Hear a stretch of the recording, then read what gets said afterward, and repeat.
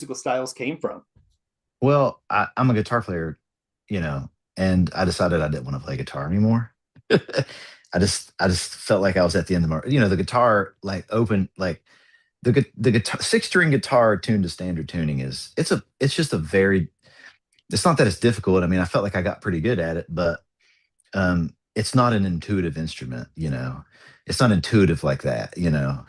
So I wanted to switch, and so I've always been kind of a lap steel player on the side, and so I wanted to center a band around that specific instrument, and so that's what I did. And so the music kind of comes and because I'm tuned to A6, and so it kind of has a little bit of a Western swing vibe, just because there's that sixth harmony in there.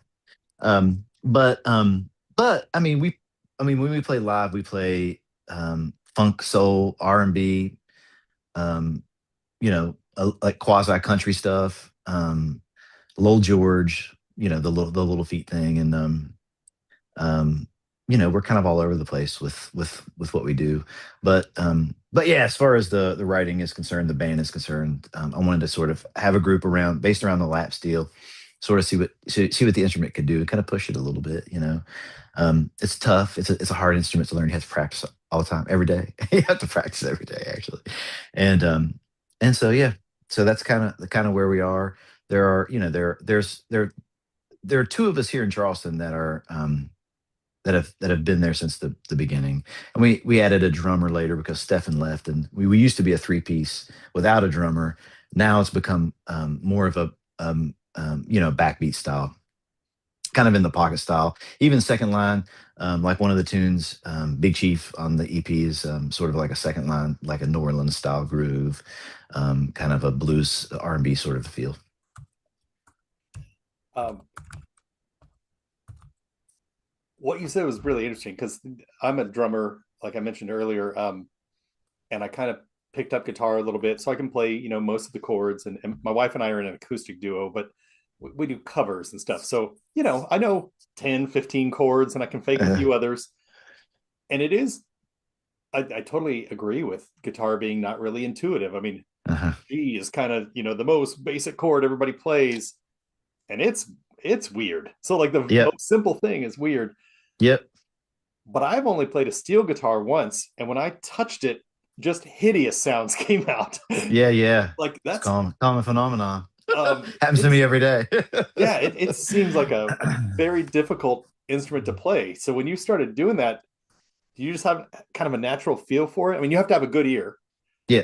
Um, did it come naturally, or has it been a lot of Uh, work to I, get it to I, sound like it? I, well, I played a lot of slide guitar, when I was playing six-string guitar, and so, but I did it in standard tuning, um, and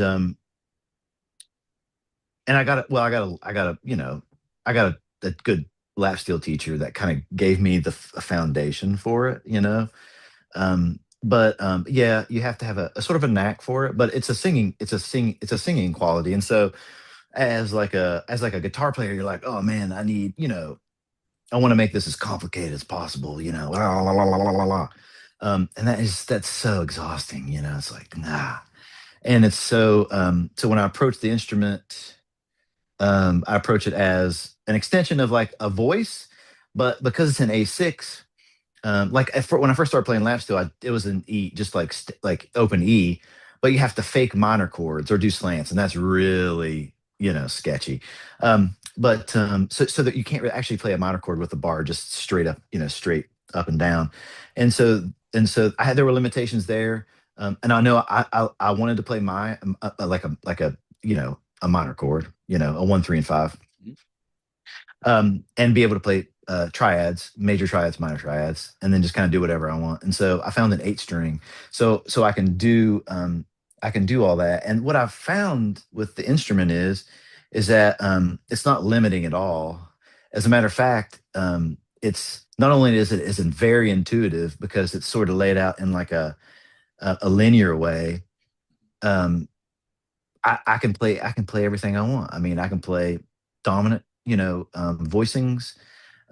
Sometimes they're just dyads, they're just two notes, but it's the ones that count. And so um, but yeah, yeah, yeah, yeah. Half diminished, whole diminished. I mean, I can play anything I want to play, and it's actually nice because I'm not playing a lot of notes, which so it doesn't muddy up certain certain parts of the frequencies when you're playing with three or four guys. So I'm in love with it. It's awesome. It's great, man. It's a good instrument. So um, but yeah, so I still play guitar. I still practice it from time to time just to kind of keep going. I recorded a full length album in oh geez, maybe 2009, which is more like funk R&B, rockish. And 9 tracks. It's on Spotify. It's called Soul Singing. Okay. And then in 2018, I recorded a full length jazz record where I play electric guitar on jazz, and it's a jazz trio. And all of those songs I wrote except for one. There's one cover on there. It's a Jim Hall tune called Big Blues. And then right after that, COVID hit, and that was when I everything kind of just went to. So I looked at took that as an opportunity to sort of try something different. So that's when I kind of picked up the lap steel. It's like, man, I really want to play like soul music in a way that you know is different, but because I do have a background, sort of in really learning, music and the instrument, I can apply that stuff and harmonies and things like that. So yeah, even though the songs are simple, which I like simple songs, I think that's how to get the best, the most out of it. They're informed, and the guys I play with are great too. So Yeah, yeah. I think I have this conversation all the time that simple music. I hope it's not an insult to anybody, but to me, the Rolling Stones play very simple music. yeah, They do it so well. They've played for going on 70 years or something. yeah, yeah, yeah, yeah. Well, So I think musicians fall into a rut.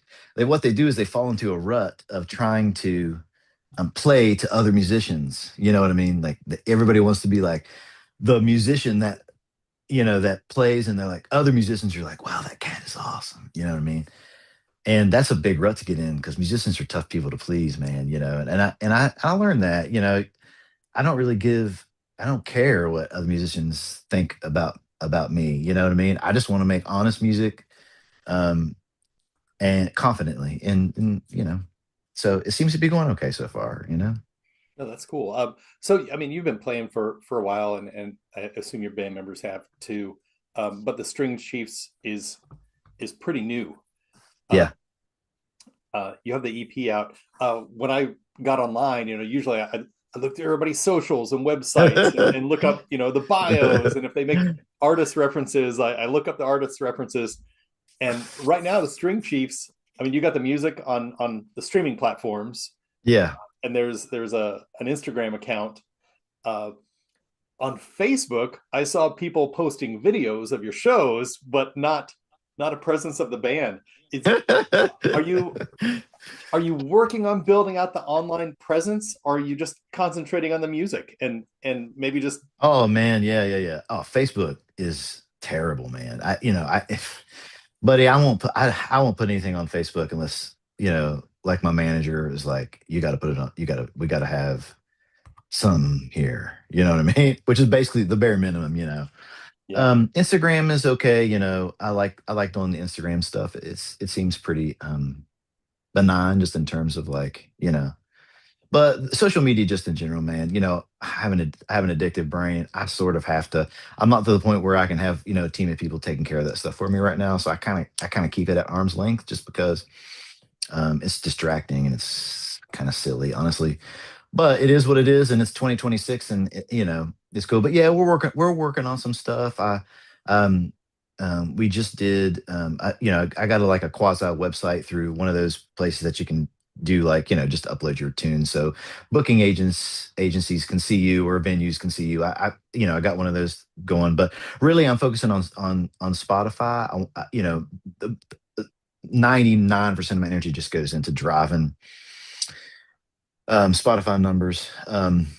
With this last EP, I think we're maybe a little more than 40,000 streams, and like a little more than 14,000 monthly listeners, which is a solid start, with 4 tunes out there.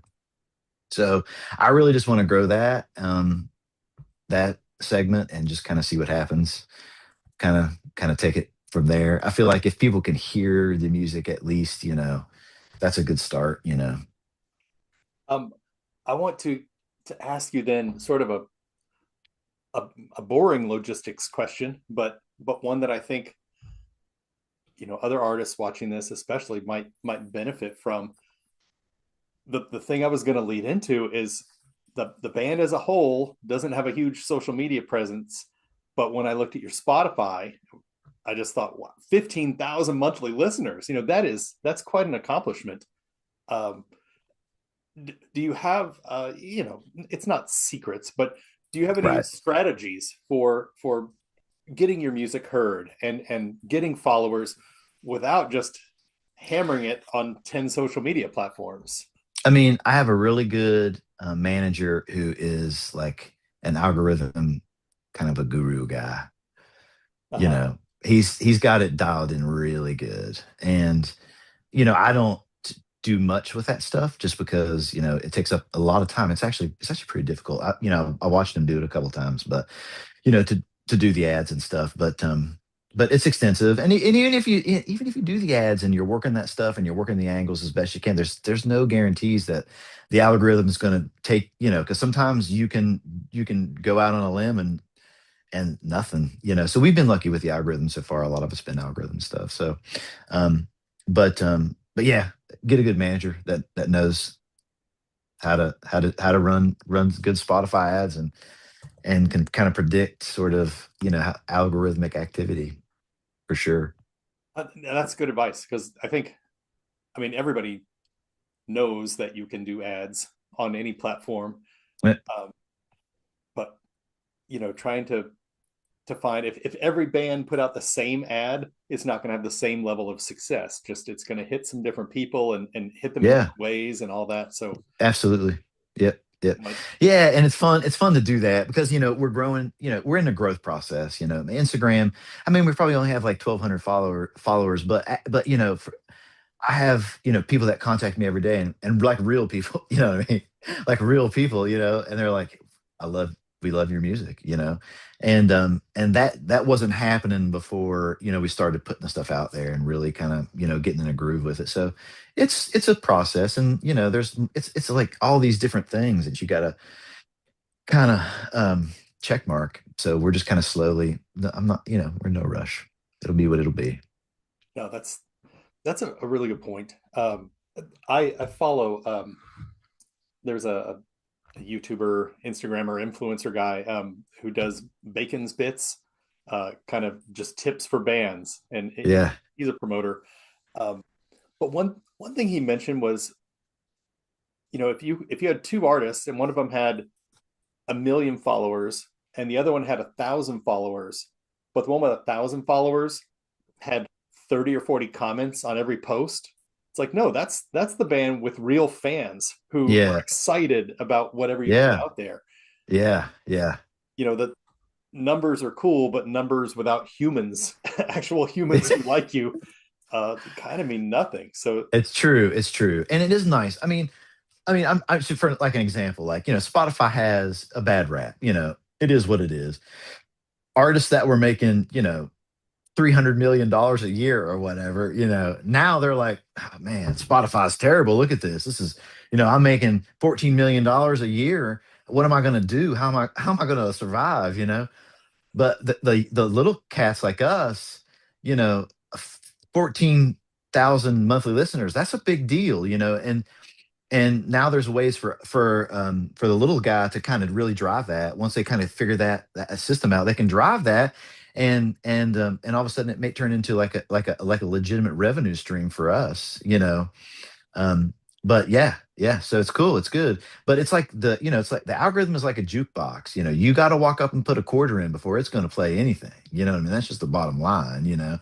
So bands that go into a recording studio and record an amazing album, no one's going to really care except your mom. That's it. If you're going, there's got to be an advertising budget built in. If there's not an ad budget built in, I'm not saying it's a waste of time because art is art and art is cool. It depends on what your motivation is. You know what I mean? But if your goal is to have it heard by people in 2026, I mean, it's like you got to have an ad budget. If you don't have an ad budget, it's just not making it doesn't make a whole lot of sense. You know? Uh, that's that's true. That is real true. I Yeah. I write reviews, uh, probably two, three, four, five reviews a week right now, and I get some managers or artists that will send me something and say, "Hey, my album comes out tomorrow. Can you Yeah. review it?" Yeah. And I just think, what on earth? Yeah. The idea of building anticipation is means something, and yeah, the budget also. It's like, all right, well, do you have? I can write about it. Are you going to do anything with it, or what else do Yeah. you have going on? And there's really no plan. Yeah. So yeah, the idea that you spend $1,000 on your guitar, and a few thousand on the van, Oh yeah, and man. 10,000 on an album, and then $0 promoting it boggles my mind. Yeah. uh, Yeah. Yeah. Yeah. Yeah. it's not, It's a tough pill to swallow, but it's just one of those things like, you know, got to do it. Got to do it. You don't have to do it, but you should do it. You know. yeah. How often are the String Chiefs playing? Are you out gigging Yeah, we gig a late? lot. Yeah. Yeah. We're unfortunately, and fortunately, like I like gigging, I do. I've always enjoyed gigging. It's tiresome, but we don't tour, but we play locally and regionally, So we're probably playing 5 or 6 shows a month or something like that. Yeah. So we're staying busy with it. It keeps everybody sort of tight and things like that. Do you do a mix of at clubs with all original acts? Are you more like the 3 hour band that kind of mixes originals with all sorts of covers, or Yeah. Oh yeah. Yeah, we can play for 3 hours without taking a break. And matter of fact, we kind of like doing that. You know what I mean? That's kind of our shtick. When Stefan was here, we would do that before we got a drummer. It's harder with a drummer. They get a little cranky. But when Stefan was here, yeah, we would always do 3 hour shows because we're a little antisocial in a lot of ways too. But we would do 3 hour shows without taking a break. Yeah, all the time. Yeah. But now we'll take a break. If we play a 3 hour show, yeah, that's what we do. I we are in a little bit of a transition just in terms of like um, quantity over quality too. I would ideally like to fall into a spot where I'm going and doing 70 or 75 minutes, only. But it's going to take some time to get there, and that's cool. Right now, the 3 hour gigs are fun, and they are what they are. Yeah. yeah, no, that's cool. No, it's such a good way to. I mean, you can slip in new songs in a 3 hour set, and people don't notice, or you can try things and work things, and Yeah. uh, Yeah. I think there's definitely a beauty to those, and Oh man, it's the best way to get a tune ready to go record for sure. You can do yeah. it fast. If you've played it live, 17 or 20 times, you're dialed, you can do it quick. I love that. I'm taking manual notes. I asked you about the note taker earlier, but I I love things like that from artists. Just your example of play a song 17 to 20 times live and it's ready to record. Yeah. You figure out stuff every time you play the Oh song. yeah. Like, Oh oh no, yeah. that the bridge comes too soon, or the guitar Yeah. solo is way too long, or whatever it might be.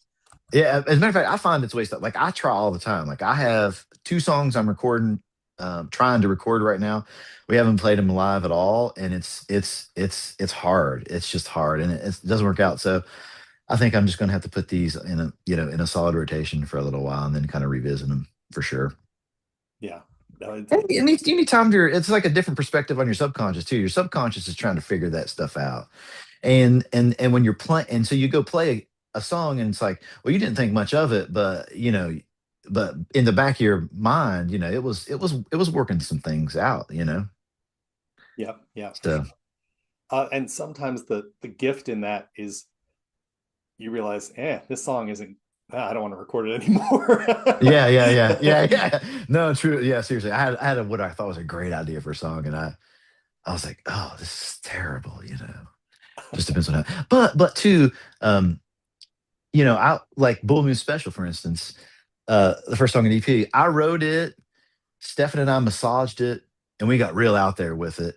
And then I rewrote it, probably two more times. Not really necessarily rewrote the whole thing, but just rearranged it. Um, Probably three or four times before we finally settled on one that was good, and it was only good because it flowed the best live, you know. Yeah, yeah. Um, that's cool. I do actually have my own personal questions. I'm fascinated by your getting back to the switch to steel guitar. Um, that's not typically an instrument like you think electric guitar, Eddie Van Halen, or Chet Atkins, or whoever it might be. Uh, are there some steel guitar players out there? You're like, man, that's it, because they're not typically household names, right? Unless you're a guitarist. Yeah. No, and that's one part of the reason I decided to do it, honestly, because I just wanted to be really different, you know. Uh huh. And I love the instrument, and there are the, there are people that I admire greatly that play the lap steel, you know. Um, but there's nobody around here regionally that really that I don't know anybody that does. I don't know a single person. Actually, I don't know anybody that does it, you know. Um, I don't know. It's just wild. But I can play. Oh, I can play metal if I can play whatever. I can play death metal on it. I can play Western swing on it. It's so versatile. I can do any. I can play anything on it. You know what I mean? Uh, Uh, but so yeah, there's no limitations. But yeah, I met some just like watching YouTube videos. It's like what are these guys doing? What are they doing? Transposing somebody's souls. Like there's a guy I listen to. He's my favorite lap steel player, and I'll watch his videos and I'll transpose them. I'll slow them down. And then until I can get these nuances kind of right. You know what I mean? It's kind of weird slowing tunes down for a lap steel because the tuning is kind of weird, but you can sort of hear what they're doing. You can find out their secrets if you slow that stuff down. But yeah, I do that a lot.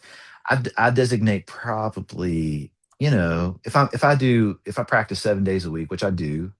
Sometimes I'll sit down for 30 minutes, and sometimes I'll break it up, like I'll do an hour twice a day or something. Um, I'll probably do like transposing for like 30 minutes or something. I probably like an hour a week or maybe an hour and a half a week. It's not like it's a ton of time, but I dig into that stuff.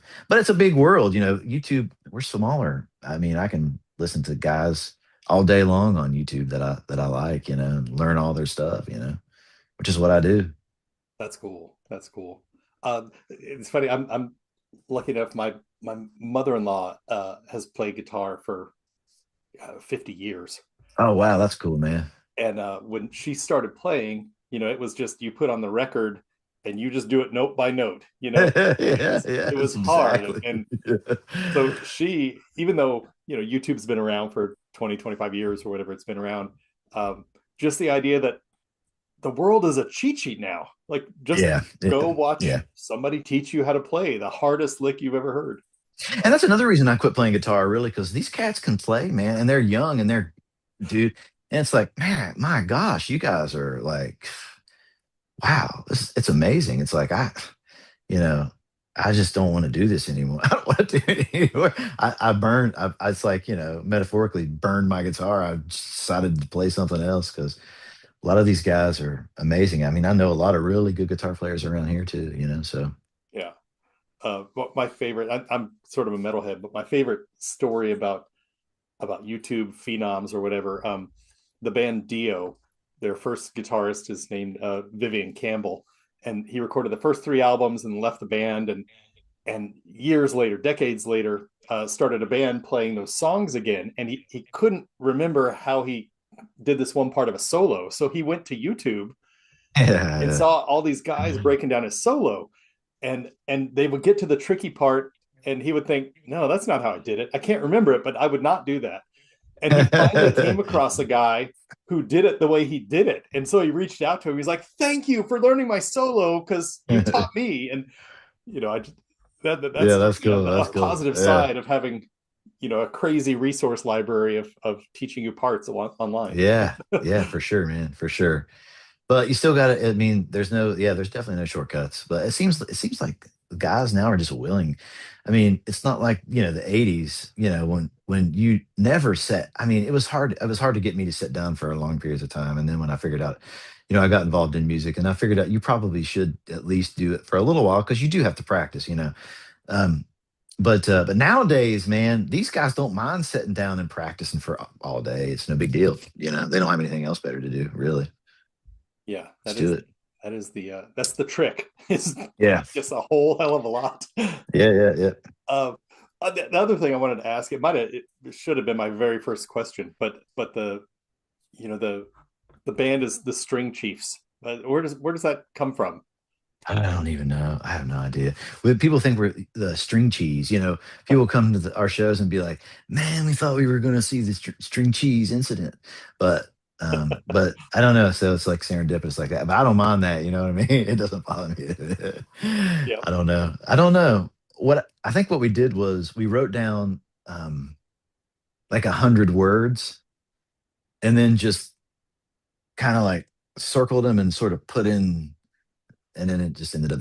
Nobody in the band liked it, but you can't find a name of a band that doesn't already exist or doesn't have have an Instagram account. And I was like, guys, listen, Strings Chiefs does not have an Instagram account, so we're good there. And I'm not really seeing on like if I Google it, there's no other String Chiefs. I mean, we literally tried like 30 names before we settled on it, and the only reason we did it is because nobody else had it.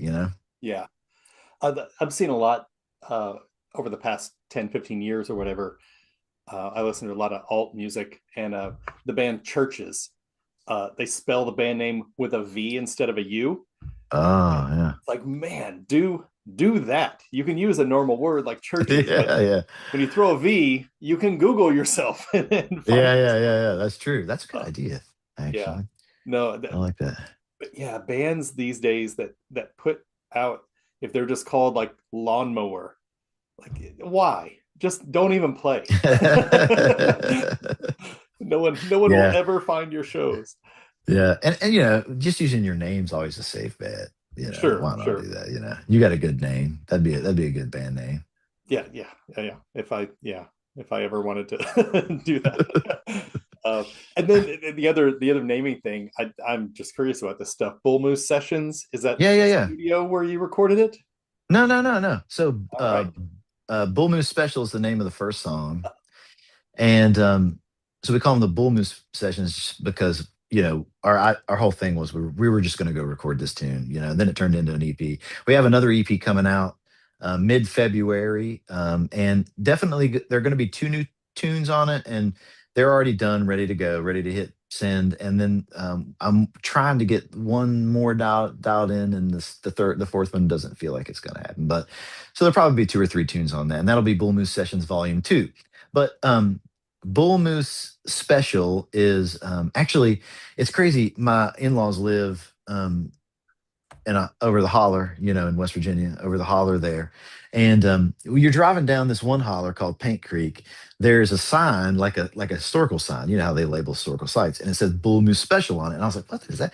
So I read it, and it was during the mining wars where like the early 1800s, like 1914, the miners would strike, and then the coal company bosses got tired of it, and so they got with the local law enforcement, and they got a train from Huntington, and they put the heaviest artillery they could get on this train, and they pointed the guns out the windows. And so when the coal camps would strike, they would drive this train called the Bull Moose Special down the tracks at night and fire into their tents to try to you know send them a warning, teach them a lesson, maybe kill a couple of them, to keep them in line, to keep them working. hell? Yeah, yeah, yeah, This yeah, is yeah. not where I thought this was going. Yeah, yeah. So that's when that's when all the mining wars started, you know. And Mother Jones, I think Mother Jones is like she's like the founder of unions. She like organized. She was like this huge world. She was actually in Ireland organizing unions in Ireland. She heard about the Bull Moose Special. She heard about this train and she came to West Virginia. And that's how the first unions were organized in the state of West Virginia. So it was all sort of because of the Bull Moose Special. But to my knowledge, nobody's written a song about it. And I didn't know that much about it. So I was like, man, that would be a really good, you know, song topic. So anyway, Wow. that's it. That's the story. I mean, this is why I like doing these interviews because I did not know I was going to get a history lesson on the history of unions and connecting Ireland to West Virginia coal mines. Like, Yeah. this is, you're only seeing this here. Yeah, that's right. But it was wild back in the day, man. You know, it was wild. I mean, that's some wild shit to even think about. You know, driving a train down the tracks. That I mean, think about being the person that's like doing that. You know, like the guy that's fine. I mean, but Cisco Esip was the guy. He was the only person killed in that specific incident. And so he died. He had a pregnant wife at the time. And so that's pretty heavy stuff, man. You know, so I was like, man, I gotta write a song about that. So and anyway, that's Bull Moose Special, and then it turned into the Bull Moose Sessions because we recorded some more songs, and now it's going to be a 2 volume EP. So we'll keep it going for who knows how long. Man, that's great. All right, so Bull Moose Sessions Volume One came out in December. We got Bull Moose Sessions Volume Two coming out, targeting February, uh, Ish. Yep. which yeah should be around the time this thing goes live. So yeah, I want to encourage anybody listening. String Chiefs are at String Chiefs on Instagram. You won't find them many other places. Kevin, you have a YouTube with a few of the band's videos, Yeah. and it's out there.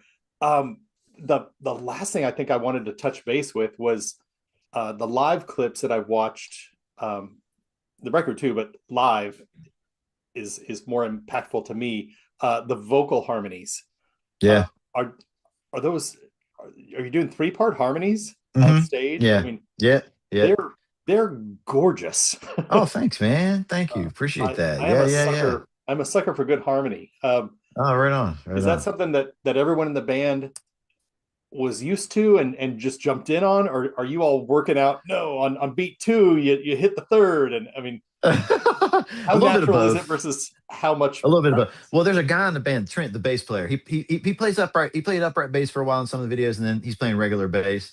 But he's a real bluegrass guy, like oral tradition, pass it. That's why it's like when I said people would get offended, we say because I'm not a bluegrasser. I mean, I grew up in West Virginia around bluegrass music, but I didn't really. I got into like doing other.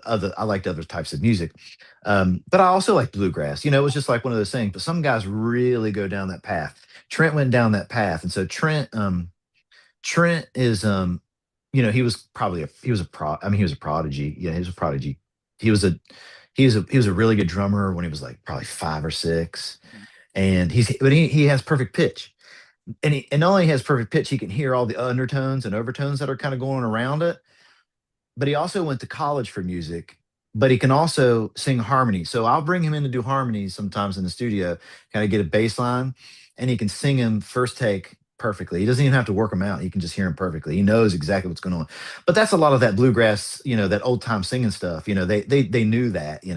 So when he was hanging out with those cats, his mom and dad or his grandparents who were also bluegrass musicians, he was listening and he was figuring it out. Was just kind of hanging around, wasting his time. Like he really was dialing that stuff in. Uh, but he's amazing. Yeah. So we were like, all right, Trent, what do I got to sing there, man? And then he'll be like, okay, you sing this part, you sing this part. So he's kind of our music director. Yeah. That's man, bassist. More often than not, the secret weapon in a band to me is the Oh bass. yeah. Yeah. It's the most important instrument, I think, for sure. Um, yeah, I mean, one, you lay down the groove, or whatever. You kind of keep the. I mean, as a drummer, I like to think I'm the foundation, but a drummer with a bad bassist, it's Hmm. going to sound bad. Yeah. But man, so many bassists you end up finding out about the band are they might not be the songwriter, but they're more of a music director. And Yeah. if there's a 3-part harmony, you have the lead singer on the main, you got somebody singing the fifth, and then what the hell note is the bassist hitting? I love secret weapons and bands. When I'm Yeah. going out to see a live show, it's like, well, and I love when it's not the front guy guitarist, because Yeah. that's usually, a singer songwriter hires, a band. I love it when you have a compelling lead singer. But yeah, just Oh some yeah, pocket, man. some pocket. Oh yeah. Yeah, Trent's great, man. He can play guitar really well. He can like play Tony Rice stuff. He can be like, man, play guitar in a couple of years and then just play like, a Tony Rice song like perfectly. And he's man, I think mandolin's like he's a main instrument. He's a really good mandolin player. But yeah, he's good, man. Yeah, I, He's good I to have can't around. recommend enough for viewers to just go Google the String Chiefs and watch some of their live clips, because it's some good stuff. I mean, Thanks, man. yeah, it's, the record is good. You need a good record to represent yourself. But man, I love it when you can execute it as good or better live. Like Yeah, yeah. that's a band So a right funny there. story about that, man. That tune, Too Many Promises. So I recorded like an Instagram video as a promo for Too Many Promises because Too Many Promises was coming out, and we were releasing it as a single, and it's a slow like a slow R&B song. If you're looking at the Spotify, it's the red one.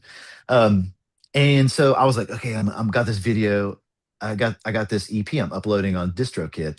Well, I accidentally uploaded the audio to the Instagram promo video as the EP. Too Many Promises. I did not mean to do that because, dude, we were in the studio forever on the song. I wanted to upload it, but it's up there. It's fine.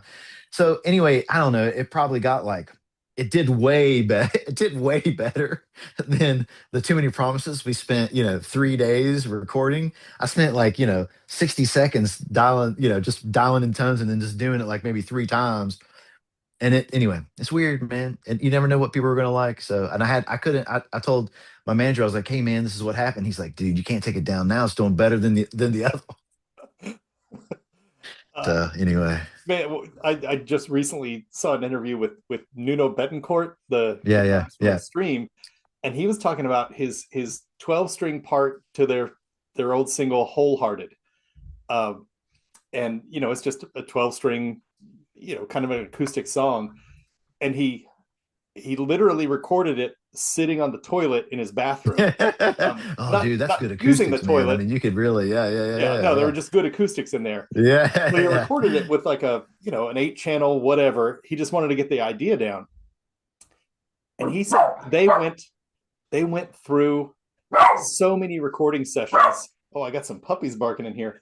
Hey, They went through, puppies. through so many recording sessions trying to get a good sound for that. And on their album, it's the track he recorded in his bathroom. That's awesome. He's like, it Yeah. That's just the way it never. goes, man. Yeah, That's the yeah. way it goes. And it's like these cats, they'll be like, man, my studio is $100,000. Like I have a Neumann, you blah, that's $20,000. It's like, man, that is such a it's such a waste of time, because you just never know what's gonna happen. Yeah. And it never works out the way you think it's gonna work out, but it's good, man. That's the way it's supposed to go. Keeps you on your toes. Cool. Well, good times. Hey, Kevin, I think this is a good place to wrap up. Right on, man. I can't wait to listen to volume 2. And now I'm going to listen to volume 1 in a different mindset, Yeah, right on, man. and go Cool, dig cool. up the Instagram post of Too Many Promises. Yeah, they sound the same. Yeah. But cool. All right. Well, hey, thank you for taking the time out. Good to meet you, and best of luck with the next EP. You too, Wally. Thanks for having me, man. Take care. I got my first orchestra job when I was 17. While I was still in high school, I also went for 5 years to a performing arts magnet school. Very active TV journalist, writing mostly about soap operas and game shows and vintage commercials. For almost 12 years, I was doing that as many hours a week as I was music. I mean, it is so hard to do what we do. And it is so difficult to get any kind of orchestra job these days.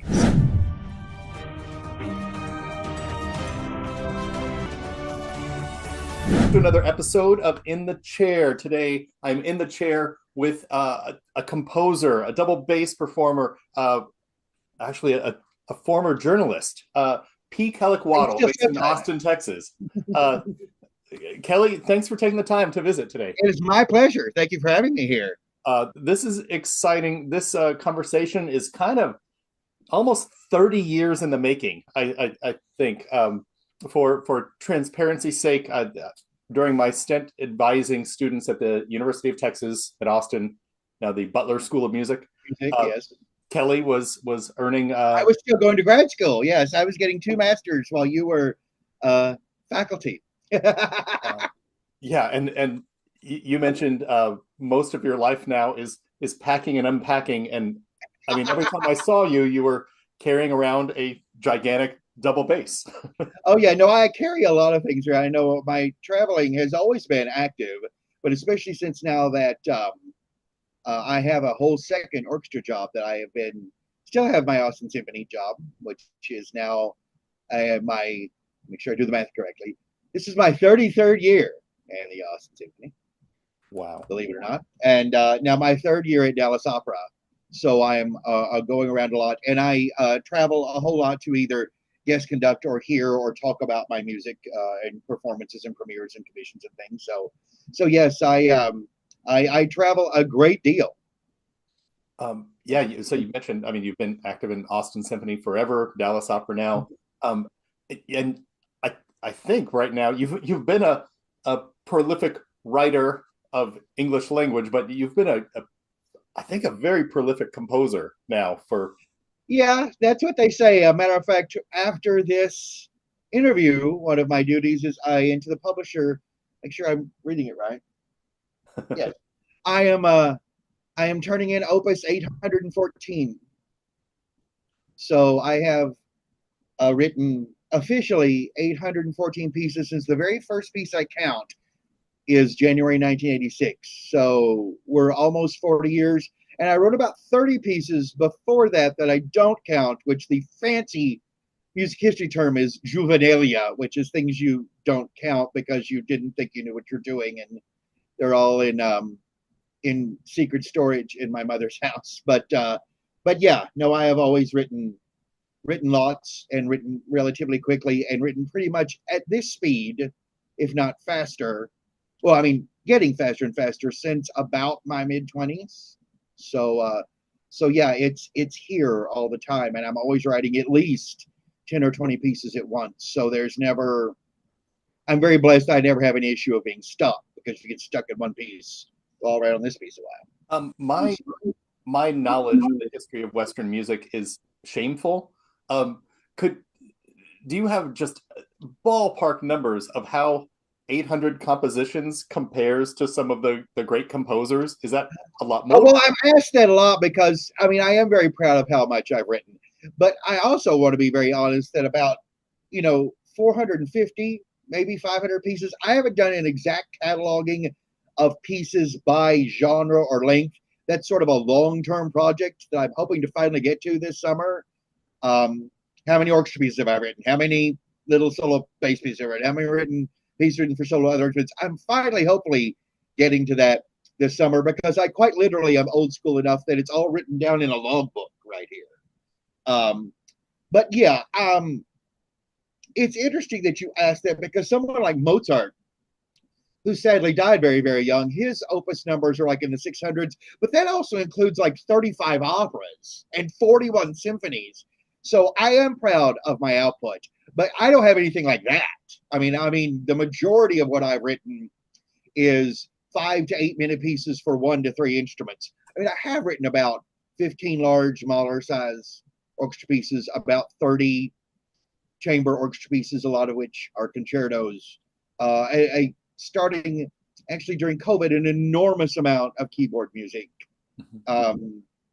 So, I mean, I do think I write more than your average busy composer, because at this alleged level, because I write so many quote unquote little pieces. But a big posting I'm about to make in the next week or so, I have 4 big 27 to 30-minute pieces I'm writing between now and next summer, which is the first time I've written that many big pieces sort of in X amount of time. So I'm very, very excited about that. So, and then again, too, if you wanted to compare it to somebody else, somebody like Brahms, I could be wrong. I don't necessarily have this memorized. I don't think Brahms' opus numbers even go up to 170. Yes, he wrote a lot of big things. Yeah. But Brahms was very, very, very, he threw so much music away and he wrote relatively slowly. So, the comparison is sort of in the middle of all of that stuff. Yes, I have written a whole lot, but I've also written a whole lot of little pieces. Yeah. No, that's really interesting. Yeah. No, I had no level of context at all. When I was academic advising, it's interesting. So many, especially freshmen, would come in, and part of my goal was just to make sure you take the right classes so you can graduate. But the other yes, was trying to help, musicians or just fine arts students figure out what their path would be. Because I think it's like professional sports. So very few go on to pursue the instrument that they have studied. But you're doing that. I would consider you kind of. I was very, very blessed that I've done this from the beginning. I mean, I joined the musicians union at 12. I got my first orchestra job when I was 17 while I was still in high school. I also went for 5 years to a performing arts magnet school.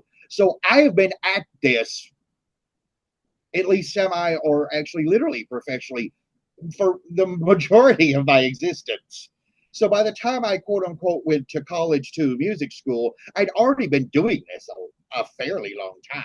So you did have an aura around the University of Texas, just how you carried yourself. It's like, oh, there's a student, and there's Kelly. He's a professional.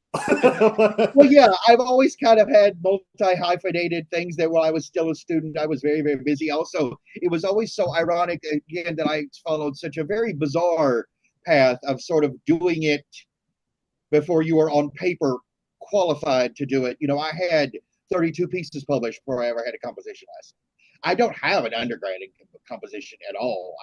I had some theory study and I took some composition lessons as a kid from a place that I took lessons at, but I didn't go to composition school until I got my master's in composition at UT. So, and again, I already had 32 pieces published, and I was already lucky enough that I had a fairly extensive queue of commissions. So, I kind of went at everything backwards, as it were.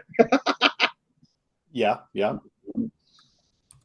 No, that's very interesting.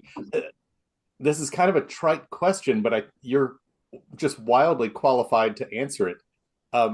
For someone beginning, especially a classical instrument performer, advice on how to continue to pursue that. Because I mean, just continue to practice lots and perfect what you can on your instrument. And I just read this. I'm stealing this line. I read this in a blog talking about these kinds of things the other day. Have every door open. I mean, it is so hard to do what we do. And it is so difficult to get any kind of orchestra job these days, whether it pays well or not. I mean, whether it's some little podunk orchestra that doesn't pay $4,000 a year, there'll be 60 people show up to try to get a job in that. Leave every avenue open, and then don't ever think you might be quote unquote too uppity to do something that may sound, while you're a conservatory student, to be insulting. I know plenty of people who the way they decided to make their living was to play on cruise ships, was to play 6 nights a week at a spaghetti restaurant, was to, especially in Europe, there's people who make a significant living busking. If any of the watchers are not aware of that word, that's literally playing the street for people to throw money at you. And also, especially in New Orleans, I know plenty of musicians in New Orleans that their quote unquote day job, like the thing that they know brings in X amount of money in between other quote unquote irregular work, is they play on the street for 3 hours a day. So I think that may be, in a nutshell, the most important thing. But if you're going to try to make at least part of your living in being a musician, do not shut any doors. and be willing to go through any door at any given time if the opportunity is there. Yep. Yep. No, I think that's great advice. Before we leave that, if anyone thinks that I'm just saying that, as you said, to quote unquote be tried or something, this is not new. If we want to talk about composers, Philip Glass still drove a cab for a year and a half after Einstein on the Beach, a very, very landmark opera in his output, was done at the Met. Charles Ives, who again is a sort of an anomaly because his music wasn't recognized or played till he was very, very, in his 50s and 60s, was a very prominent, not only insurance salesman and owner of an insurance firm, he wrote books about insurance actuaries that are still used. So it's not out of the realm of possibility. Don't think that, oh, well, I can't be somebody because I had to go do XYZ part of the time. This is not new, and do not ever feel sad or apologize for that. It's especially in this day and age, it's often the reality. I have relatively had to do relatively little of that myself, but that's because I had parents of very upper middle class means who were saints and would always help if there was financial help necessary. Yeah. So, they are the only reason that I haven't at times had to stop doing 60 or 70% of what I do and go work at Walmart or what have you. So, I cannot emphasize this enough. Keep every door open and do not feel embarrassed or ashamed if you quote unquote have to do something else on the side, either at the beginning of your career or the middle of your career or your entire career. Yeah, that's great. I do think a lot of artists put pressure on themselves, and yeah, if you're not making your entire living from music, there's a shame, or I'm not successful, or I'm a failure. But I think as long as you are able to play or write, as long as you're able to do it at all, you're a success. Yeah. Or even if you're not able to do it all, you're still finding your way and looking for that door to go through. As long as you're doing it, you're still a success. You're still doing it. I want to jump back on. It's something that happened a while back, but I ran across. You have had an original work premiered in Carnegie Hall. I think that's actually 4. I mean, I would correct somebody and say, no, that's 4. Yeah, that sounded so inglorious. No, I have been so blessed. I've actually had 4 pieces premiered in Carnegie Hall. Yeah. I would love to know, because how does that feel? And I don't know if you want to talk much about how do you get to that point? You don't drop your composition. Well, it's interesting that you ask that, because it's very, once again, I always talk in paradoxes and ironies.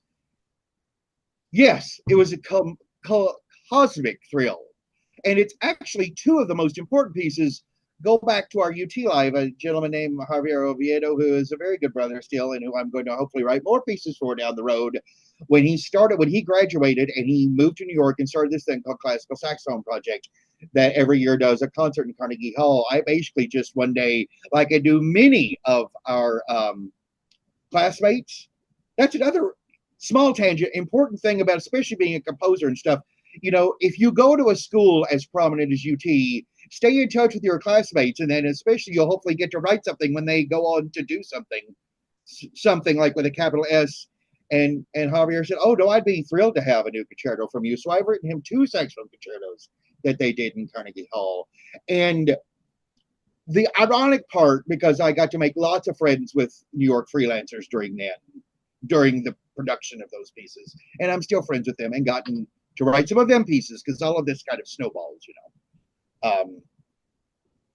Yes, it's a cosmic thrill. Yes, it was such a thrill. I can't, to put, just looking at it on paper, oh, you've had 4 pieces played in Carnegie Hall.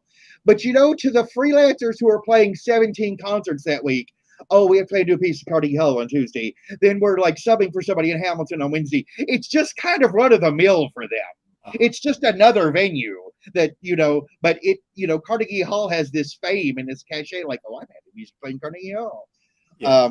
And again, it's one of those things that, when you're putting together your press material and your bio and stuff, it looks fancy on paper, So, but yeah, no, that's how that came about. It was actually relatively simple, and I had those two pieces done by Javier and the Classical Saxophone Project in Carnegie Hall in the 2010s.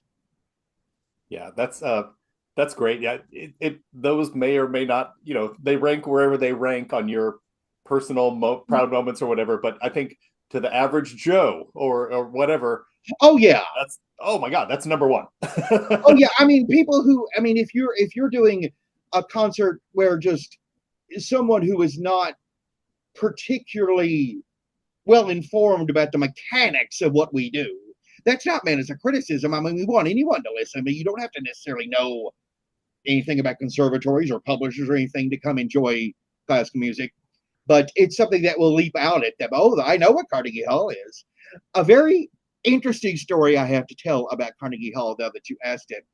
I'm currently in the long term raise the money to do those two pieces we did in Carnegie Hall again here. The most important reason is we have no recording. You have to pay Carnegie Hall this gargantuan amount of money to record anything live in Carnegie Hall, and you are not allowed to bring your own recording or use your own recordings.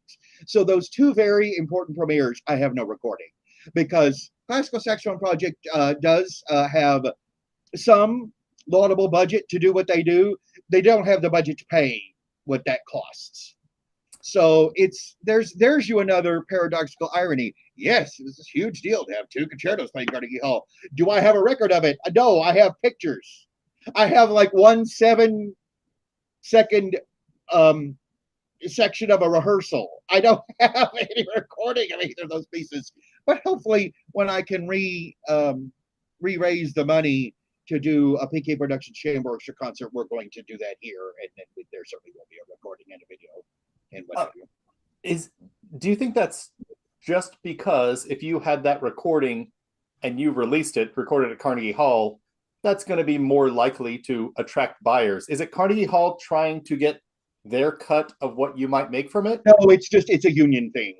I mean, part of it is a union thing, but part of it is just like, if you want to record something in Carnegie Hall, you have to pay the Carnegie Hall people to do it.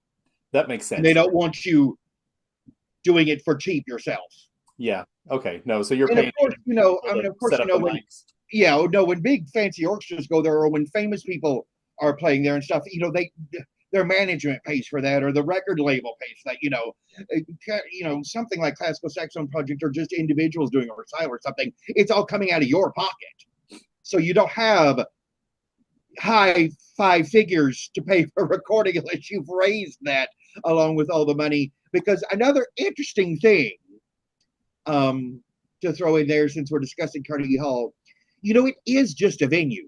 Anyone can play in Carnegie Hall if they want to. Uh-huh. All you have to do is rent it, the same way you rent the other thing. And I haven't checked, but I remember the last time I did check, I think it was $43,000 for one rehearsal and one night. So if you've got $43,000, they don't care who you are. I mean, they'll put you on the schedule. I mean, of course, you have to book it on a night that's free, and you have to book it X amount of time in advance, of course. But anybody can play in Carnegie Hall if you pay for it. I'm going to put that on my list if I win the lottery. Like, I'm going to go to a Carnegie Hall concert, and I'm going to have Carnegie Hall recorded. Yeah. Let's start practicing. Thanks for talking through all that stuff. You have so many. Oh no, I'm glad to. I'm always entertained. I have some wonderful new friends in the past 2 years who come to Symphony with on a regular basis, and they say that one of the most exciting things, not only do they get to come hear the music, is that I tell them all kinds of behind the scenes mechanics and things. One of the reasons I was really excited to talk to you in this forum is, you're accomplished at your craft. So that's allegedly on a good week. Yeah. But you also, you're not just busy and prolific as a musician. You have multiple personas. Yeah, I do. I have multiple lives. I made notes here too. Like, for many, many years. And I still dabble. And again, like we spoke to before we started the official part of this interview, I would like to get back into it, but I have not really been given an offer that's worth the time that they want me to put in it. I was a very active TV journalist, writing mostly about soap operas and game shows and vintage commercials for almost 12 years. I was doing that as many hours a week as I was music. And for a brief time, it was paying more than music. So I wrote hundreds and hundreds and hundreds of articles. Then I wrote hundreds of articles about random things. I think one of the funniest things I ever did, and the time that I used my thesaurus the most, I got a $1,200 gig one summer on a consumer website, I don't even know if it exists anymore, to write 500 words each about 35 kinds of toothpaste. So I had to use the toothpaste, and then I had to, I know like every thesaurus word for minty. I know every thesaurus word for chalky, because you didn't want to write the same thing every time. But yeah, I always made the joke that freelance writers, when I was between quote unquote official positions in my writing work, we're just as big a prostitutes as freelance musicians. Oh, you'll pay me? What do I have to write about? Okay, I can do that, and I wrote a political commentary for a short time.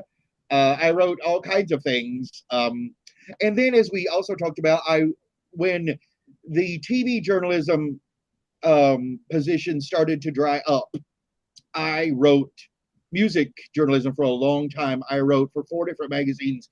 I wrote about Americana and reviewed albums for about 3 years, and blues for about 3 years, and metal for about a year. So, and it was always, I loved doing the interviews then, because they were not used to someone who is an allegedly accomplished musician in a different genre asking them the kind of questions that I was asking them. So I loved that, but like so much web journalism, they ran out of money. Matter of fact, God bless them, my boss at one of those magazines is now deceased. 3 of those websites shut down, still owing me $1,600 that I'm never going to see. Oof. But so there's journalism life. Yeah. Other word writing life, I'm still working on a fair amount of short fictions here and there, and I have some short stories published, and I am in the middle of the second edit of what I would do 3 edits of a galley of a book of poetry. I hope to finally have published in early 2027 or early 2028. So my poem life is busy, and then my board game life. I play games a lot, and I buy and sell them often, and I am going back after an 11-year leaving it alone. I'm going back to working on, I already have 2 prototypes of my own cards and dice game that I am making, and I'm getting back to that in the spring. So yeah, I have multiple literal and metaphorical hats. What you said a moment ago, you reviewing metal acts and them responding. I mean, there's a respect. It's like, oh, we play metal, but you're classically trained. One of the bands I was in the 90s, we just played alt rock, kind of 10,000 Maniacs, sort of mainstream rock.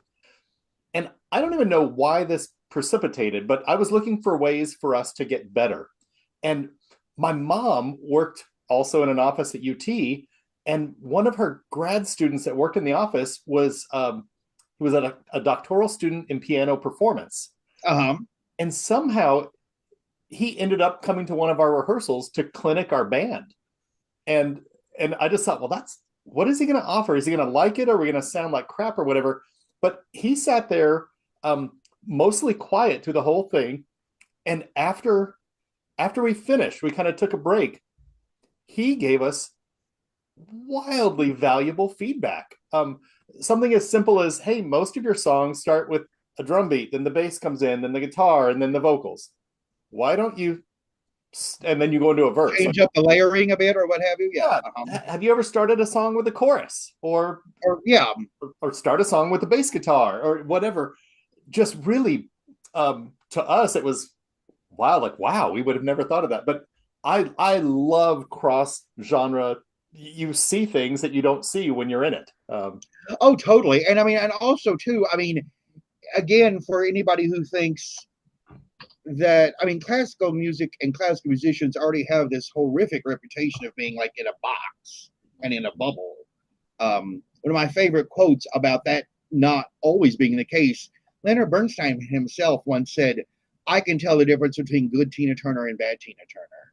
And I think that that was very revelatory to a lot of people that, you know, it's interesting that when I'm playing music on my Spotify or playing music around the house stuff, I rarely play classical music.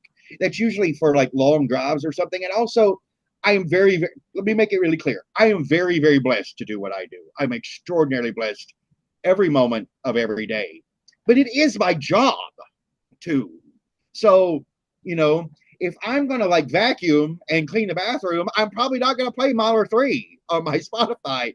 So I play everything. I always say I I arguably have one of the weirdest Spotify squads of probably anybody that is a quote unquote working busy classical musician. I mean, it was interesting that when, you know, everybody just did their Spotify Unwrapped, and I thought it probably would be, but my most listened to artist was Elvis.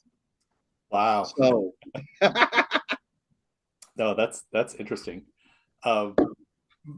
I do want to get this recorded. Just touching on Vegas and one of your other pursuits. Other personas that I semi-professional gamble that I gamble for part of my living. Yeah, and you're also a licensed dealer.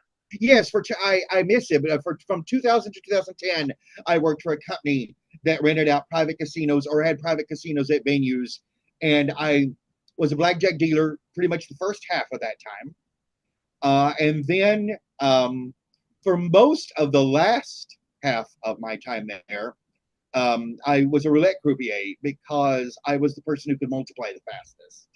And I could, maybe from playing bass or conducting or whatever, I could move my hands the fastest because I don't want to use a lot of technical terms that people may not know who are watching or listening. But if you see a official roulette croupier, there's someone who is counting and someone who is marking, someone who's spinning the ball, and someone else who is raking the chips and resituating them. That's called a mucker. We didn't have a mucker. I had to do everything. Oh, wow. So, and they had to do it relatively fast. So they moved me to roulette once I had trained how to be a roulette croupier the last half of my 10 years of working for that company, because I could do the multiplication really fast and that I could muck really fast. So it was fun. I learned a lot. I learned a lot about, you know, when you gamble on both sides, you learn a whole lot on the other side. So that was my next question is how, I mean, it had to make you a better player. It did, but the irony, Wiley, of what do I make? Because I've always asked this, because Kel's Mr. Vegas. My next trip will be the 83rd time I've been to Vegas since 1995. Wow. And, you know, and I am not, obviously not staggeringly wealthy. How do you get so many offers? How do you always win money? How do you do this? And so they always ask you, what do I play? And that, again, has a sort of chronological response. For the first 5-6 years, I played nothing but blackjack. I can't count cards, but I always played the statistics in the book. It's called the book of what you're supposed to do in every situation. And I always quit when I was ahead. So I always made money playing blackjack. When blackjack odds started going down using a continuous shuffler, and when blackjack minimum started to skyrocket, couldn't afford it anymore. Then I played Pai Gow for a long time. Pai Gow is a poker variant where you have 7 cards. There are rules. You have to set them. You tie 68.3% of the time. So it's not a game you're going to make a ton of money at quickly, but you won't lose much. But then post-COVID, the Pai Gow minimums went through the roof. And I was like, I can't afford this anymore.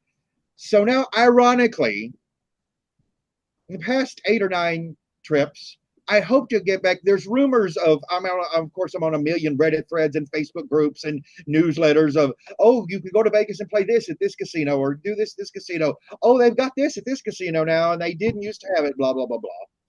I hope to play cards again in places where they've lowered the minimums again. I miss playing cards, but I play slot machines. And I know the immediate query is it always random? Is it a random number generator? Yes, it is. But there are people on YouTube who now have millions of hits, sometimes a month, who play slot machines for a living. They really are slot machine influencers.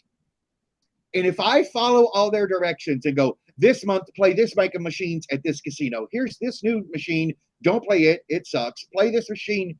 I have found, again, the magic thing of always quitting when you're ahead, which sounds really easy, but I'll elaborate on it in a moment, that Vegas was not built on people quitting when they're ahead. That all those machines, 95% of the time, if I put X amount in and say, if I get X amount up, I'm quitting, I always make it. So that will mean 82 trips now that I've always come home with profit. Wow. And what I was going to say about, I didn't mean to lose, about quitting your ahead. Because I've gone with plenty of buddies before who, you're always, if you are an alcohol user, you're always some level of lit when you're in Las Vegas because you're drinking 24 hours a day. Yeah. And you're all caught up, especially you haven't been very often, and you're caught up in the lights and the neon and we don't sleep and whatever, and you hit $300.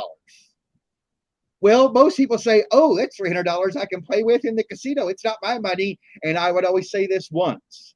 Like, you're an adult, I'm saying this once. If you take at least $250 of that, put it in the room, put it in your billfold, put it in something you're not going to touch, then it is your money. That often is like talking to the wall because people are all caught up in it. Because people think I have some sort of, magic oracle wisdom of how do you always make money in Vegas, or how do you always come home with extra money, especially if now 98% of what you do is play slot machines. I'm like, you quit when you're ahead. It's that simple. No. But again, when people are all caught up in the moment and the intoxication and the experience and the lights and whatever, is for something that's so obviously inane, or I'm sorry, I should say it different, inanely obvious. That doesn't occur to most people. And also, too, let me be fair, there are a lot of people who have more money than I do who take X amount of money to lose. That's fine. That's not my business. Like, if I lose this, big deal. I had a good time. Or there are wealthy people who don't care, But for those of us, I mean, not that I'm wealthy now, but when I started going, what will be 31 years next year, I was a broke-ass student. Yeah. I was going to, make money. I didn't have money to burn or money to lose for fun. And also, we didn't have players cards then. They didn't track your playing then. You weren't thinking, well, even if I lose a little bit this session, at least I got the points. We didn't have any of that then. Yeah. So, no, that's the root of my Vegas spiel.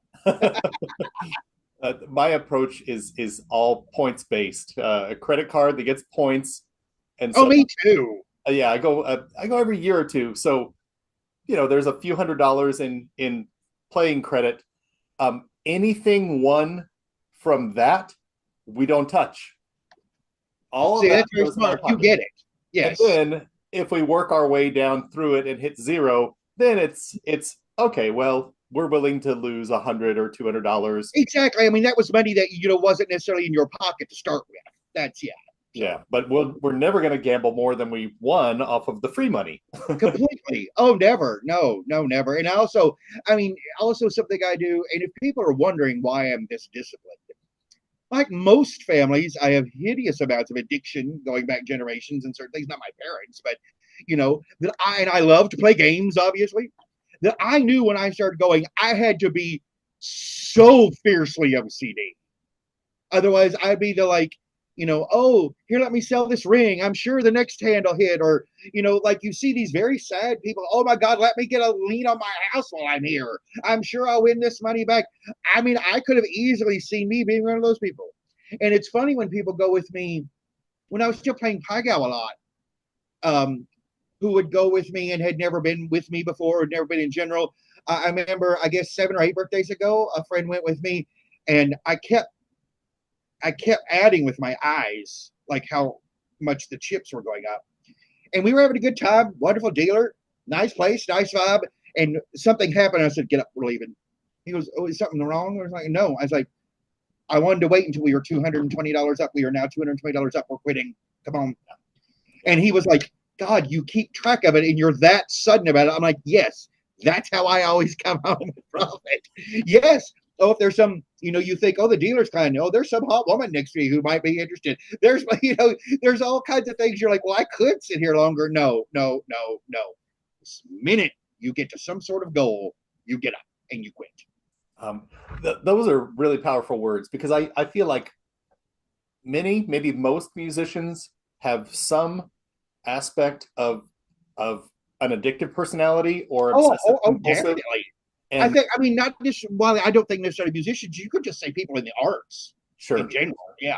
And so, one, being aware of it and admitting it is important, but then also, just like you're doing, figuring out how to channel it and how to control it. But yeah, just that constant vigilance, I think, is valuable to artists of all types. And oh, totally. And maybe your obsession is that I will paint for 8 hours a day, and you'll cancel family events because that would cut into your, or whatever it is. But no, I think that's the discipline in our work. I mean, sometimes people think I'm saying this to be silly, but I'm not. I mean, the discipline in gambling, I think, certainly can have a parallel in the discipline with your work. Also, something else I do want to mention about that subject is I take X amount of money for a trip.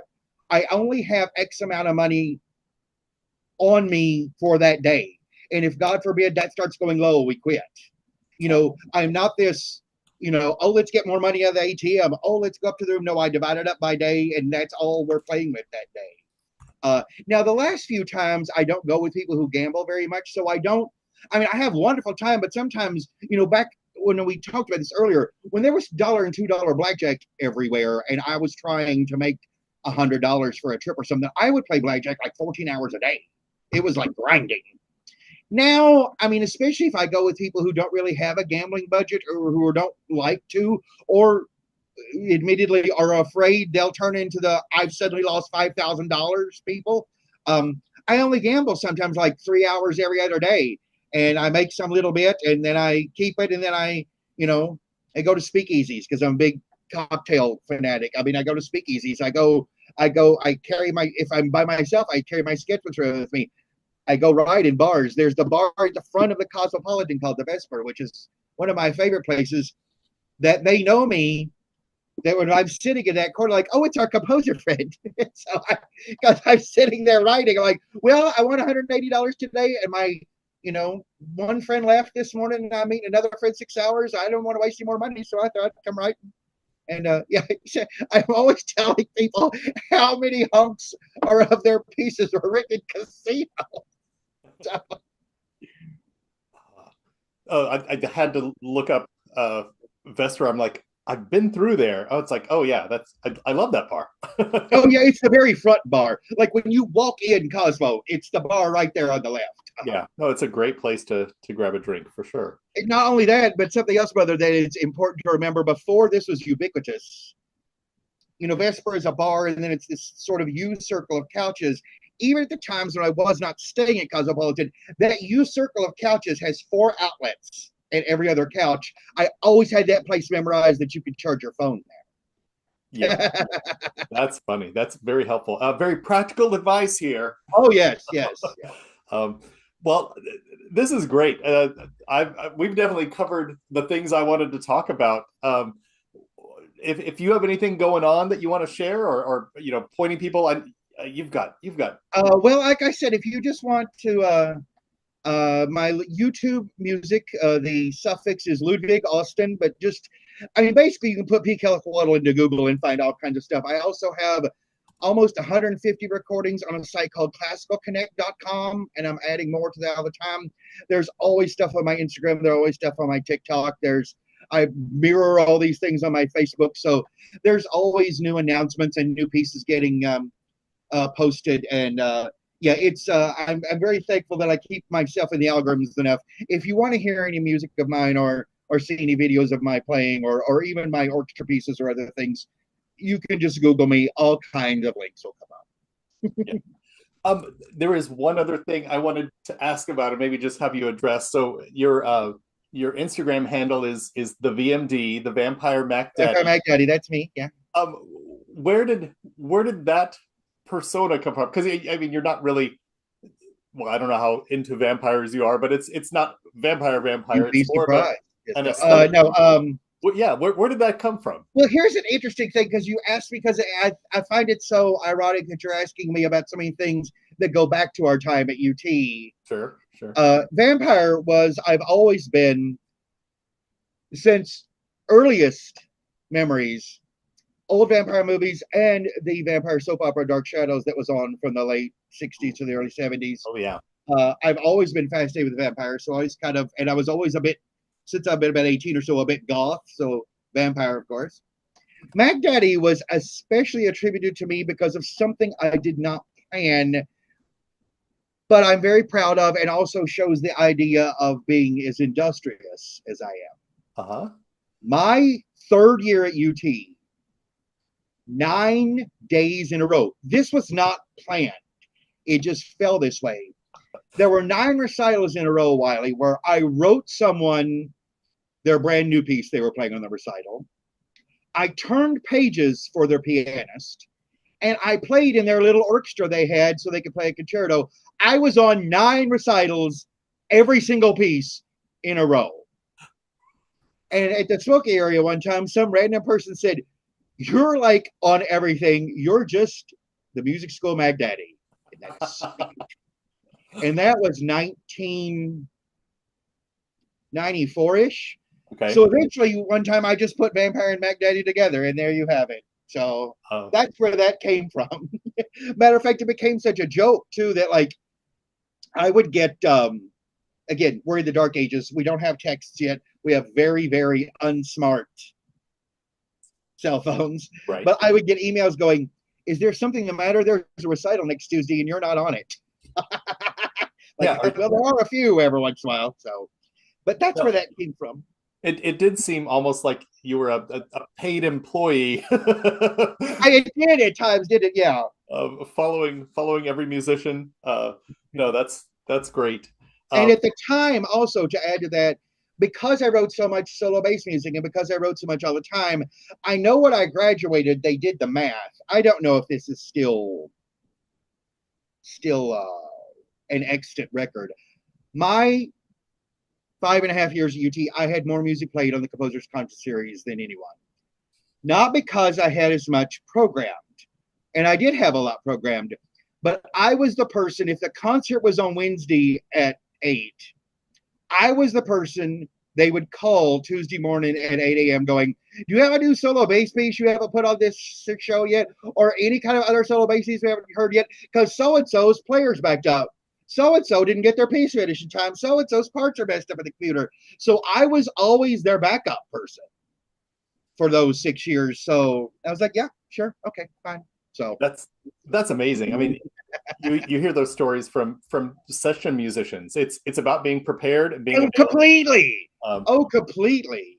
Yeah. Completely. And also too, when I go to conservatories and things and give talks, which I've not done as much since COVID. Thankfully, there are more scheduled for the next 2 seasons. That's something that kind of fell by the wayside.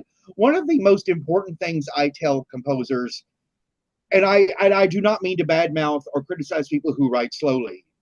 I do not mean to criticize anyone's way of working. But when I tell people, if you are ever intending into going into something where you can compose for a living, which in this day and age, and not do something else, which in this day and age is writing video game and movie music or some sort of commercial music, they don't care if you're in the mood. They don't care if you've got a headache and didn't feel like it, don't have time. You have to constantly produce the material.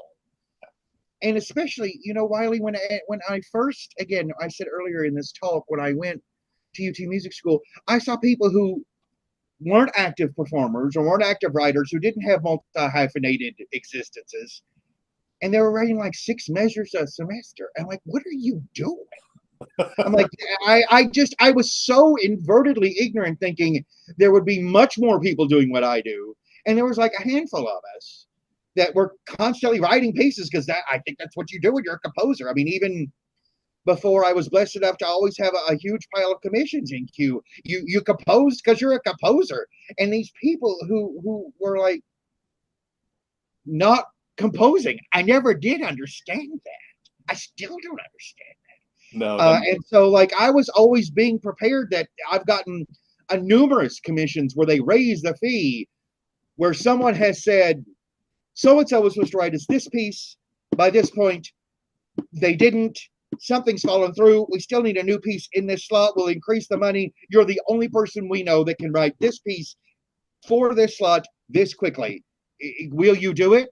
And 99% of the time I say yes. I mean, I can't write them at like a 2-hour opera in 6 weeks or something, but I'm always the person to go to say yes. Wow. And like you just said, that's vitally important in building a career. And like you so much said about session musicians, I have lots of Nashville friends who, can you suddenly play on so-and-so's album at 2:00 tomorrow? They suddenly have the charts ready. They thought they couldn't. I mean, you have to be, it's sort of, again, something, again, I said earlier in my rambles here about when the doors open. You have to know, you have to not only be prepared to go through any open door, you have to have the already self-work and preparedness done to go through certain doors. Yeah, I think that's a great note to wrap on. Being open, being available, being prepared, and then being passionate enough to do it. Well, and also too, not only passionate, but also sometimes you're like, well, I don't really feel like doing XYZ, but here's her waving the money in front of me. I mean, let's not put too fine a point on the pragmaticism of always being ready too, so that I didn't particularly want to drive 420 miles round trip last week to play a Messiah, but several weeks ago, one of my Dallas Opera colleagues got offered that and said he couldn't do it. He's like, "Do you want this job?" Then I found out how much they were paying for basically me to be gone 30 hours. Like, yeah, I'll do it. So, it's also the reality of wanting this. Yeah, absolutely. Well, Kelly, thank you so much for taking the time to visit. Thank you so much. It's been fantastic to kind of catch up and see where you are. Oh, likewise so much.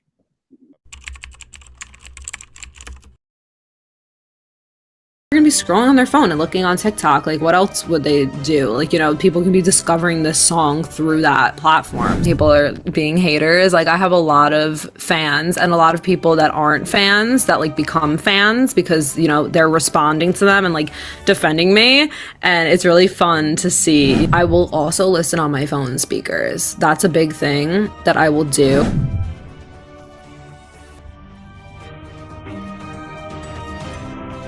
Well, welcome to another episode of In the Chair. Today, I am in the chair with Sydney Gordon. She is a New York-based pop artist who is really prolific. I've really enjoyed watching her kind of develop and grow on her socials, and we'll talk about that. But Sydney, thank you so much for joining today. Thank you for having me. I'm so excited. I like to start off first. People watching this interview who have never heard of you before, can you just kind of set it up?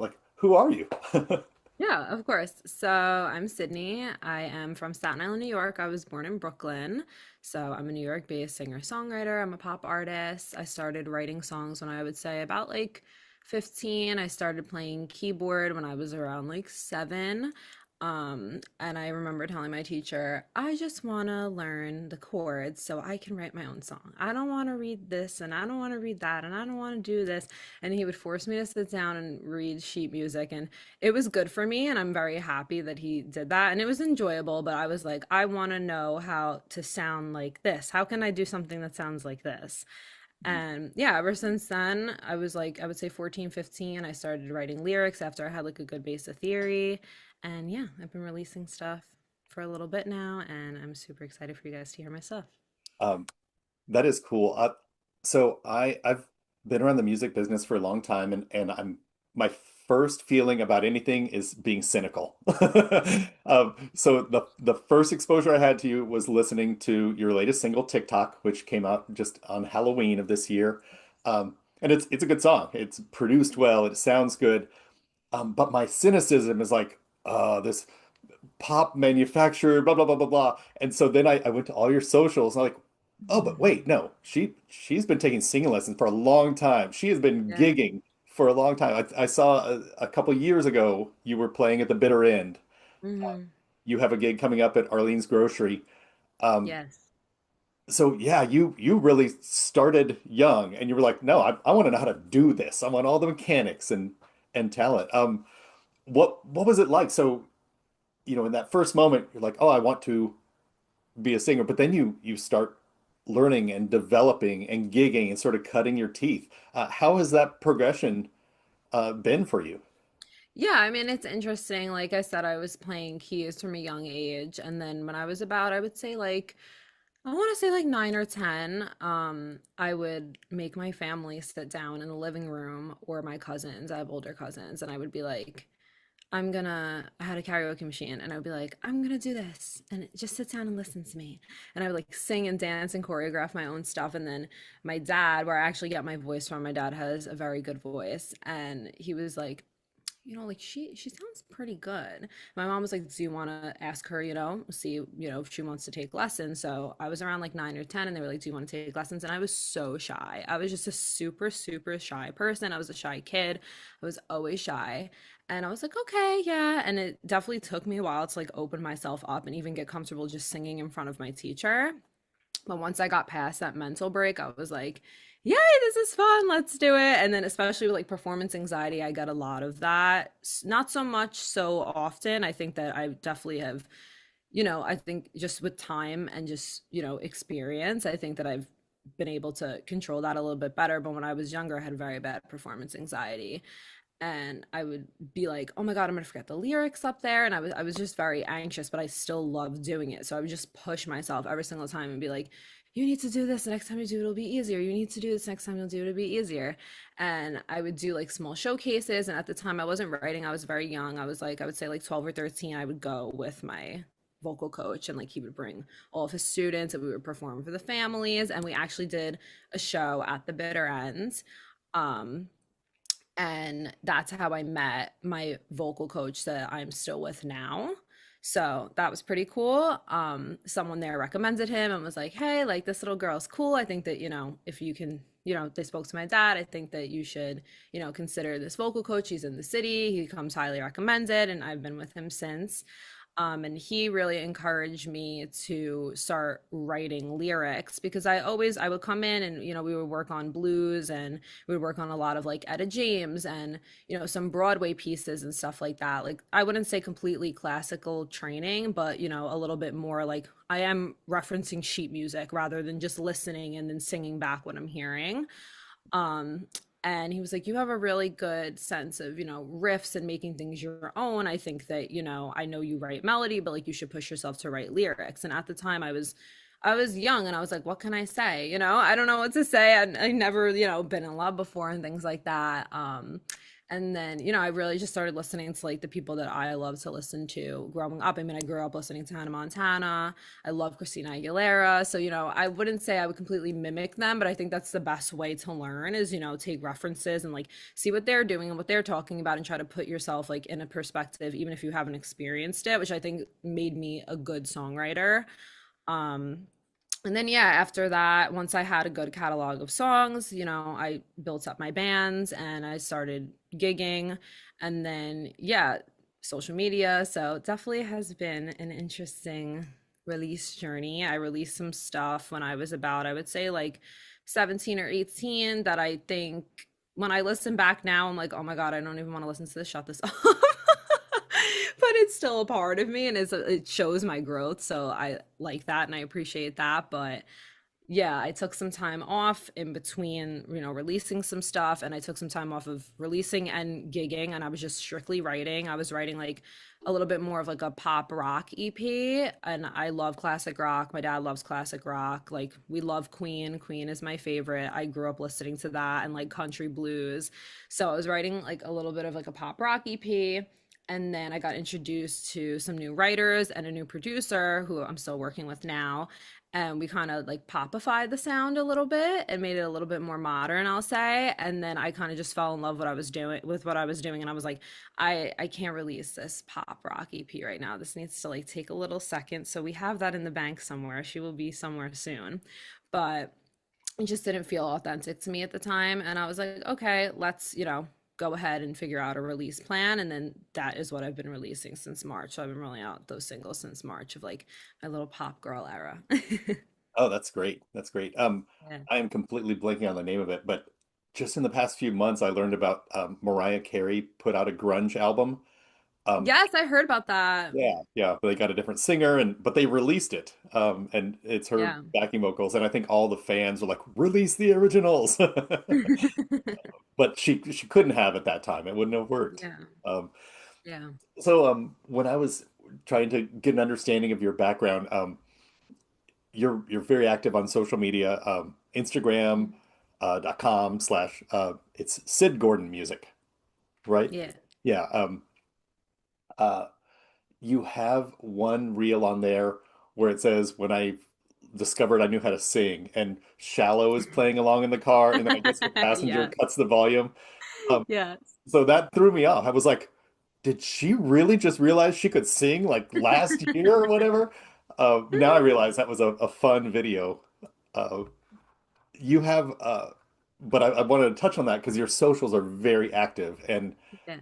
and not just listen to me sing or whatever. They're very entertaining. How much effort do you, is it effort? Well, I know it is effort. How much Yeah. effort is it to get your social presence out there while you're taking lessons and writing songs and all that? Mhm. How do you balance those things? Yeah, I mean, it's definitely challenging. It's definitely hard. I think that with time, I've gotten better with it. Not even just the balance of it. I'm a very organized person. I'm like, I won't say I'm OCD with it, but if I don't have my ducks in a row, the dominoes will fall. Even if they're not falling, that's just, it gives me massive anxiety. So I always need to have everything, lines up and locked and loaded and ready to go. So I don't think that the balance is really that challenging for me. I think that for me, I'm very hyper, so my brain is always active. So I'll be in the studio and I'll be writing and I'll be like, okay, we need to have this on film. We need to record this. Like I need to have the tripod and I need to have everything set up, which can become a little exhausting because sometimes it feels like you're not really present in the moment and like you're worried about like, oh wait, the camera's there. And sometimes you'll forget the camera's there and then you'll go back and you'll be like, now I have an hour of footage I have to go through. So it definitely is effort and time consuming. I mean, I definitely have found a way to have fun with it. I think that my favorite thing to do is like BTS content. So I feel like that's really fun for me. Like even when like I'm in the studio writing, even with no makeup on, like just chilling completely. Like I just rolled out of bed and came here in my pajamas. I will still have it recording just because you never know like something that's cool that will come up or just in general, like when I'm writing, I always keep my voice memos on. So sometimes instead of the voice memos, I'll have the video up just to have it in real time and then like we can go and reference it. So it's definitely important for me to like always have something rolling when I'm in a session. But I think that, yeah, I mean, it's definitely effort. It definitely has taken me time to get comfortable, especially like, like doing things in public. Like I'm a very unserious person and, I'm witty. And that's like, I think how I get my point across sometimes, especially like in my personal life with my friends and my family. And I think that I've definitely learned to be super unserious and especially like in public. Like I don't really care. I'm like, I need to get the point across and I need to commit to the bit. And that's, like how it usually goes for me when I'm doing like more like public stuff. But yeah, I definitely have found a way to make it fun for myself. I definitely love, propping up my camera and singing and doing like some stripped down acoustic stuff. I think that's important to show. But I think that, I definitely, like I said, I'm very unserious and I have a witty personality. So for me, like I think that it was important for me to incorporate that because I feel like when I want somebody to view my socials for the first time, if they just see a video and ends up clicking me, like I want them to get a sense of like who I am, if that makes sense. Yeah, I think you have it mixed up really well because you've got Thanks. sort of staged photo shoots and those are great.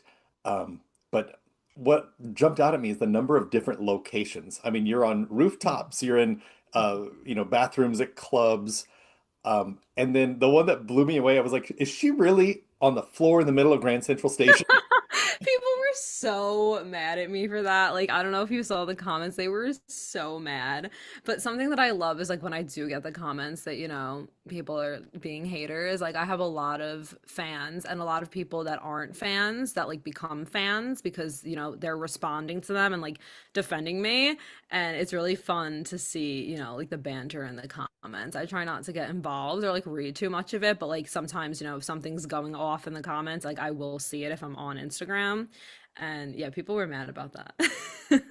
I mean, New Yorkers are serious commuters. And if you're if they walk from this coffee shop to that place and you're in the way, I mean, you're a problem. Honestly, it's so interesting to me because I feel like some people will like not care and then other people will just like look and be like, "Oh, okay." Like it's just like some girl doing something crazy. Like people are very desensitized in the city. It's interesting. I mean, it's like a hit or miss. There are some times, where I've been doing things and people like have definitely, you could tell they were bothered.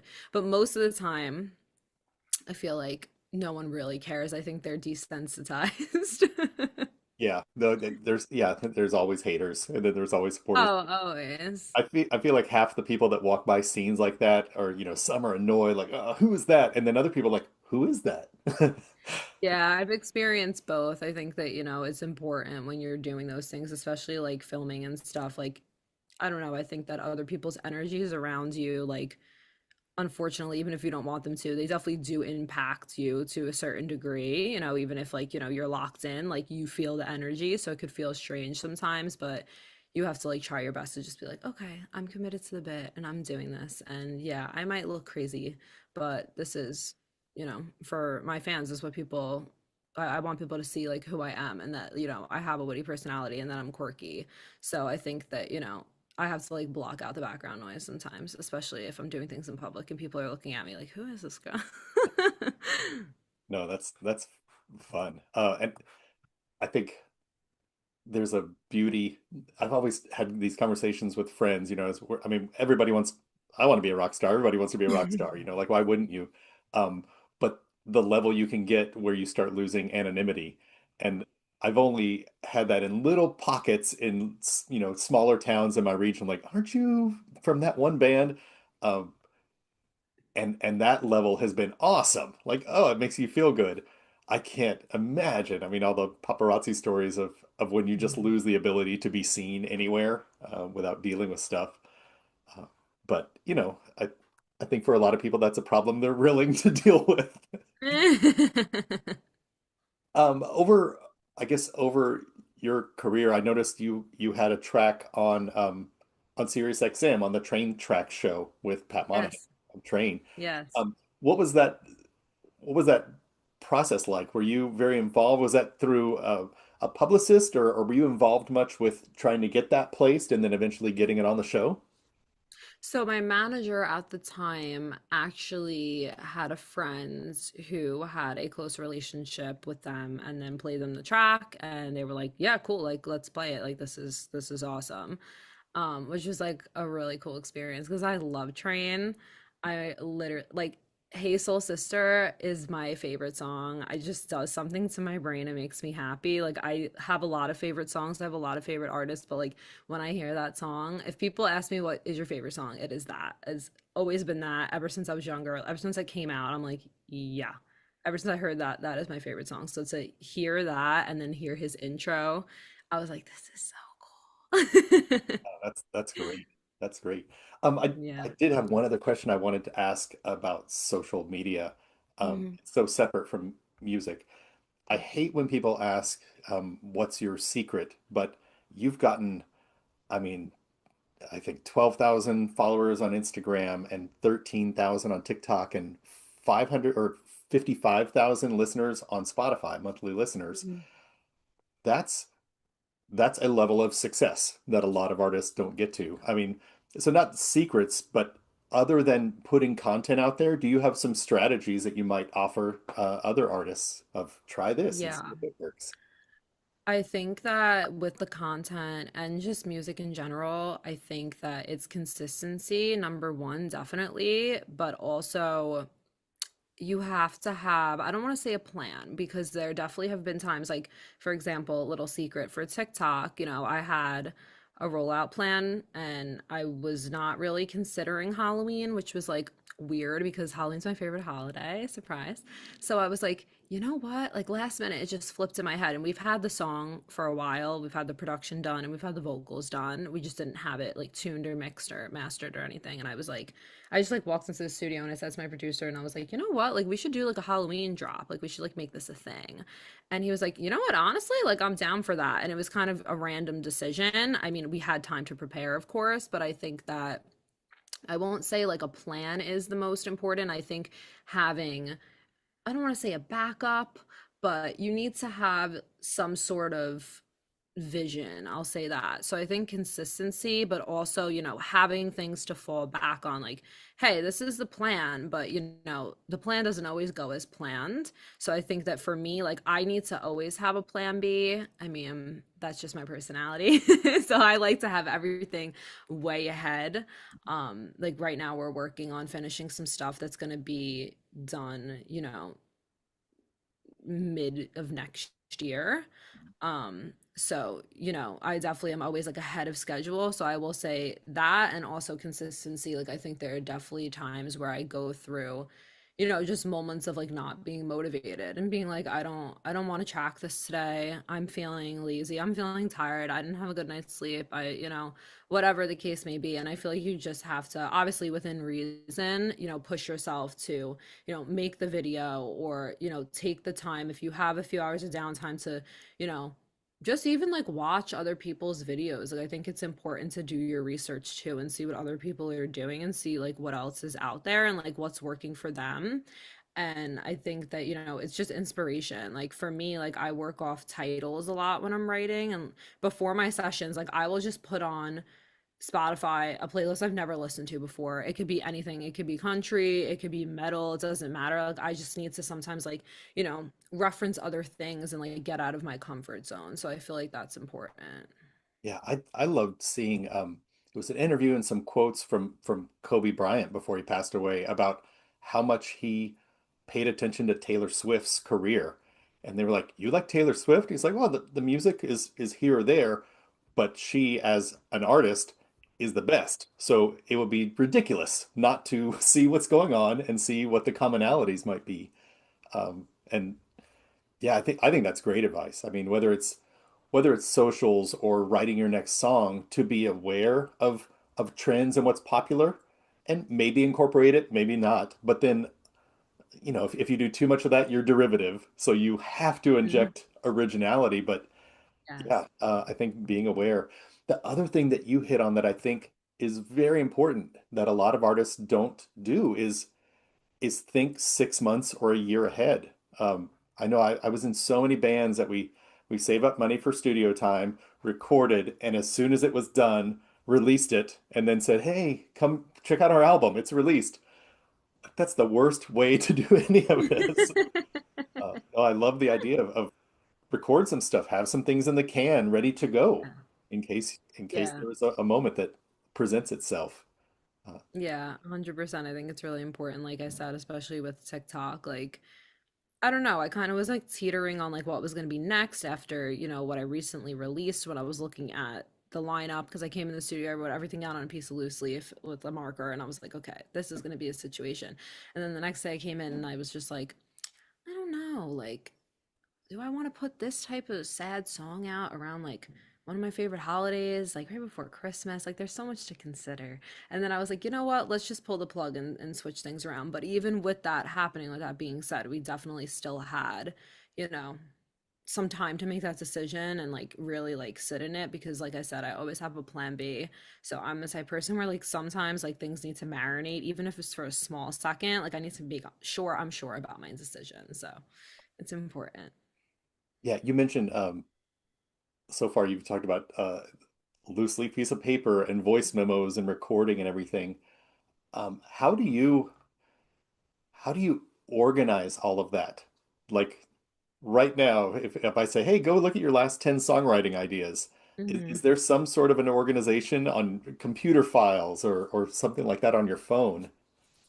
Yeah, so I work off titles. So I think for me, like I have a lot of notes in my phone. They probably should be more organized and condensed into one. But like my process, I guess, is like if I know I have a writing session, even if it's like, oh, I have a writing session today and tomorrow, I'll make separate lists of titles. So like that can be just like me listening to somebody else's music and they say like a cool word or the concept is cool. And then I can think of like a title that's narrow, that is like about something that I've experienced that I can reference.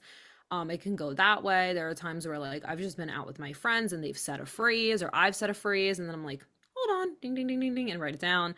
Or like even something random like a street sign. I mean, maybe not like that, obvious, but like something that's, posted on a poster board if I'm walking, like, anywhere, like literally anywhere. So I work off titles, and I'll always like prep like 10 to 15 titles like for each session that I have. And then like eventually, like I said I need to do, I'll condense like whatever we didn't use for that session, and it'll roll over into the next. And then some of them I'll be like, nah, that wasn't good. Or like, I really want to focus on this. I really feel like this today. So that's kind of my process when I'm, preparing for a session, and like kind of like how I organize my thoughts. And then, yeah, I'll go in. I have all my voice memos on my phone. Everything's like backed up, just in case, God forbid, something ever happens to that. And then, yeah, I mean, I think that there are definitely, times where I've gone into the studio, we've like written something, and I've even just like demo voice memoed it on my phone if I didn't have time at the end of the session to like actually hop in there. A lot of times I really, really try to prioritize at least tracking something right after, because the energy in the room is good. And like more times than not, there have definitely been times where I've gone in and I've retracked vocals, and I've been like, you know what, I still like how that chorus felt. Let's do like, let's mix up and keep some of the original vocals.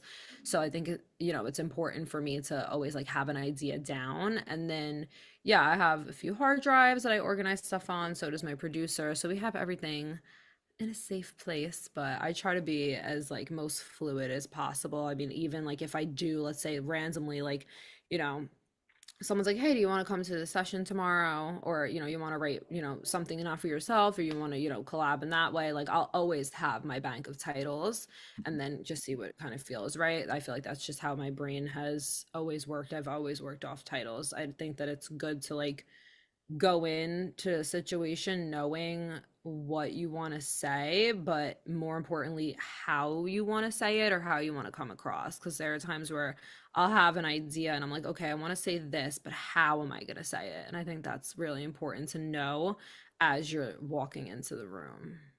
Yeah, that's interesting. As a drummer doing sessions or joining a new band or whatever, titles are something I had to have to mentally create a block to learn the song. And when you hear, all right, well, and this next one goes like this, I would say, stop. What is the name of this song? And in cases where, it's like, well, it's a new song, I haven't titled it yet. I'm like, what's the first line of the chorus? That's going to be the title for me. Uh, but that's how, because then, jotting down, verse, chorus, and the rhythms and the kicks and everything, I commit that to visual memory. This title goes with this big drum break, later in the song. Yeah, titles are a thing. Uh, Yeah. no, and I think it's really interesting over the series of these interviews. I've asked a lot of people about their songwriting process and how do you keep it. And some people are just diaries upon diaries, just tons of paper or tons of recordings. And everybody says, well, I wish they were a little better organized. But if you spend all your time organizing, you're not writing. So I No. think if you have a loose organization, I know Yeah. these things are invoice memos, these are written down. That's helpful. Yeah. Um, I have kind of a few questions I like to ask everybody. Cool. Um, I'm just, it's kind of my personal interest, but I think others find it interesting too, is when you want to hear music, where do you go? Do you go to a record player, or is it Spotify, or is it, what is your go-to platform for listening to music? Definitely Spotify and Apple. I do have a record player in my room that I have one Fall Out Boy album. I love them. I have a few Adele things. And sometimes I'll put it on like if I'm cleaning my room or just like, vibing, like I can just, put it on. But mainly I love to listen to stuff in my car, so I will say Spotify and Apple. On Apple, I do have, like some playlists, like a workout playlist and stuff like that. And this like comes from way before Spotify was even, a thing. So I still will go on Apple and I'll listen to those playlists that I've made because, it's what I'm familiar with, and like things like I like to work out to, or just, throwback vibes or something like that. But definitely I love to listen to stuff in my car. So I feel like I don't know, I'm just used to the speakers in there, and I think there's just like nothing more fun than just like driving and vibing, and I'll be like, this is a sad song. I feel like I'm in a rainy music video or something like that. But car stereos were always the proving ground to me after a recording session. Like you're in the studio and you hear it through the great studio speakers and it sounds amazing and you can put in earbuds, but it was let's go out to our car and listen to it. And Yes. it would just reveal things like, oh, yeah, there is too much bass because there's not a $10,000 subwoofer in the room. Yes, I Or completely agree with you. I think another thing for me is like I will also listen on my phone speakers. That's a big thing that I will do because I feel like sometimes I'll be like, okay. And even sometimes I'll be like, this sounds amazing on the phone speakers. And then I'll listen in the car or I'll listen in the studio and I'll be like, this background, I don't even hear it anymore. Why don't I hear it anymore? So it's like all the speakers are different. But I think that for me, like, I don't love to, like, just listen to stuff on my phone speakers. But for me, when I'm approving things, I think it's important because I don't know. I look at it through a lens where it's like most people are going to be looking at their phone. And there are a lot of times where, since I have a presence on socials and I make myself aware of that, I think that, I'm posting the song all the time. So if it doesn't sound good as somebody scrolling on their phone, it's like that's not really good. that's really interesting. And I've never heard anyone say that. It's like, well, why would you Yeah. make it sound good on this? Because this sounds terrible. And you need Yeah. to explain why. Because, yeah, if somebody says, oh, have you heard Sidney Gordon? Here, listen.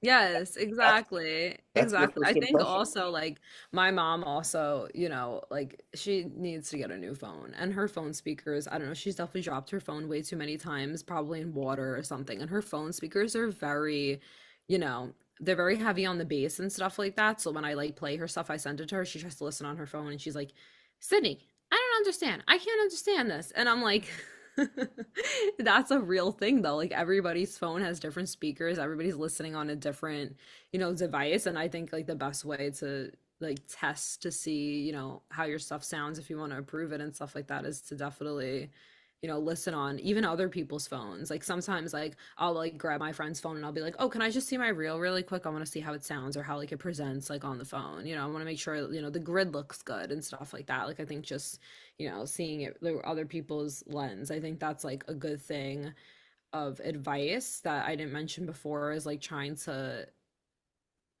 I don't want to say try to view what you're doing as a consumer, but like there are times where sometimes I'll just be like laying in bed or I'll just be chilling and I'll be like, okay, if I didn't know me and I was scrolling through these reels, what would I think? And like put myself in the other person's shoes. Like, what do I like watching or listening to from the artists that I love and grew up with? Like, what would I like to watch or hear from them or see from them? Like, I try to put myself into the other people's shoes.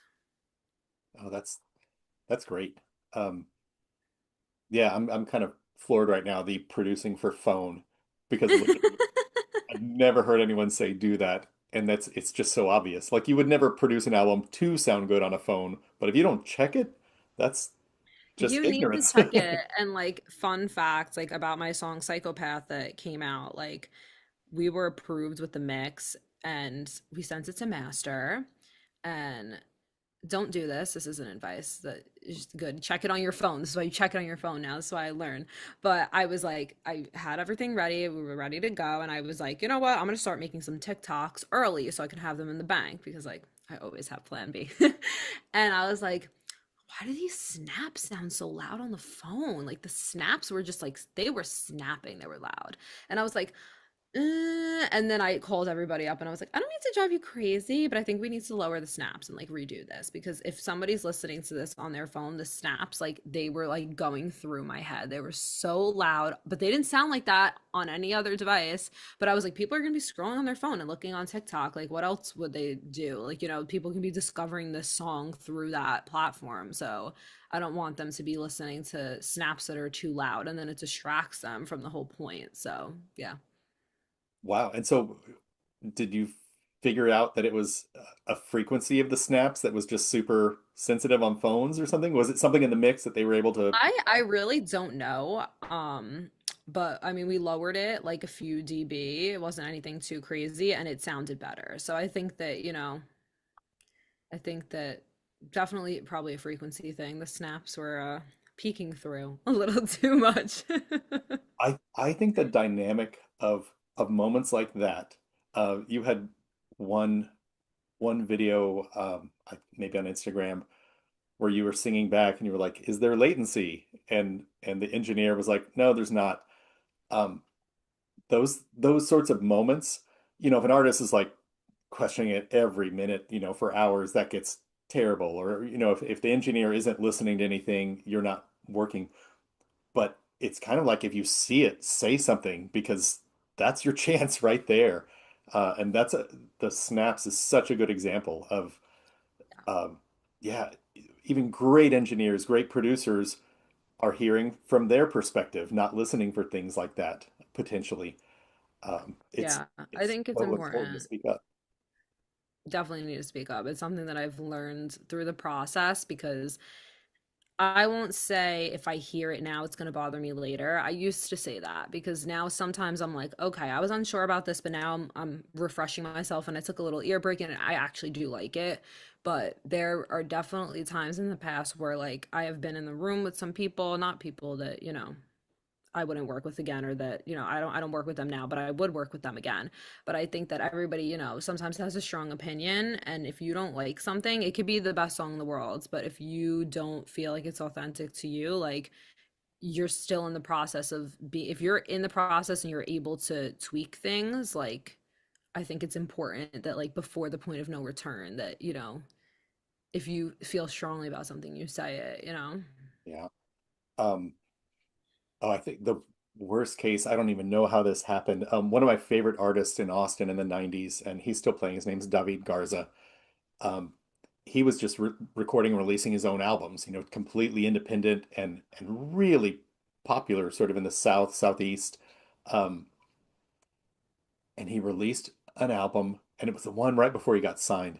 Anyway, one of our favorite songs, it goes into the guitar solo, and I'm in headphones, and it cuts out, and there's no sound through the whole guitar solo. And I swore my headphones were broken. Like, oh my God, this is Yeah. terrible. I gotta buy new headphones. And I went in the car. It happened in the car. So then I called my friends who I knew bought the CD, like, hey, have you listened here?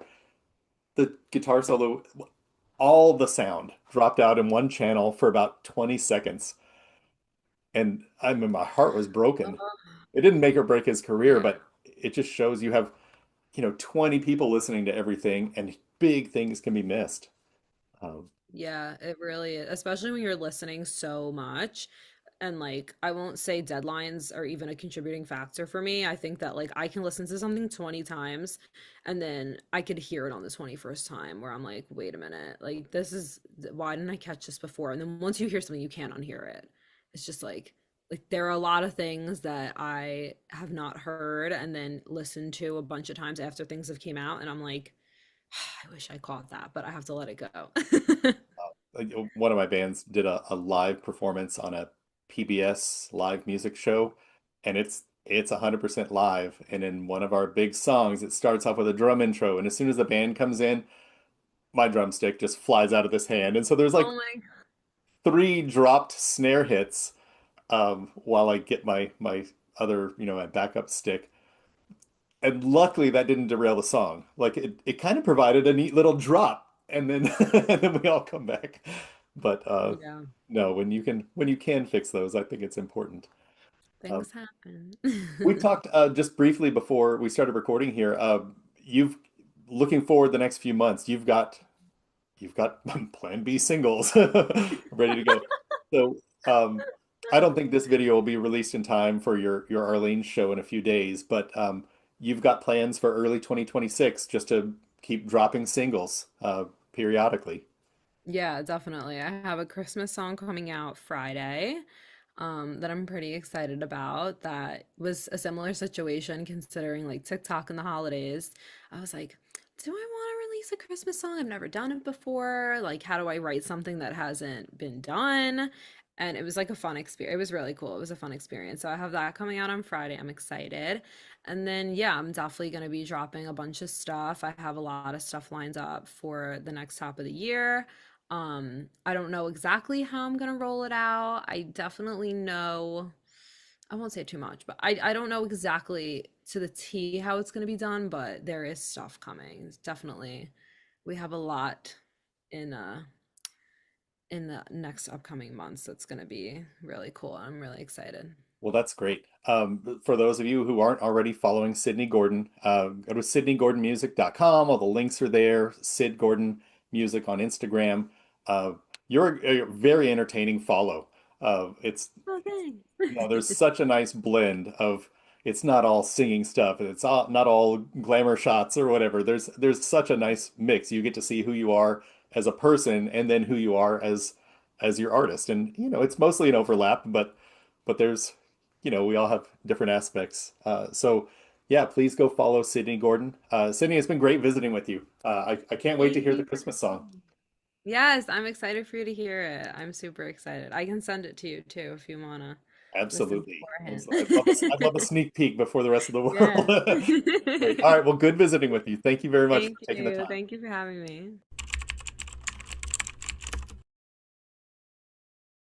Like we were talking about the relationships. When you can put that kind of relationship stuff aside and concentrate on the music, that's what gets you through the rough parts of the relationship. When you first get together, it's all, this is great. I just can't. Let's play all day and all night. You're so enthusiastic. You're in love, and then as time goes by, you get to that place where if he does that one more time, I'm gonna freaking punch him. Whenever the muse comes and knocks, I answer. I don't care if I'm in bed and it's 3 a.m, if I'm making love to my wife, I don't care what it is. When that happens, I pay attention.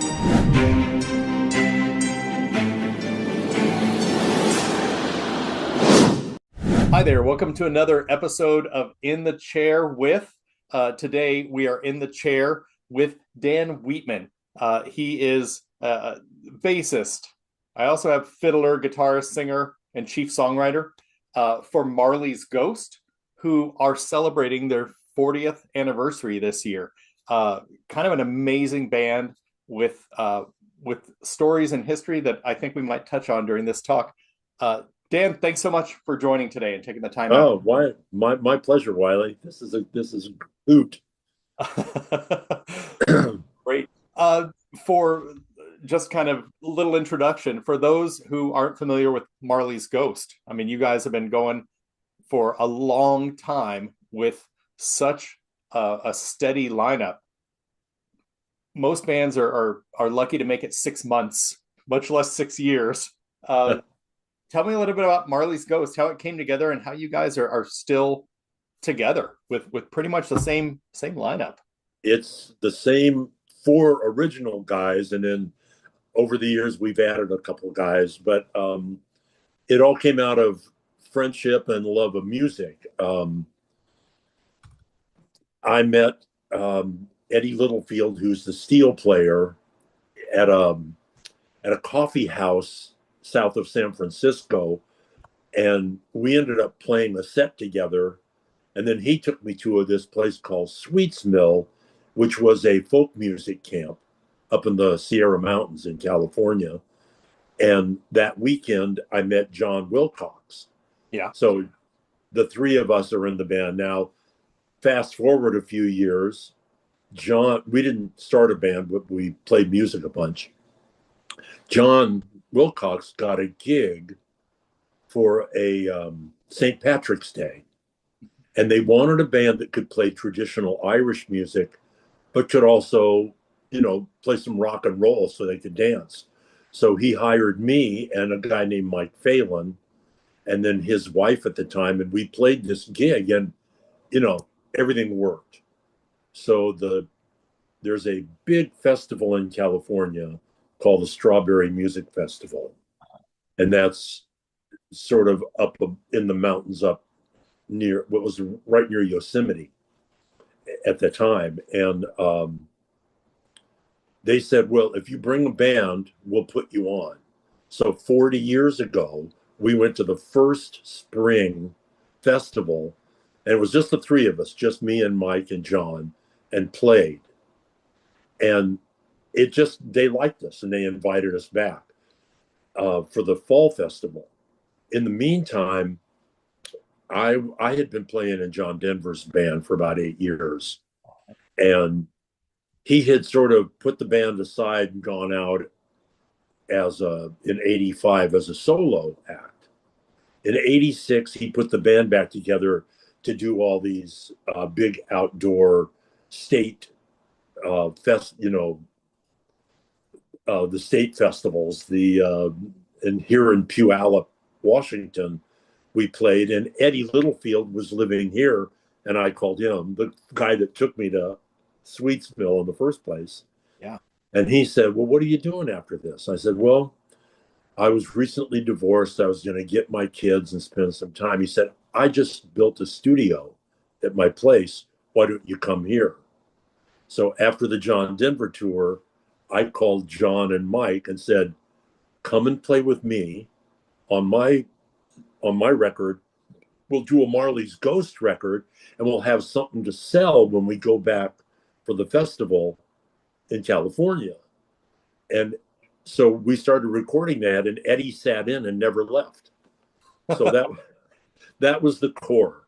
And we went on several years like that. And then we used a dear friend of mine who I had met in high school, Jerry Fletcher, great drummer. So we called him in for some recording. And then when we were doing when we were opening for good acts, we would have him come along. And then he just kind of ended up in the band. But he's also a really good piano player. So he set up a little keyboard on the right side of the drums. And he would play drums and reach over and play leads at the same time on this little keyboard. And then we started recording with Cowboy Jack Clement, famous producer in Nashville, who had started as an engineer in Sun Records back in the day, and found Jerry Lee Lewis, recorded him. That's a whole other conversation, Jack. He was an amazing individual, but we got up there and played, and Jack loved the way that Jerry played piano, so he brought in another drummer. And then we had all these recordings with a drummer and a piano. So we found another drummer, a friend of ours from Ventura, California. And so that's how we ended up. That's the band as it stands today. Amazing. I want to take a stop from recording. We'll let it roll. Sure. This has been great so far. We'll keep everything. Are you able to set your phone or iPad up so that it's still, just because it's am I drifting around? I'll see if I can find something high enough to put this on. Oh, cool. It's not bad, but I think if we go, yeah, it'll make people dizzy. Yeah. As long as you don't get hurt in the process. Well, I'm down in my little. Oh, that's too high. It's really close. Oh, that's delightful. There we go. Different backup, but yeah, at least I won't be jumping around. No, that's fantastic. All right. Yeah, let's just pick it up. Sure. What you just described with the drummer pianist vibe, there's an artist named Josh Dion who's out now, and he is a piano player but a drummer. And for the longest time, his gig was he'd set up a drum kit with a keyboard and do both, and do his shows. And now he's in a duo where he does that, and I think he has either a lead guitarist or a bassist, but they tour around and are pretty successful. Wow. And as a drummer, I can't imagine opening up to be able to do the keyboard at the same time. Like, that's just well, as a drummer, you've already isolated all of your appendages to do different things. And so it's really, I think, just an extension of that. And, the piano is considered a percussion instrument. Mm-hmm. So Don't sell yourself short, White. All right, I'll get on that. All you have to do first is learn how to play piano. It's real quick. I'll do it this weekend. Um, that's fantastic. I mean, you picked up phenomenal musicians early on, which to me a band is a marriage, except there's 4 or 5 partners in the marriage, and just all the good and the bad that comes with that. Yeah. Do you just feel insanely lucky that these people came together at the same time, that your personalities worked together, and made it? Well, the calling it a marriage is, as you know, being in a band, that is right on. And it has all of the things that kind of a relationship has. Mm-hmm. When you first get together, it's all, this is great. I just can't, let's play all day and all night. You're so enthusiastic. You're in love, and then as time goes by, you get to that place where if he does that one more time, I'm going to freaking punch him. Now, if you get past that, you get to the place where, oh, that's just him. I don't have to take that personally. That's just how he deals with life. And then things get smooth again. And we've gone through all of those stages. And what's kept us together, I think, is all of us, pardon me, all of us in the band share a common musical background. Now, like John and Mike have a stronger bluegrass background than I do. And Eddie and I have a stronger old-timey, frailed banjo and fiddle kind of background. And then John and I have more of the reggae, that's how we came up with the silly name Marley's Ghost. Is that, you've been in the situation, I'm sure. You get a job and somebody says, "What's the name of the band?" That's the worst thing about forming a band, is trying to find a name for the band, right? Yeah. So John and I were into Marley, and so we just called it Marley's Ghost. He just recently passed. So, and then, we have a lot of Western swing that we play. We play traditional Irish music. We play traditional mountain music. We've worked with some great producers. I don't know. Did you ever see the bluegrass band Hot Rise? Hot Rise was at one time the most popular bluegrass band in America. And they were out of Boulder, Colorado. Okay. And the guy who played bass, it's a whole other story, but the guy who played bass, Nick Forster, has a radio show called E-Town out of Boulder. Mm-hmm. And he's had, Emmylou Harris and Jackson Browne. I mean, everybody plays that show, but he's also quite a well-known producer, and he produced a couple of our albums. And then Van Dyke Parks, Van Dyke Parks. Mm-hmm. He worked with everybody, but co-wrote "Smile" with Wilson, with Brian Wilson, and I mean, he produced one of our albums. Wow! And then we did 2 albums with Cowboy Jack Clement in Nashville. And then the last 3 albums we've done have been with a guy named Larry Campbell. Larry Campbell has been the last 5 or 6 years, he won the Americana Instrumentalist of the Year award. Yeah. For 10 years, he played in Bob Dylan's band, played fiddle and steel and lead guitar. And then for 10 years, he was Levon Helms. He was in his band and his producer, and won 2 Grammys producing Levon, and he's done our last three albums. And he sort of took the approach. The first one we did with him was a gospel album, but it's just as screwy and across the board as everything we've ever done. You know, there's a Jamaican album, a Jamaican song on there, and there's, you know, bluegrass songs, and there's a couple of the Golden Gate Quartet. They were very famous a cappella black gospel group. So they're that eclectic thing that I like to say has kept us out of the big time for so long. Uh-huh. That's in there. And then we did an album of old-timey music. And then this last one we did is all honky tonk. Uh-huh. So, and that's the one that's coming out right now. That's our 40th anniversary album.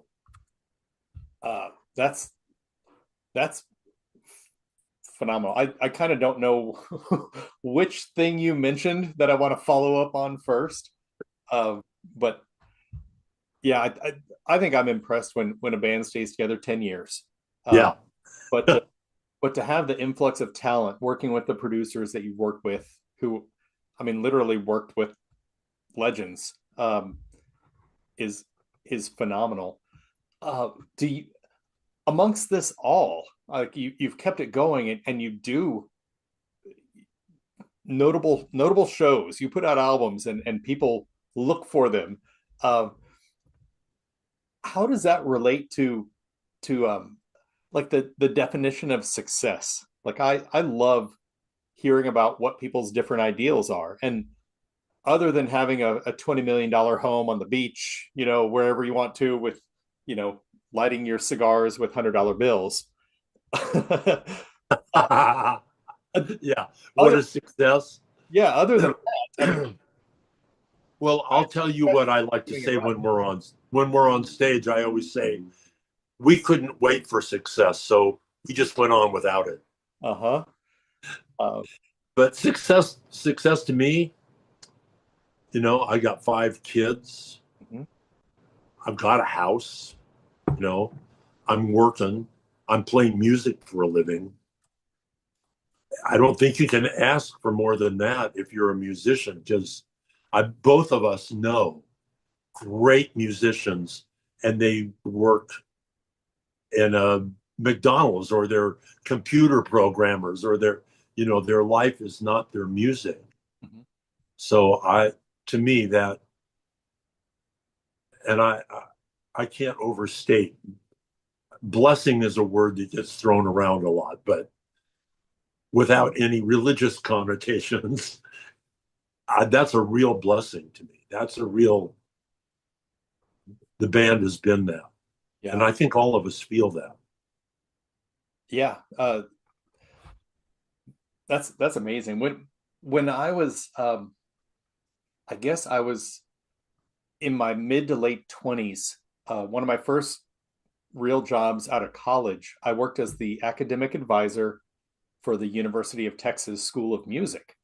And so I sat in an office, and part of the job was just making sure kids took the right classes. Like that's reading forms and helping decide. But a lot of kids, that was a more classically focused school at the time. Vocalists would come in and say, well, I want to, you know, sing in this stage in Italy, and I want it to be a solo show. You know, that's their dream. I was young, but I also realized, all right, the people who do that are lightning strikes and exceptions. And what the reality is you can also be successful and have a wonderful career, and maybe you never get the solo bill show at my personal dream is Red Rocks in Colorado. Like I would love for my band just to headline that one Saturday. If you're listening, yeah. I'll put together a band for that show. But setting not real open for you, I'll tell you that. Excellent. Yeah. All right. I'll book the gig, and you're the opening act. Great. We'll both call it success. But setting expectations of don't ever stop going for that, but also set your expectations for a successful career just having music in your life.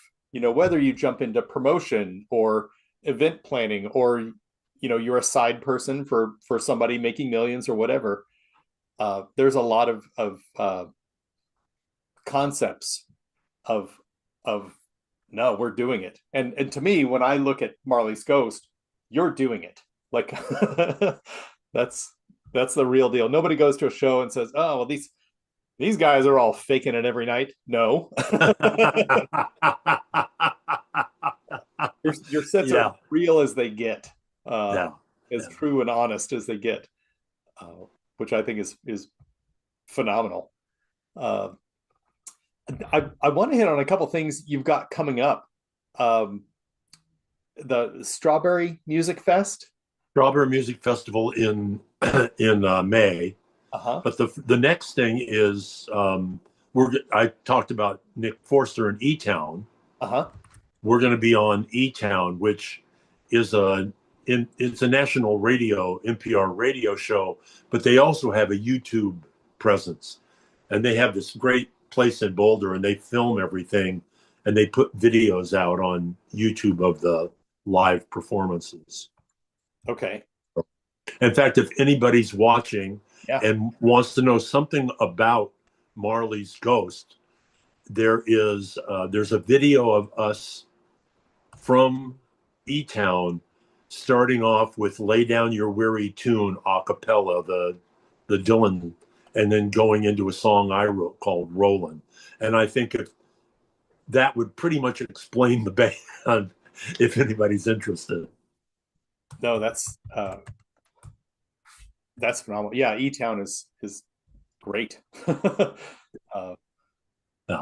Yeah. So that's that, and then there's some other little things thrown around. I just don't carry them in my head like I should. No, that's fine. That's why I mean, whether it's a phone or a paper calendar, that's why you have those things, so you don't have to carry everything up. Yeah. I think now, I don't quote me, but I think we're in Austin in either September or November. Okay. All right. But why don't I'll get in touch with you. I'll let you know. I'm writing that down. In the middle of the interview, I'm writing this down. When you're here. Well, I'm not sure the venue or what's going on. Yeah. And but I'll let you know. Oh, that's fantastic. Let's see. The other thing, I guess when you guys came together and started playing music, how do you decide after one album or a few albums? Like, I mean, so many bands just dissolve because there hasn't been the hook that they've been waiting for. Whether it's getting signed or getting a big solo tour or whatever, or getting that. Just how do you decide? No, we're still happy doing this. Like, you kind of have genre shifted over the years. Yeah. What is it that keeps it like, the train's still going? Well, I think the joy is still there. Yeah. Like we were talking about the relationships, when you can put that kind of relationship stuff aside and concentrate on the music, that's what gets you through the rough parts of the relationship. Mm-hmm. And the music has remained joyous. So that's what keeps it together. And then you've got these live gigs, and if you're going to keep playing, like, you don't play the same songs. There are songs that were on our very first album that we still play in our sets. But there's but you come up with new material and new ideas, and I'm not the only writer in the band. John and Mike both write, and you start to get you start to get stuff and you think, oh, well, this is a song that would be good for the band. Mm-hmm. So that keeps things enthused. So there you go. And then, as you know, if you're touring, you really need to have new product occasionally. Yeah. That's great. I think I forgot to follow up when you were talking about E-Town. So I'm going to backtrack. E-Town, that's a radio show. The singer-songwriter Brett Dennen is yeah, and you're playing. Do you have much of a history with Brett Dennen? Is this your first time together, or? Oh, he stayed right here in this room that I'm sitting in. Yeah. Yeah. When he was first starting out, the gal that's managing us now, Leslie, mm-hmm. Was his manager. Okay. And he had some little gig here in town. And, you know, those early gigs, they don't pay anything. So, and I had met him at Strawberry, actually. He had come to Strawberry and we'd hung out. So when he was in town, he and my kids that are his age, you know, they hang out together and they stay in touch. So I hadn't seen Brett in a little while. I'm really happy we're going to be doing something with him. He's a great guy. Yeah, that's cool. I'd love to hear a little bit about. I mean, you've played for decades and shared the stage with so many people.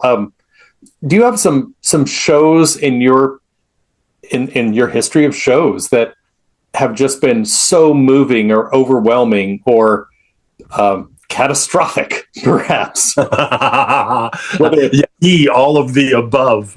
Yeah. I'd love to hear some examples of things that went well or not, but are memorable to you. Well, very early on, this is one I often remember. Very early on, it may have been the second spring, so that would have been 87, mm-hmm. that we played the Strawberry Festival. That happens over the Memorial Day weekend. Mm-hmm. And it was up at this place in the mountains above San Francisco. And the weather can be iffy that time of year in the mountains. So Sunday morning, they have what they call the revival. And then a bunch of different groups get up, and sometimes they sing gospel stuff and sometimes they don't, but everybody gathers in the lawn out in front of this is set up over by the lake. It's a separate stage. And so this 87, we got over there and it started to rain. Uh-huh. So they had to turn off all the electricity and cover everything up, and they were going to stop. And I just said, guys, we're singing a cappella. So we just stood up at the front of the stage and started singing. About the second song, the sun came out and they turned all the electricity back on. And it was one of those, you know, just wonderful, wonderful days, you know. And and there's also the ones where nothing goes right. You know, the lead guitar amplifier just decides, although it was fine in rehearsal 6 hours ago, it's not working. You come and you do your sound check. Now, everybody's had this one. There are 3 bands. They sound check 3 bands, and then you start playing in a row. And when you did your sound check, you could hear everything. And when you got on stage, what you heard was the last band's mix, which had nothing to do with your band. Yeah. And I remember we played this. We played a festival. It was a huge country festival years ago up in Canada, in Regina. And it was way out in the boondocks. And it was Merle Haggard was there, and Alabama and the mother daughter or the Judds, you know. And so we were playing that festival, and we were on the big stage where they have the cameras and the big, you know, you're on the screen behind you, 8 feet tall. Yeah. And Eddie, our steel player, they had cranked up the monitor in front of him so loud he couldn't hear anything. And so in the middle of this, while everybody's watching the movie, he gets up and walks over to the sound and was yelling at the sound guy, you know, the monitor guy, all on camera. But, you know, it's just how it goes. Just how it goes. No, I love that. I love that. Yeah. No, you got to do what you got to do when the sound is happening or not. Yeah. Absolutely. Yeah. You personally, you've already mentioned Emmylou Harris. It was on your album 2012ish or so. You did a duet with Emmylou Harris. Yeah. Unwed Fathers. Unwed Fathers, yeah. And there's a video out there on YouTube of it. I mean, Emmylou Harris is the nation's darling. She's so wonderful, and unbelievable. I say that not knowing her, and so I was going to ask about that experience. Was that as cool as it looked watching the video? Emmylou came to, you know, it was the second album we did with Cowboy Jack Clement. Cowboy Jack Clement was, I don't know how to put it into words, not worshipped, but incredibly held in high esteem and affection with the entire community in Nashville. You know, he was best friends with Johnny Cash. And if you can ever find it, there is a documentary of all his home movies called Shakespeare Was a George Jones Fan. And it's a great, and there's some great footage of him, of Cowboy and Johnny Cash together. But so he just made a few calls, and Marty Stewart came in and played mandolin and sang a duet on a couple things. John Prine came in and sang a duet with John Wilcox, and he called up Emmylou, and she came in and sang with me on Unwed Fathers. And, you know, I've been around Emmy several times. I told you I worked in John Denver's band, and essentially the third gig I did with him, his whole band, which had been people I knew from Aspen, had been changed. And now it was James Burton on lead guitar, and it was Glenn D. Harden on piano and Emery Gordy on bass. Those three guys were the original Hot Band with Emmylou. Wow. So the first thing that happened was we were out on tour, and this must have been 78. My first 77, I did a tour in Australia. 78, I did the first US tour with him, and we were in Alabama, and it was just, I mean, unbelievable rain. There weren't any drops. It was just sheets of water. And it was one of those times where we had played and gone back to the hotel, and Emmylou was playing the next night, and she just showed up at the hotel. Uh-huh. And by this time, Herb Peterson was playing banjo with John. Mm-hmm. So all those guys had worked with Emmy, and we just all went to Emmy's room, and Ricky Skaggs was playing with her, and we sat around and sang bluegrass tunes in her room, you know, though I didn't really hang too much with her. But I was starstruck. Yeah. She, from the very first time I heard her sing, I knew, this gal's got it. She has got soul and heart. And as far as country music goes, she is embedded in that, Yeah. So she came in and it was all like, I'm just going to stay here until we get this done,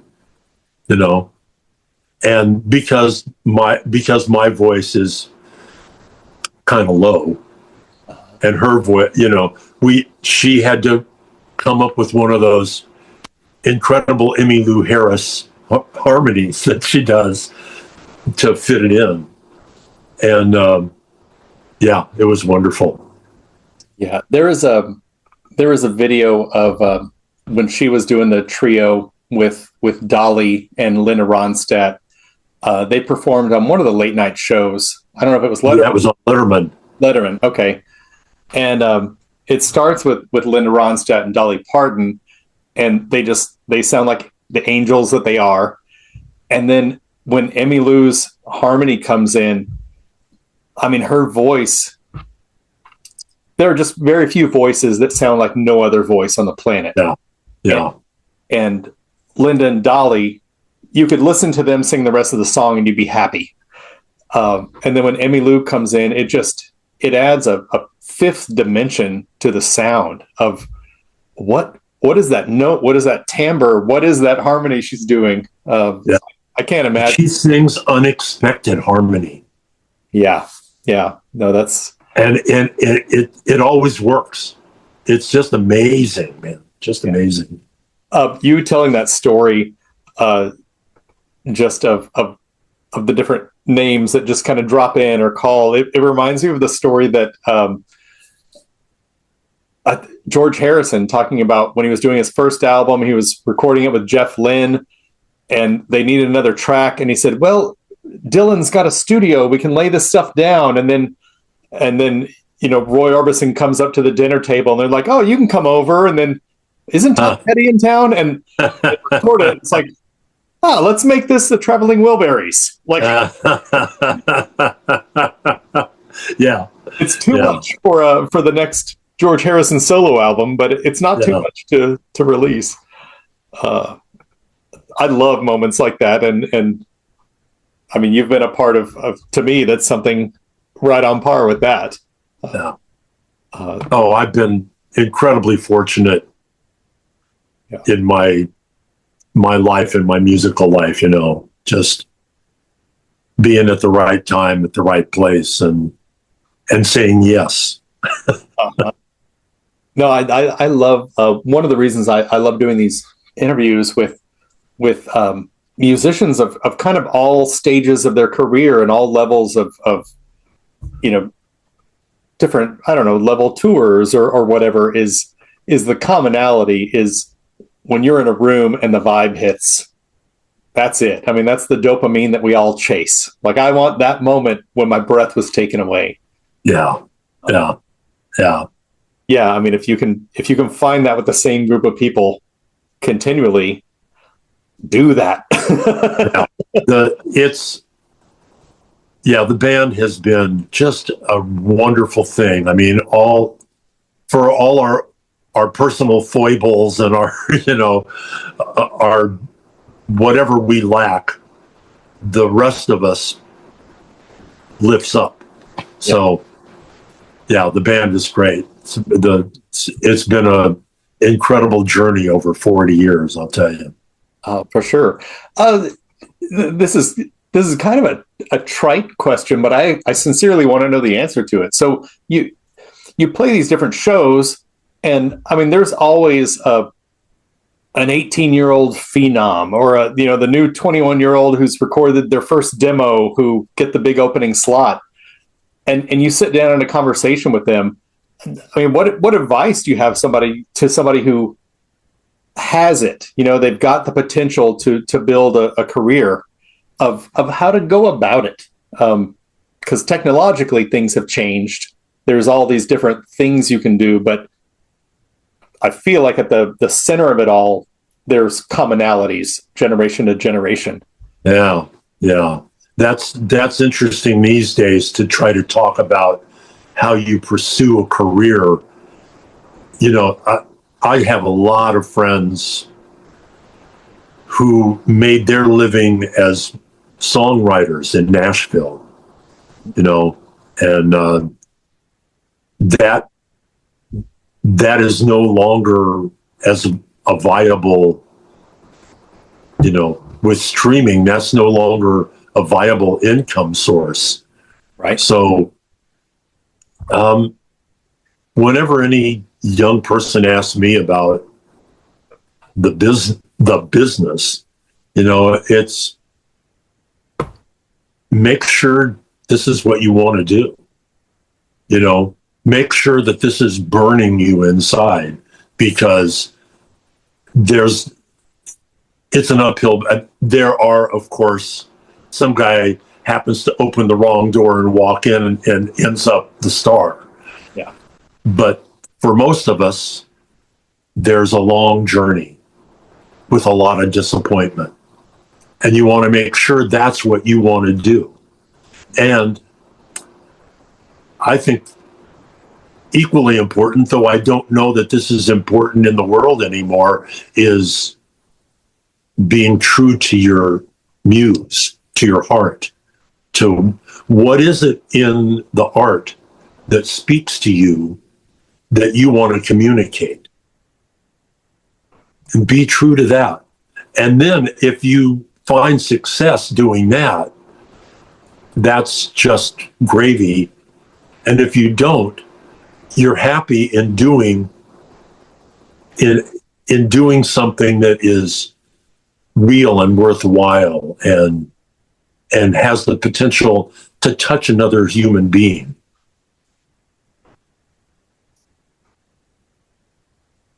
Yeah.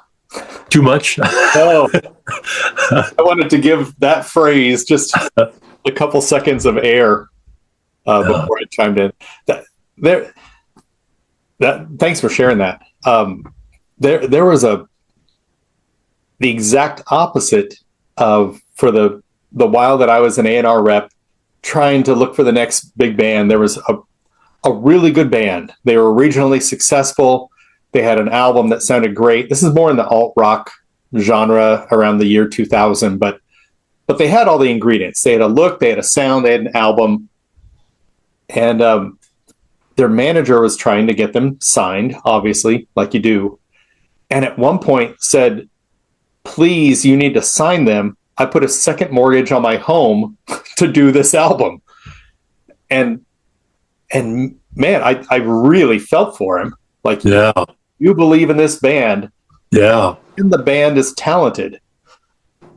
But man, if the deepest motivation is to pay the second mortgage, like, that's not the right foundation to put these artists out there with. Even if that's accurate and the truth. Yeah. You're struggling. That's wow. It said to me that it was very unfair to the artists. It's like, man, even if I could materialize a record deal to make you solvent, man, this would ruin their careers if they ever found out that that's the reason they got signed. Oh man. No, what you said was the exact opposite. I mean, find happiness and love and joy in what you're doing, and you got it. Well, that's cool. Do you foresee, or what do you foresee for Marley's Ghost for the next 5 to 10 years? Or do you think you'll put out a few more albums and just keep doing this? We already have started working on one. It's, and I've got, John has just put out a couple of his own solo albums. Yeah. I've got a couple of my solo albums out, and I've got 3 projects that I'm working on simultaneously right now. One is a resuscitation. In 2003, I had just finished a couple months of recording on 2-inch analog tape. Ooh, nice. Because that's what the studio had. And we had done rough mixes of everything. And the engineer put the tapes on the floor in the tape room and went home. That night, it rained 4 inches in an hour. And the studio flooded. No. And the tapes were flooded. And they just sort of got set aside. Yeah. And last year on my computer, I found those rough mixes. And so I said to my dear friend, Matt Gephardt, who works with the band as one of our sound guys, and he said, well, let's bake them.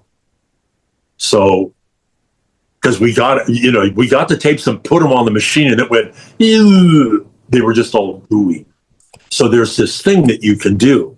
You bake the tapes for about 3 or 4 hours at 350 degrees or something, and then it solidifies the goo on the tape and the oxide, and you have like one pass.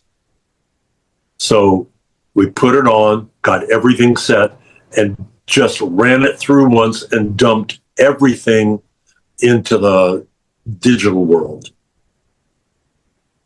And then went back and remixed everything. And now I'm just working on I'm calling it The Flood.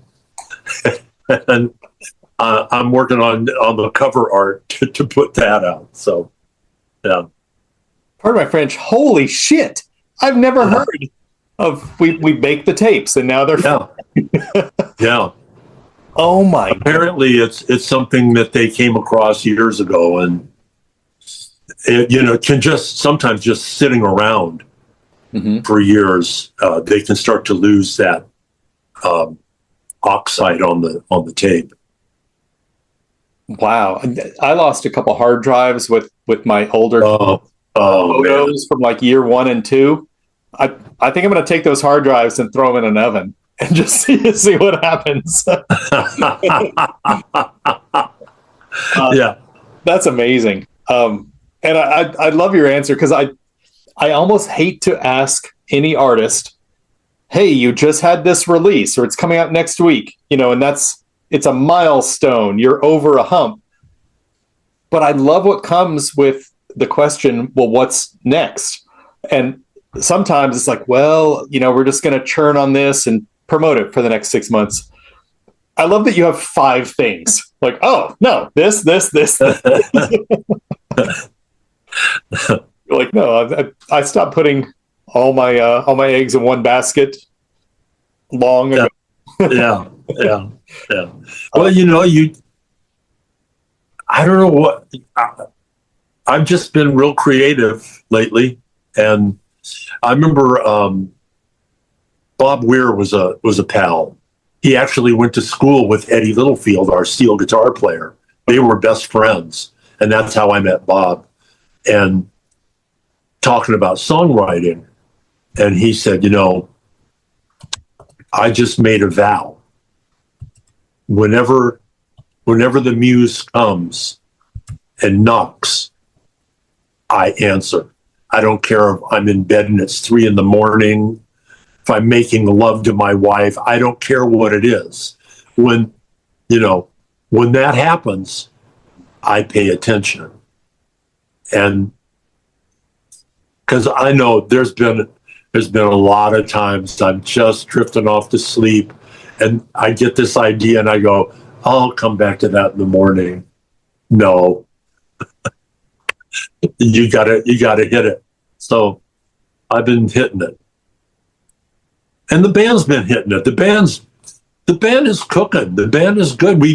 We're just started learning a bunch of new songs. So that's always fun. Yeah. There is you guys, Marley's Ghost put out basically a promo reel. It's just a few minutes long. I think it's right on the band's YouTube page. And it really gives the context of what the band is about and your sound and what it is and what it isn't. But my favorite thing about that, and then just throwing on any of the live videos that you have out there, every member of the band is just both completely relaxed and completely focused and in the zone.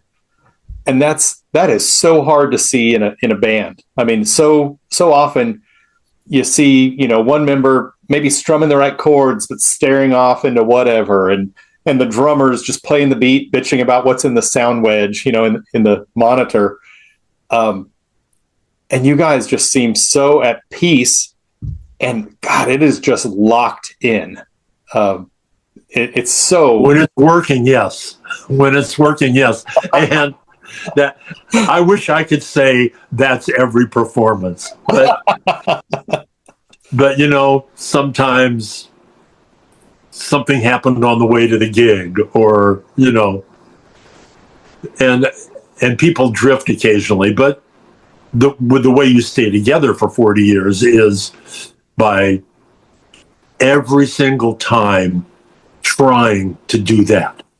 The attempt is to be there, to be present, to be listening to everybody and participating from your heart in the music. And of course, everybody hits varying degrees of success, but that's how you stay together, is by approaching it that way. I can't think of a better few words to kind of wrap this. Like that's fantastic. Yeah. All right. And I love that you were open enough to say that's when it works. Well, yeah. I would love to see the outtakes with Dan. What the hell's mental space are you in today? Yeah. But yeah, that doesn't impress anybody on YouTube. Put the good stuff on instead. Yeah. No, that's great. Dan, thank you so much for taking all the time to visit. This is Wiley, it's been a gas, man, and I'm going to make a little note in my book when we get to Austin. But you're not right in Austin, are you? You're outside. I'm in the burbs, but it's a 20-minute drive to downtown. I can make it. Okay. Yeah. No, that's great. We'll definitely hook up offline here. But Dan, thanks so much. Good luck with the festival coming up, with the Brent Dennen gig on E-Town. Yeah. Those sound like some really fun things. I can't wait I hope to get to see a live performance here. Yeah, that would be fun. Be fun to hook up. All right. Well, thank you so much for joining. Yeah, brother. Take care of yourself.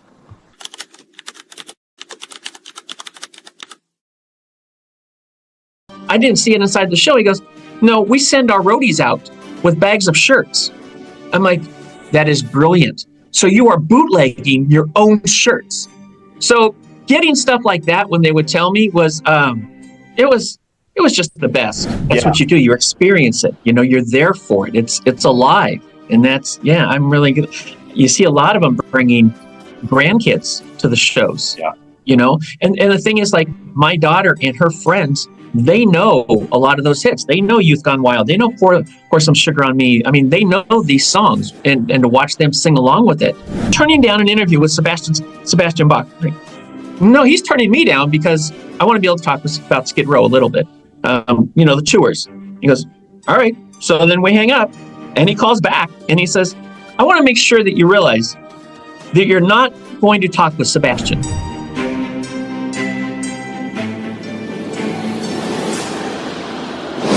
All right, welcome to another episode of In the Chair. Today, I am in the chair with the Hairball John, host of a nationally syndicated FM radio show, event MC, author, and now I've learned a cartoonist by trade, and founder and creator of the Hairball John radio app, which I have faithfully listened to for several years. John, welcome to In the Chair. Thank you. You make it sound like I don't sleep. there's a lot of things there. But yeah, thank you. I appreciate being here, man. And it's a lot of good titles. I guess for the audience here who may not be familiar, can you just kind of give a short version of how you got to where you are today, and you've done the radio show? Like, how did all this come about? Yeah. Short version. That's the challenge. Okay. So short version is so I grew up in the San Francisco Bay Area, 80s, early 90s, was out there. All the bands were coming through, so it was a hotbed. I was seeing 3 and 4 shows a week, going to the small clubs, sometimes the arenas. And so I really developed just the love for the music, especially seeing mostly all hair bands and hard rock. And I moved to Michigan. Yes, it's quite cold here. 97 or so.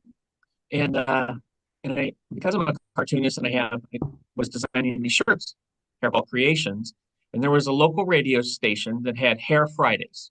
So I'm like, that's a great tie-in, Hairball Creations. So I contacted him. I'm like, hey man, I've got these morally challenged shirts, and I think they'd be great for you to give away if you don't mind. I'll send you some. And they're like, yeah, you should come in, just kind of hang out. So I went in, and they're talking about some of the bands. I'm like, hey, do you know that Bon Jovi toured with Rat on the Invasion of the Privacy Tour? And they're like, man, you kind of know your stuff. Like, you should come back. So I started going in on their Friday show, and the Great White Fire happened. And, I spent a lot of time in the clubs. That hit me really hard. I will tell you that I shed some tears over that. That was devastating. Yeah. And these guys, these 2 jocks that really don't know the music, I was in there, and they're like, welcome to whatever it was. And next is a song from the hottest band on the planet. And I played a Great White song. And I said, you guys, I don't know if I can swear with you, Wiley, but I'm like, you guys are dicks. And I turned and I walked out. And I'm like, this can be done differently. This can be done. It's not a mock and roll, but actually truly as to honor the music. And so I put together a playlist and a logo, and all I wanted to do was program it. Went in and met with the program director on Monday. I said, hey, I got this idea for Sunday Night Hairball. I think it would be great to do, and I just want to program it. And they're like, okay, next Sunday night you can start. I'm like, cool. Who am I working with? They're like, nope, it's yours. I'm like, oh no, I don't do radio. And he's like, it's easy. It's like pushing buttons on Applebee's. It's not like pushing buttons at Applebee's. So I was taking in stacks of CDs and playing. If you wanted Bullet Boys, I was playing that. If you want Tora, because none of that is in the system. They're at the radio station. And Sunday Night Hairball went from 2 hours to 3 hours. And like about a year and a half later, I decided to syndicate it myself as Hairball John Radio Show. So that's been since 2003. So we're talking 22 years. Wow. There's the short version. Yeah, no, that's a great short version. For those not into this genre, the station nightclub fire, where Great White performed, killed just over 100 folks. I think it was 101. Yeah, just a horrible event that really, I think, woke up a lot of clubs to how they do things. Yeah. And I know you had to spend time in those clubs. They're small. There's 2 exits, and there's not always an easy way to get to it. So it really hits home, when you understand the size and that atmosphere. Yeah, no, to hear somebody say the hottest band after that is really, it's so horrible to all the fans that pass it. It's just a horrible thing to say. Yeah, that's shocking. I mean, even for shock jocks, that's not the right way to do that. You can offend people in really great ways. I know that. I have a radio show. I can find ways to do that. We're still friends, but I realize you're offended, but we're still friends. Yeah. So you get a radio show with 0 radio experience. Yeah. See, that's the craziest thing, man. Is I came from San Francisco, where if I wanted the sticker for the radio station, I'd have to be buzzed in just to get the sticker, and they would bring it out to me in like the little foyer or whatever. So to be here in Bay City, Michigan, and to just get a radio show that they just turn over with no training whatsoever, and it was really hard. That's mind blowing to me. They don't allow alcohol in the station, but they do allow Mountain Dew. They just don't have to know that it's filled with Smirnoff. You know, And so that's how I got through a lot of my very first shows. And I would always say the second hour was so much better than the first hour. that's great. Uh, that reminds me of I grew up in a really small town in West Texas, and we're my friends and I are juniors and seniors in high school, and this is the late '80s, early '90s, and the station, it was a AM and FM. The FM had great broadcast. It was a country station, so we couldn't touch that. The AM, man, it had the local church broadcasts. It was mostly big band music from the 30s and 40s. And my two of my friends worked there, and it was really just throwing in syndicated tapes. And after a few years, they asked us, the station owner, like, "Hey, can we try a rock show, almost like what you did?" And so, our junior and senior year, my buddies were on this AM radio station, so it was in full mono in your cars, doing a show from like 10 a.m. to midnight or something on Saturdays, which was great because we could cruise up and down the streets listening to our buddies, and we could get shout outs and all that. So I was just shocked. It's like, how did my friends get on the radio? I just love hearing another story that, was like that. They did not keep it up for 23 years. I had some breaks in there. There were some family health issues, so there was a little bit of going on hiatus. But Dee Schneider is actually responsible for bringing it back. Really? So how did that happen? You want the quick story was I've got a friend that's program director, and he said, "Mike, you got to bring it back. You got to bring it back." And I'm like, it's been too long. I really don't think that's what I'm looking to do. And so they played House of Hair, and my trademark slogan is "The past is back to kick your ass." So I don't normally listen to House of Hair. That's not, but it was on, and I heard him say, he said, "Hang in there. We'll be right back when the past is back to kick your ass." And I went, "You son of a bitch." So it's 10 o'clock at night. I go out and I call my friend, the program director. I'm like, "Hey, I'm in. I'm not going to be able to go after House of Hair. But if anybody's going to use the tagline, it's going to be me. I own the damn thing." So that's how it just kind of, it's one of those things out of spite. I'm like, "Nope, I'm bringing it back." And so that was, that was 12 years ago or so. Wow. No, that's great. So the past is back to kick your ass is the Helix song. Did you get it from that, or did you just, was it independently forged? So the cool thing about that is that I've become friends with Brian Vollmer over the years, and friends, I mean, just as far as did several interviews with them, and so they contacted me because he had been on the show, and you always have him do that sweeper. This is Brian Vollmer of Helix, and you're listening to Hairball John Radio Show, where the past is back to kick your ass. So that was, and so he contacted me a couple of years later, and he goes, "We want to do the song "The Past is Back to Kick Your Ass. Do you mind if we borrow the tagline?" I'm like, "No, it's Helix. Are you kidding me? Not at all." And so that's what they did. So their song came based on the tagline for the show. You just blew my mind. I didn't even, it didn't occur to me to look at the dates of the song. Go the opposite. Holy shit. No, that's pretty cool. Yeah. No, Helix has sold some albums. Yeah, I love those.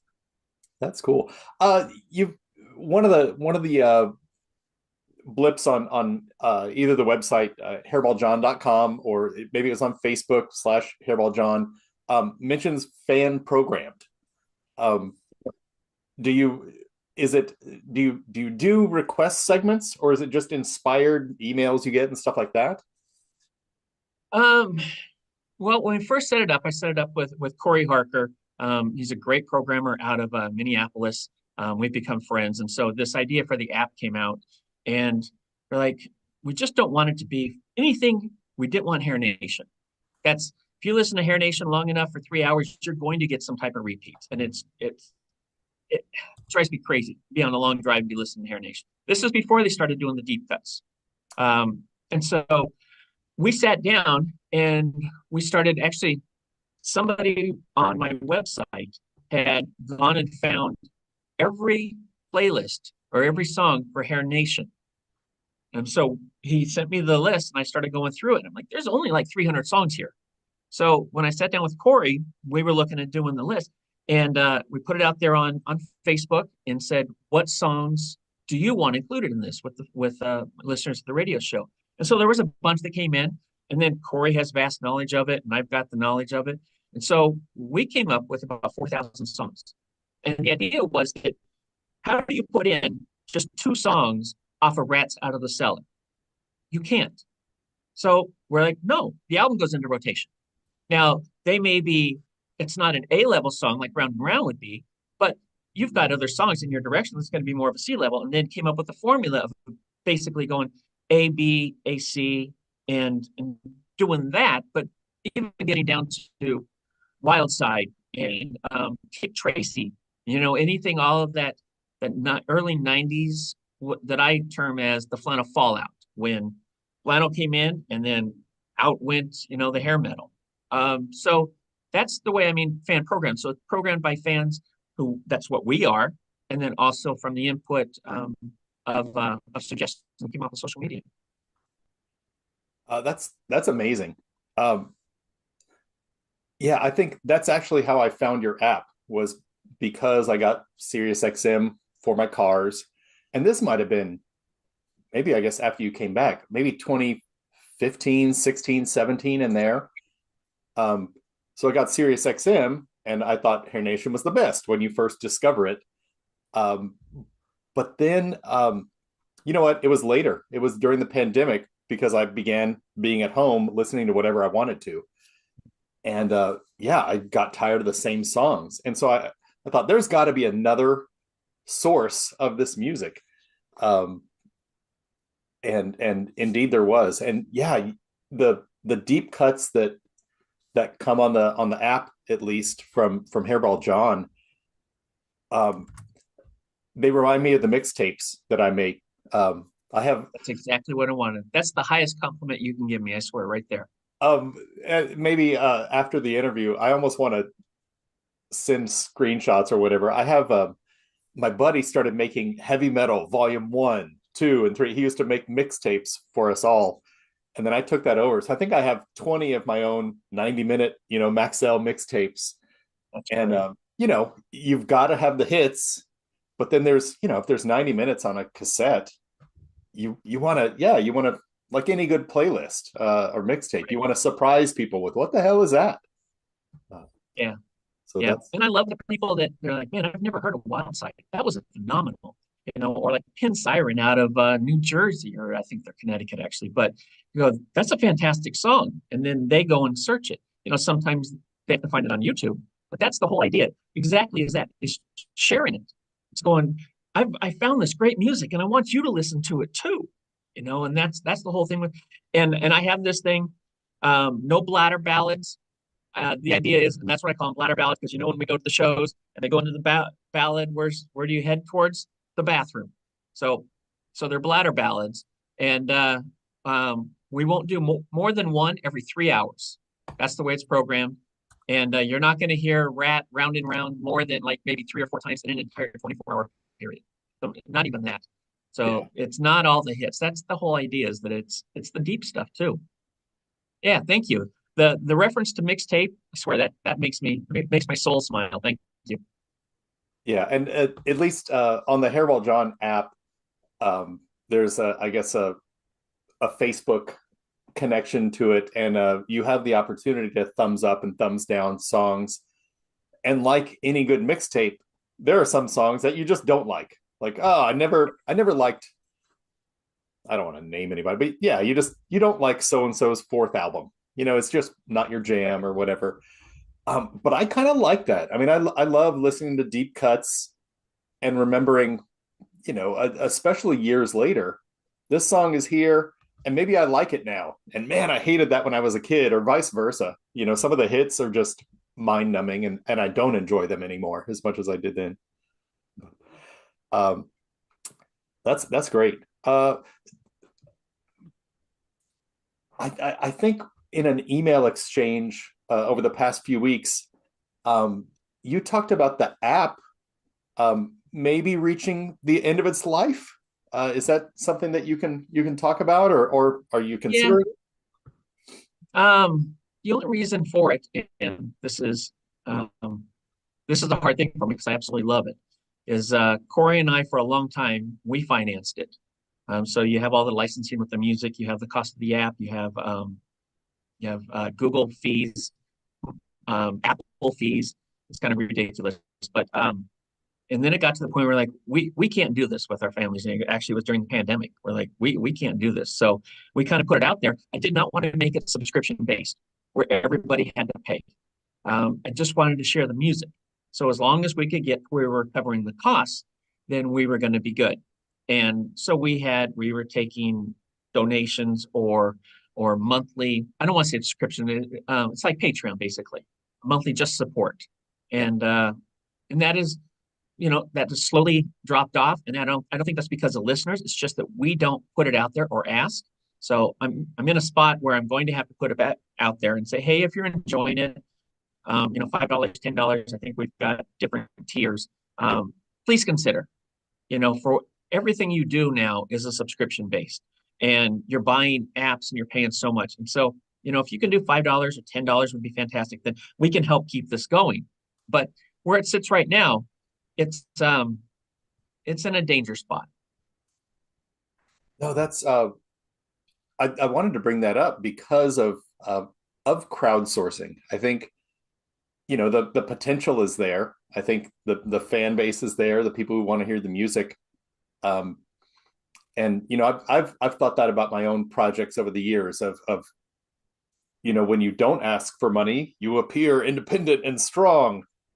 But I mean, money makes the world go round. You have to have funds to do cool shit. And increasing costs. I mean, that the increasing costs is ridiculous. So you got to look for some assistance. If you're enjoying it, just please help. That's all. Support it. Yeah, especially for any glam rock, hair metal fans, watching this.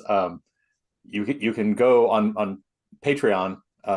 You have a whole profile set up there, and as little as I think $3 a month is the starting threshold. I think we've got it at 5. Yeah, but I like to say we are significantly better than hair urination. Fighting words. No, that's great. What I think, my wife and I like to go to Vegas, and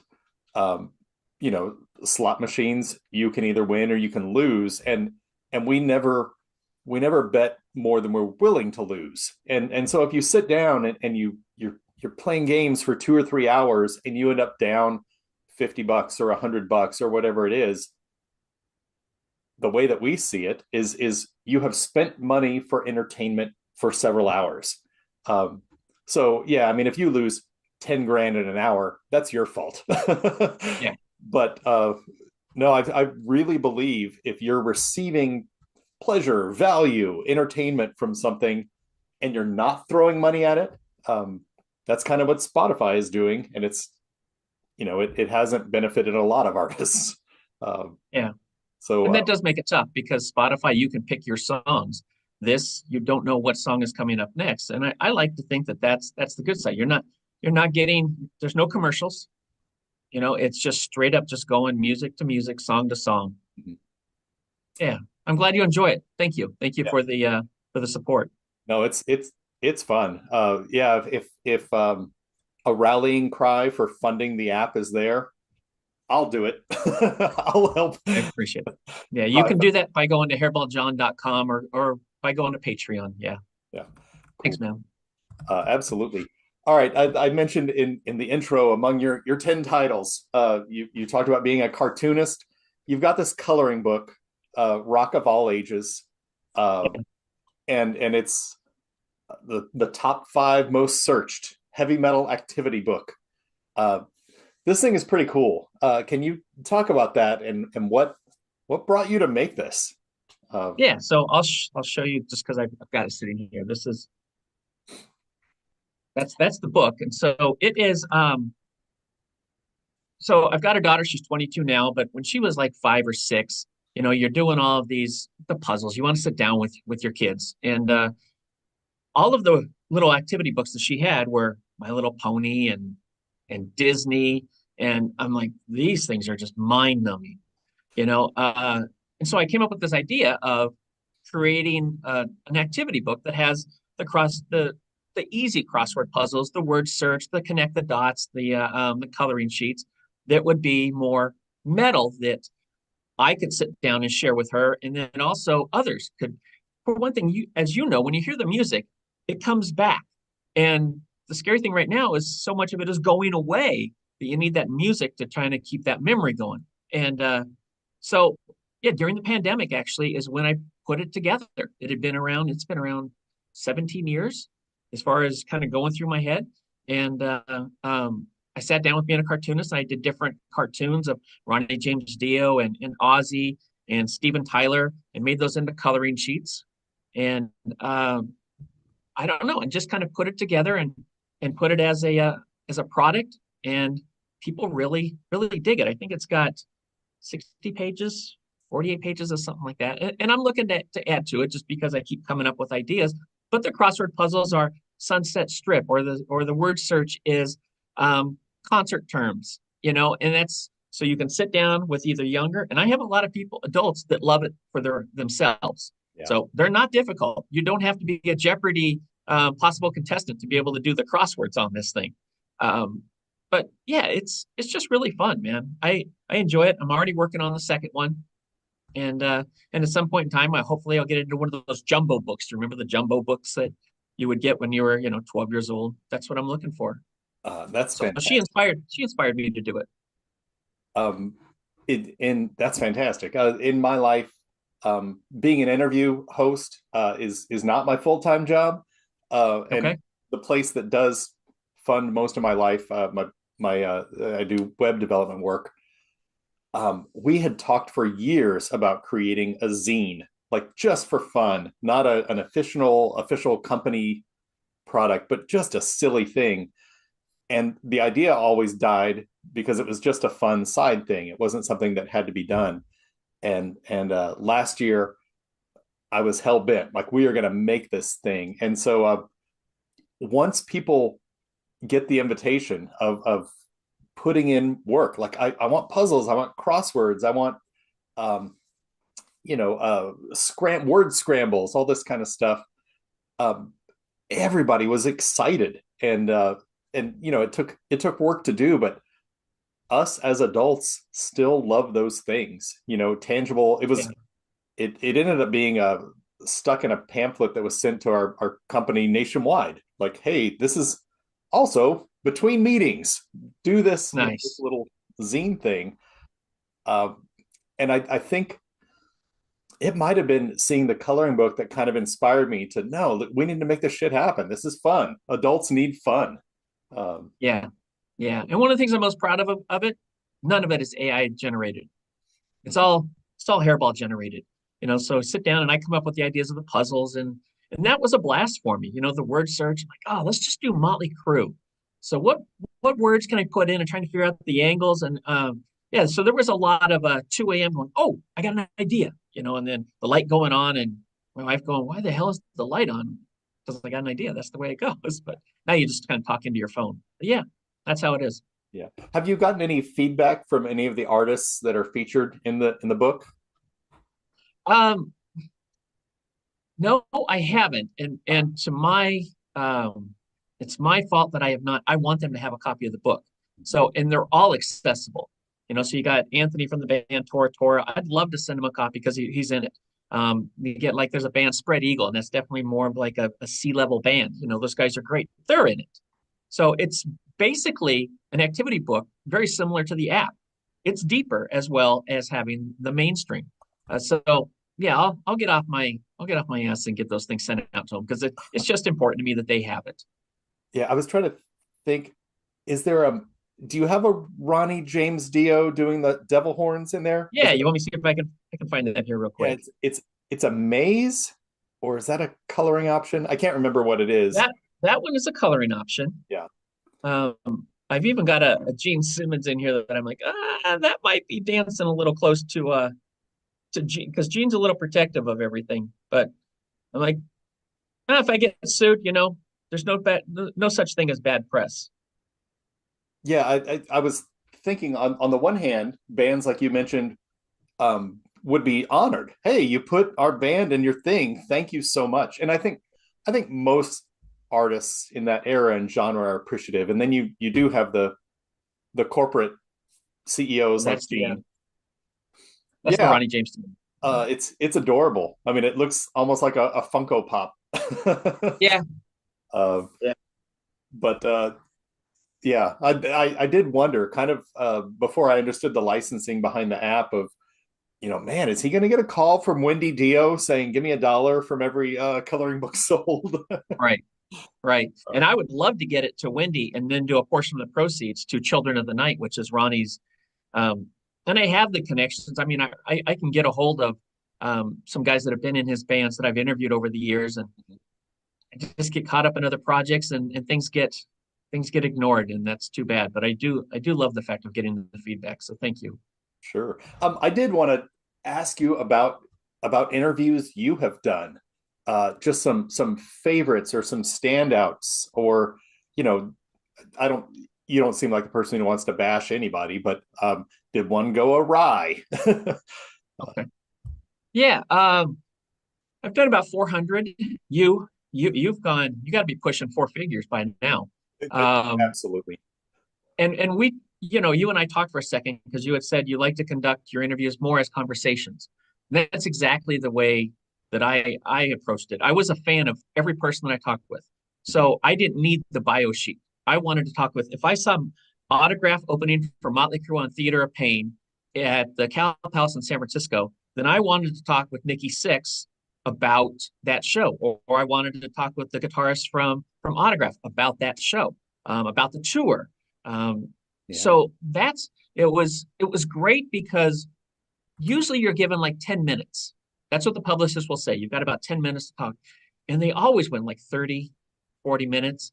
And at first I'd feel guilty because I'm holding them like, screw it. This is like my chance to talk with, Rob Halford from Judas Priest.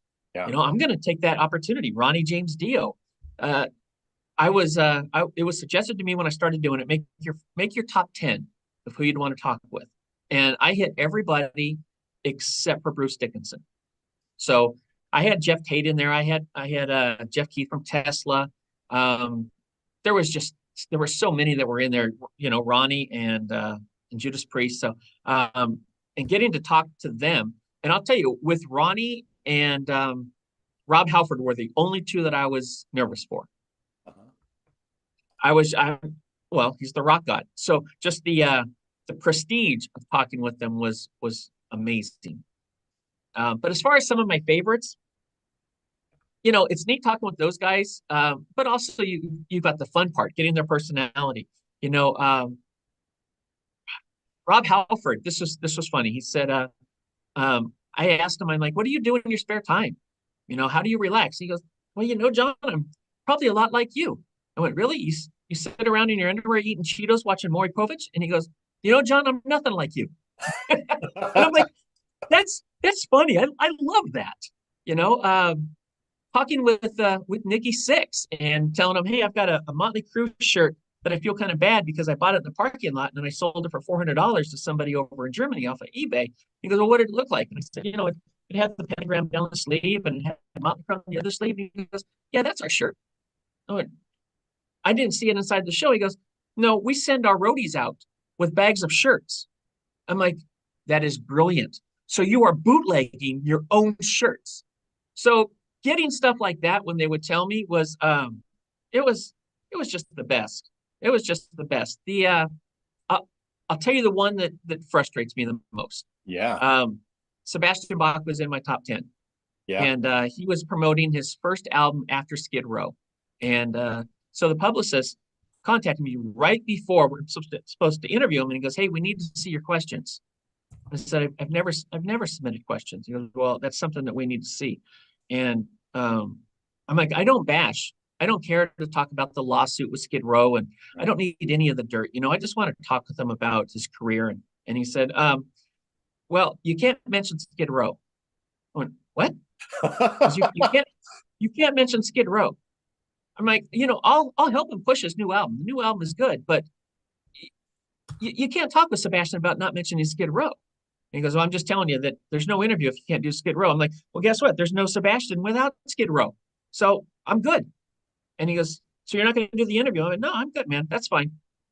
He goes, you're turning down an interview with Sebastian Bach. I'm like, no, he's turning me down because I want to be able to talk about Skid Row a little bit. The tours.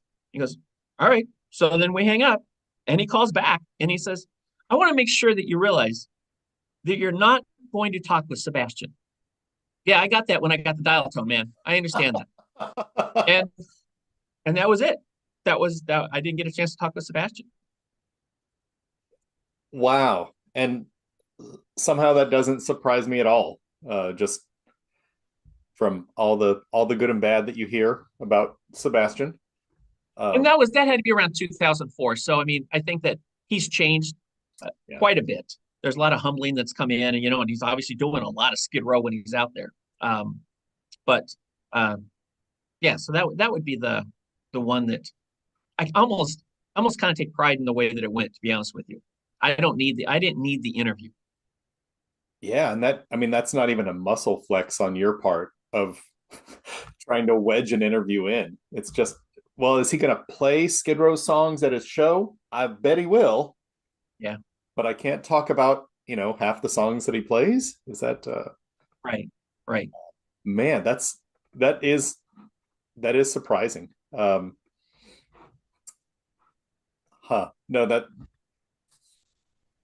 that's really interesting. My mind is churning right now for some invites I have out there and positive and negative responses I've gotten. It's very interesting.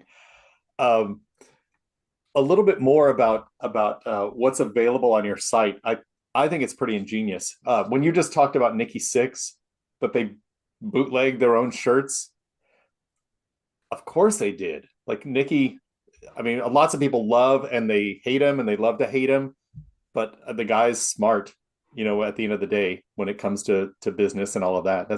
For somebody that's died twice from heroin overdoses, I mean, he's pretty brilliant. I put him just right below Gene Simmons, to be honest with you, in the way that he markets. Yeah. And I mean, he's brought Motley Crue to a higher level at the time when they haven't been at their peak in a long, long time, but as a financial entity, I think they probably made more money in the past 5 years than they did in the 80s. They're just killing it. He's kept them relevant. That's for sure. Yeah. That takes a lot of brains, a lot of ingenuity. But talking about selling and interesting products, you have some products on your site.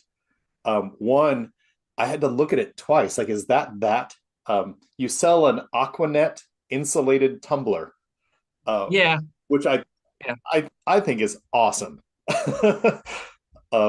Is that an original creation, or you saw those and said, oh, I should have these available as well? Yeah, I saw something similar to it.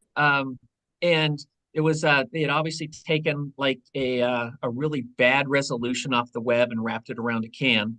And being the graphic artist, I'm like, no, I can make that thing so it looks just like the old Ozone's killing that we didn't really care about in the 80s, just drenched the can.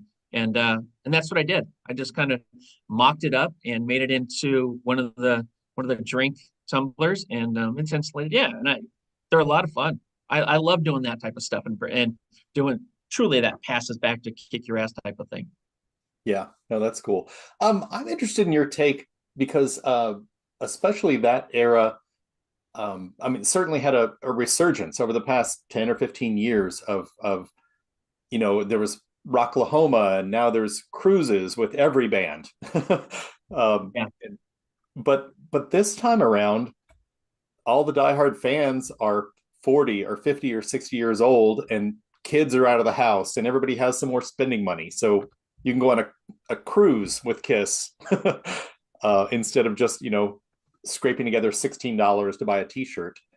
But in this era, kind of like you've pointed out in several things, there is honoring all that was really kick-ass about that time and then there's absolute mockery of it. And then you have things in the middle. I mean, Van Halen tribute bands, which is great. Steel Panther is polarizing. Some of my friends who maybe are a little bit younger, who didn't like glam rock, were like, "Oh, you're gonna love Steel Panther," and I respect what they've done, but I can't get into the music because I know it's sort of a machine. I'm kind of there with you, to be honest with you. But yeah, Um, no, at first I hated the concept of that band, and then I thought, well, what else are you going to do with that genre in today? Um, People love the fun and the nuance, but man, when the dirty lyrics were original, they were better. But I like with the things that you put out. I mean, the coloring book is sort of an honest homage to the era. Um, yeah, the Aquanet Tumblr is funny without being ridiculing. Because man, I had my own can of Aquanet all through junior high and high school, and so it was a tool of my trade. yeah, absolutely. Yeah, it was. I consider it to be. I'm super fortunate to have lived through that. You had the anonymity. There was no social media. You know, you were committed to the music. There was no Spotify. You'd hear a song on the radio, but if you bought the cassette, you didn't know the rest of the songs that were on there. You were discovering it. And when you were going to a concert, you couldn't look at a playlist online or watch on YouTube and see what that show is going to look like. You know, it was all a matter of commitment and just wanting to be part of the the movement, the atmosphere. I would always say I'm more comfortable with 15,000 people at a Tesla show than I am with 12 people at my family Christmas.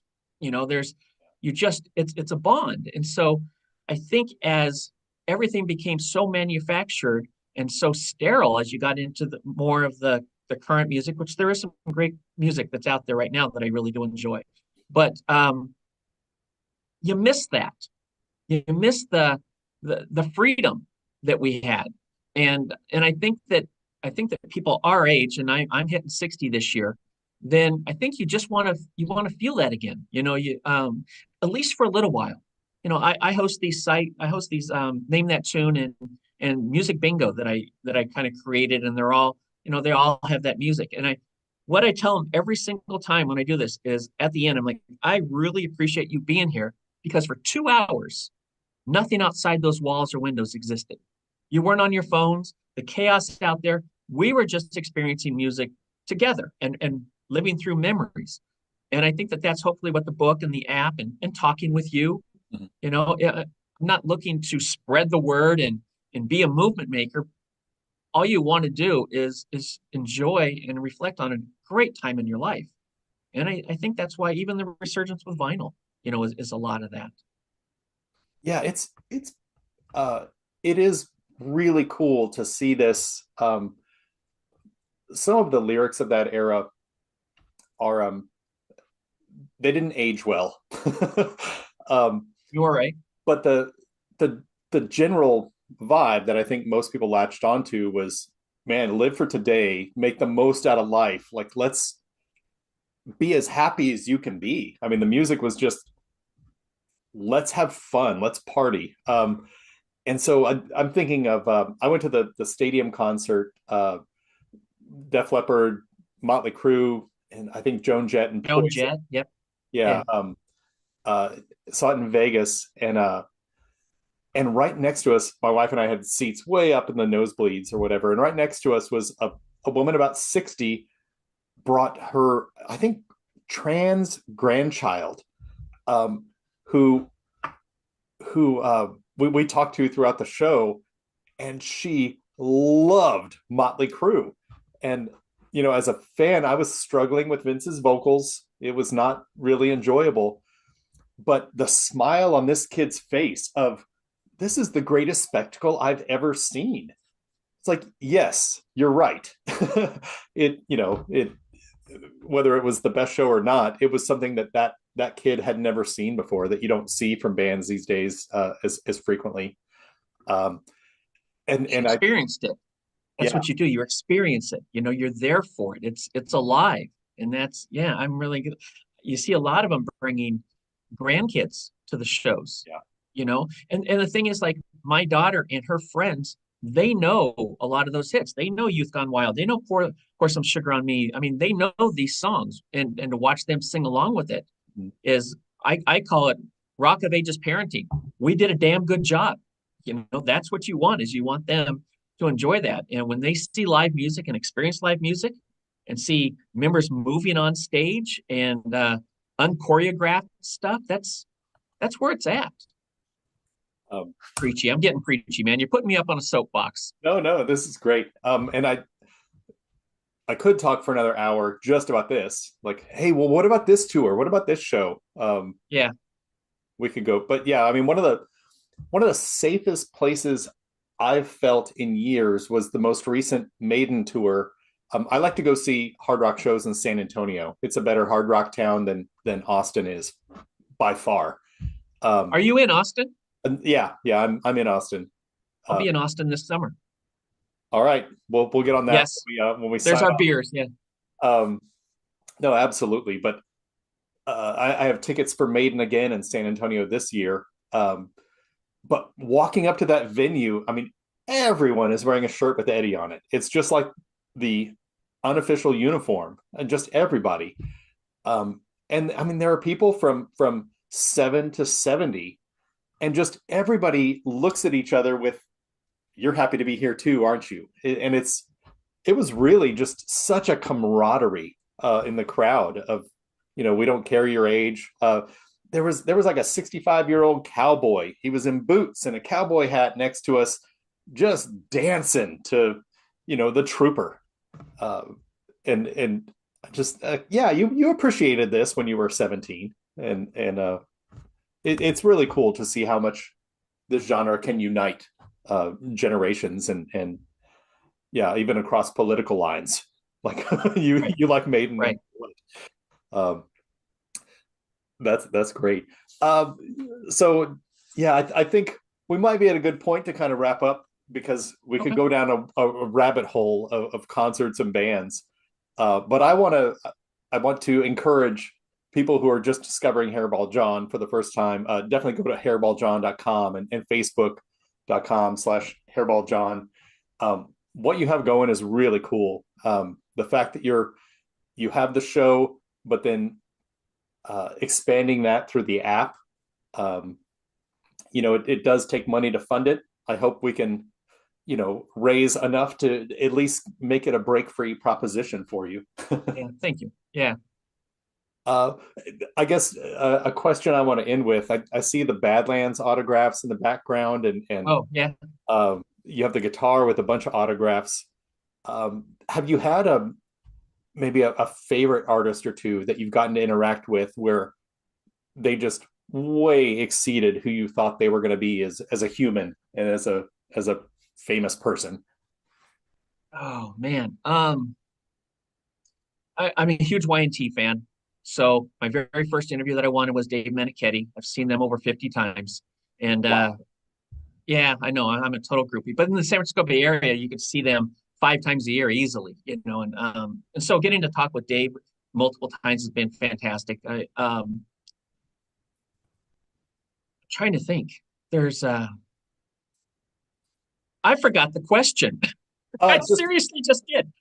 Just a favorite artist that you've gotten to meet in person that okay, that you just leave with the idea that so they're awesome. Cool thing about I don't know, I know you're familiar with Steelheart. Sure. So Steelheart is a band. I've interviewed at the time it was Mealy was the vocalist. His name is Malenko, I think is what he goes by now. Yeah. And so I had to put the show on a hiatus because of some health issues within my family. And I had announced it on the show. And so he had called me like a day or two later.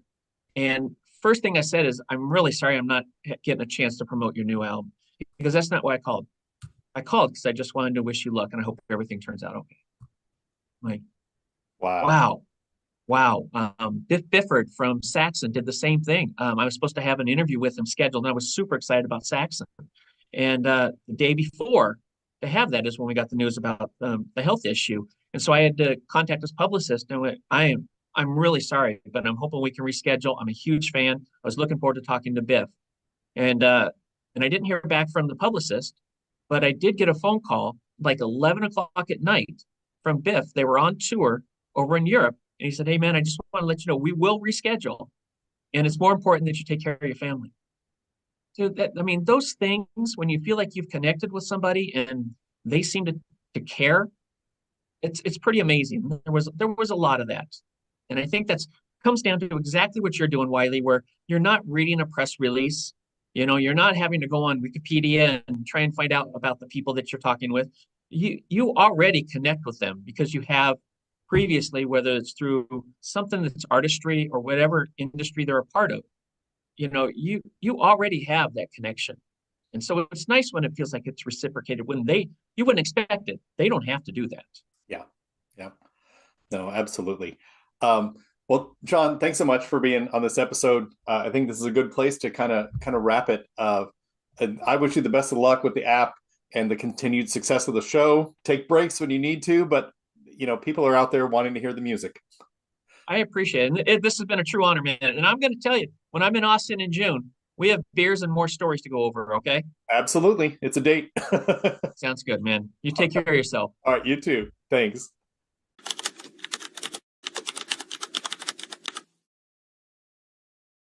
What came to my head right away was LA Echoplex. It was, one of our headlining tours. This is probably our top, success of our own crowd. And, we almost, did we sell it out? I think the most important thing really is communication, because if anything, if I feel like if it's going to kill a band or cause you guys to like split, it's really the lack of communication or the way you're feeling. We had met her at the Michigan's Women's Fest, and she's so kind to us. And when I was walking, she's just bubbly and happy-go-lucky, and she's like, "Can I get you anything?" And it was just, "What? You know what? I really could use a beer. I'm gonna find you one." And she did. She went and she found me a beer.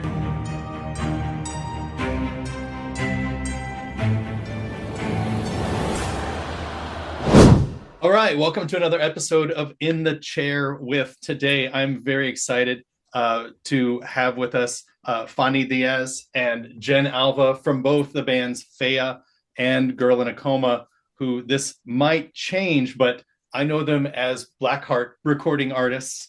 We'll dive into that in a little bit. Jen and Fanny, thank you so much for joining me. Oh, thanks for having me. I've been a fan of y'all's bands for a long time, and you started so early.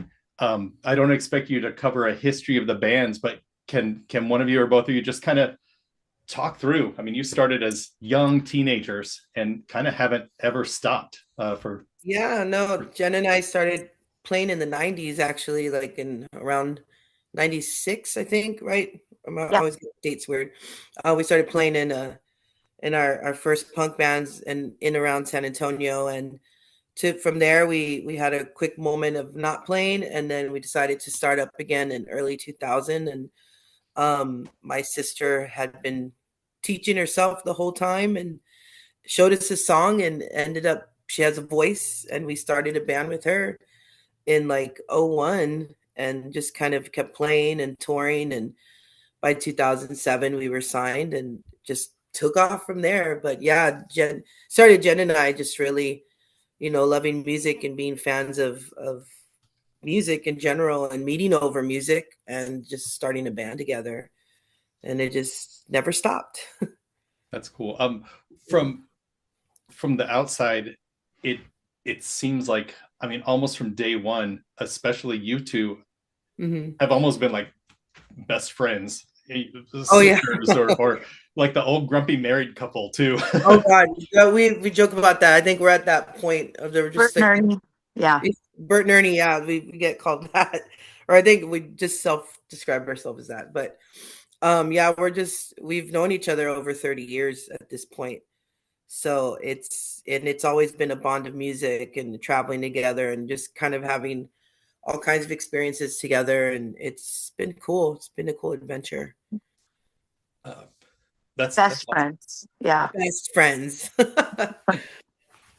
No, it seems like you've always put so much of the band on social media, and just um, reels from inside the tour van or whatever.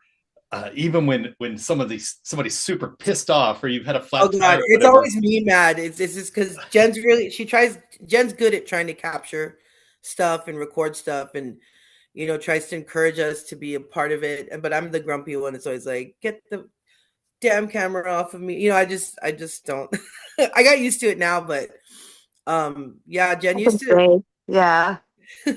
Jen used to get a lot, and she would be doing almost like TikToks before TikTok, like just capturing what she could, and then we would upload it to YouTube, and just goofy moments and editing videos together, and of us on tour, and of reels, really, of just stuff we were doing. And it's kind of funny now because now we're trying to get used to like TikTok for real and how to do this the whole new system and algorithms and all of these things. And but back in the day she was already doing all of that stuff, so it's pretty cool. Yeah. We had like a little Zoom camera that was given to us by Cyndi Lauper when we played True Colors. She gave us a little swag gift, and I would use that little camera, and we would edit on the road, like when we were in like hotel rooms, and Yeah.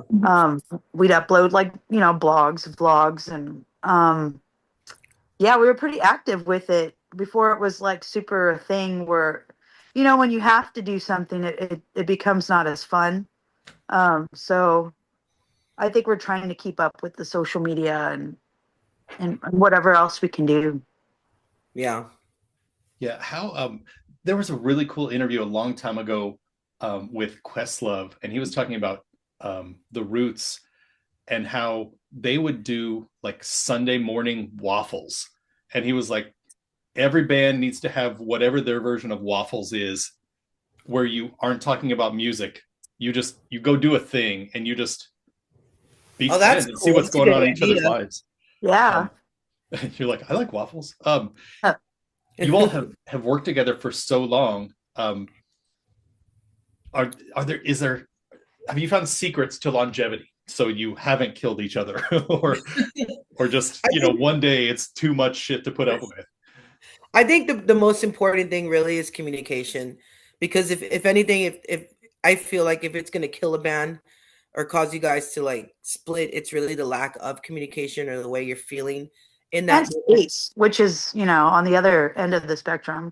Space, Mhm. communication, that really helps. But I mean, to be completely honest, it's not an everyday thing that you find like a sister, best friend to work with, and it branches off from there. We have a big connection with Letty and Adrian now in Fayab. We've always had a very unique and special relationship with Nina and Girl in a Coma. um, but yeah, I mean, I don't think it's common, like Fonnie and I's relationship. That's true. I mean, it's my sister, and Jen and I met forming the band together and just kind of bonding as friends and over music. But um, I could be, and then we learned how to start a band without having a family member. We put out an ad to get Letty, and I found Adrian online, and it's just kind of like people Well, that we knew Adrian, but yeah.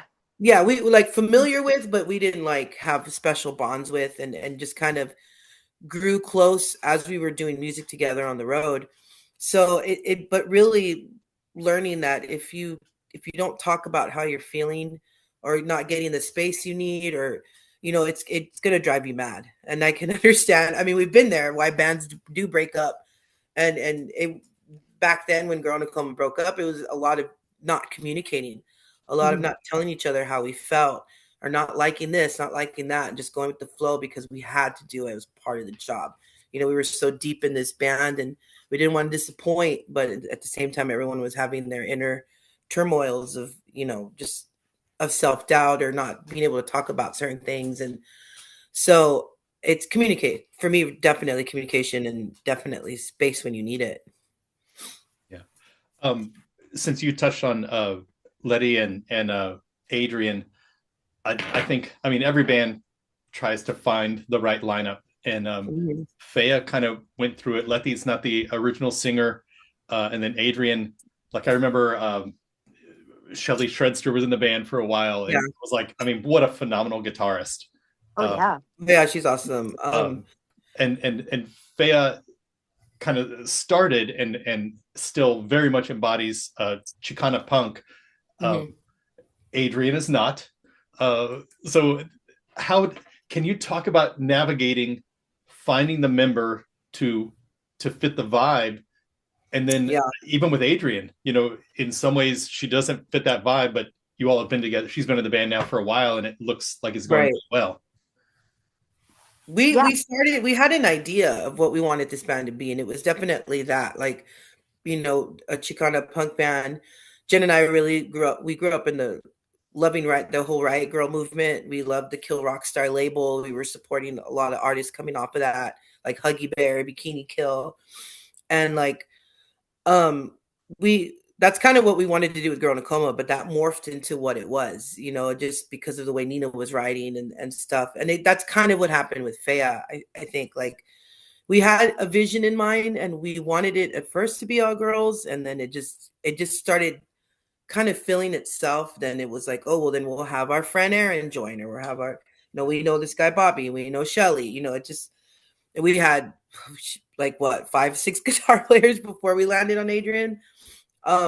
It kind of just wrote itself almost. Well, it's been like, you know, I think if you were to ask me, you know, maybe shortly after certain guitar players, I would be like, oh, this is a nightmare, like, oh my God, and you know, this really sucks, because you really you want to find the perfect person. You know, we were having guitar players that maybe didn't have the knowledge of the music that we were interested in, and we were having to give lessons. We were having to show them how to tour, and that was a lot of pressure on Fonnie and I as well. But now looking back at everything, you know, I'm almost glad all of them happened, because it really taught us a lot. And although Adrian is not like the vision that we might have wanted for, you know, the guitars for the band, she brings a lot of attributes that we, you know, like, she's a seasoned musician. She's very positive. She has like very little ego. She's just kind of a down to earth player, which is nice and refreshing. She respects, you know, the culture. You know, she's learning Spanish. You know, even though Bonnie and I should probably brush up on She that probably as knows well. more Spanish than we do. Yeah. Like, she studies in the car. Like, you know, she understands it and respects it, and that's enough, you know, for us to have her. And I have to admit, it's probably like, you know, especially in this day and age where it's kind of like you're on this side or that side when it comes to political views. I feel like having Adrian is like, she's very logical. She wants to know what they're saying over here, what they're saying over here, you know, and it's interesting to hear her points of view. And when it all comes down to it, she's exactly what the band needs, for Faya. Yeah, I agree. It's funny, like, I think in the very first few days of when Faya was coming together, and you were like, we're looking for a guitarist, my first two thoughts was like, guitarist in San Antonio. My first thought was Shelly, and I was like, man, Adrian's also really good. And this was like when Faya first formed, and it's like, oh wow, but neither of them is crazy. Like, is what the band is thinking of. So when Shelly was in the band, I was like, oh my God, it happened. And then Adrian, I'm so glad that it's worked out. Like, and yes, speaking of Shelly, like, you know, I have to say that working with her, you know, of course, I love music, whatever, but it was kind of one of those moments where, like, maybe I'm too much into bass, and I really just kind of zeroed in on guitar with her because she's so incredible. and it just made me appreciate guitar in a whole different aspect. So I'm really happy that Shelly was in the band for when, that brief moment. And then, Adrian coming in, it's just like a mix of everybody, uh, with Yeah. great talent. So yeah, so I'm thankful for Shelly too. Yeah, Shelly actually produced the covers record that recorded it for us, and we did it in her storage unit. So we went and did everything there, and Blackheart put it out for us, and yeah, I mean, and we definitely from every guitar player, whether it was good or bad, we learned something from each and took it with us, and we do appreciate having each one. Yeah, I think when Aaron left the band, you wrote a post that was so well worded. Just it's like, hey, we didn't think we were gonna have a guy in the band, and Mhm. and I'm paraphrasing totally, but you said, it has had some positive effects that we didn't ever think about. It brought something Right. different to the band. Um, is it what we want to do? Maybe, maybe not. But I just thought that was a really way. Departures Mhm. bands can be so ugly. Yeah, no, they can be, and trust, like, it's you just want to, if somebody's going to leave for, even if it's a negative reason, there's no reason to cause like a big, outcry, or make anyone a victim, or they're the bad guy, or the bad guy, or who, whatever. Yeah. Just basically didn't work out, and that's that. And you appreciate what It's you had. stories for us to share later. I mean, if anybody cares, well, I'm sure we'll share that later on. All those details and Yeah. ups and downs and stuff like that. Like, Mhm. Um, Yeah. when you do want to write the book, I love writing. the Jen and Bonnie book. Yeah. Um, something that I don't know about your history. I mean, you're just young kids in San Antonio, and I remember like videos playing the mall on the Riverwalk. Like you just had Yeah. you were just playing like anywhere, and We played in HEB. We even played there. so many, especially younger kids, have the stories of we got signed and we just got screwed. um there's a vulnerability with young people. Mhm. I haven't ever heard that from you all's point, like how you got discovered and Girl in a Coma started blowing up. Did you hit pitfalls where people were taking advantage and you just finally found a good home with Joan Jett at that point? Or Yeah, I mean, starting out so young, we were naive, there was a lot that we didn't know, and we were just saying yes to everything and jumping into any show, and like, you just learn growing up. And then on top of that, being three females, we got picked on a lot, not being girls, in our ability to play. You know what I mean? Like, how good are we as players? Like, we were getting judged by that. And then looks was a thing. Like, like, we weren't pretty enough, or if we're being too gay, because Jen and I are gay, and it's like, oh, it's a dyke band, or they're too fat, or whatever. We got picked on, as opposed to a guy. You don't hear them picking on guys about they wake up looking like shit. It's like, who cares? That's cool, rock and roll. But if we show up that way, it's like, ooh, it's like a double standard there. And we got crucified online, in the day of like YouTube, where we would go and there's all these fucking comments of bullshit. And at first it was a little off-putting, but we kind of started getting a thick skin and not caring, and it made us stronger, I think, as a band and as people, and having, believe it or not, more confidence. Even though it was like stabbing at us, it was like it fueled. It was more fuel, if anything. yeah. I was introduced to Girl in a Coma by my old bandmate in Scorpio Rising. I think Oh we yeah, we I remember. we played with Faya one time, and the bassist Wonderbread. Um, just one day, Girl in a Coma came out. He's like, "Have you heard of them?" And I was like, "No." And I think it might have been the HEB set actually. Yeah, we And played in the aisle in and HEB. yeah, he just had such respect. He's like, "These girls don't give a fuck." like they're at HEB, and not, it's not because there's a guitarist who's zooming all over the fretboard, and like all they're doing is rocking out and not giving a fuck. Yeah.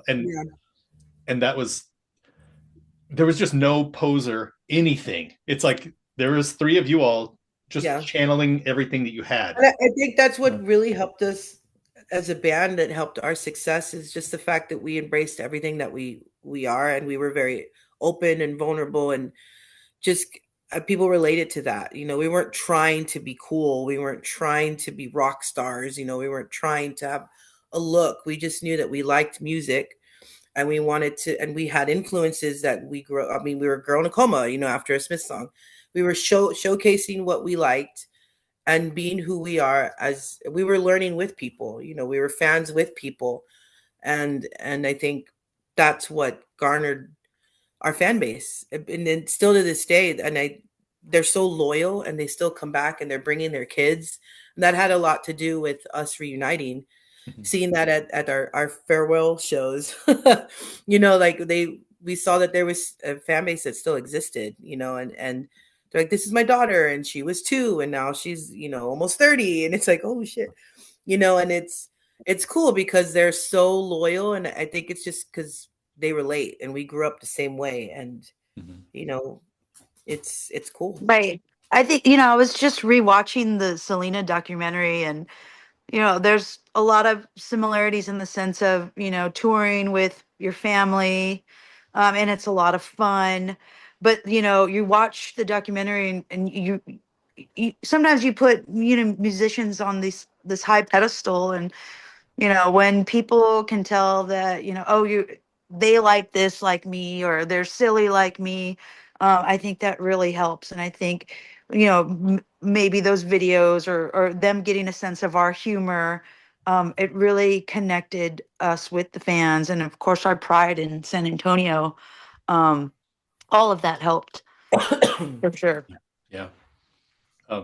No, it's funny. Like I think you two are some of the coolest people I know, and I don't get the impression like one day of your life you've ever tried to be cool.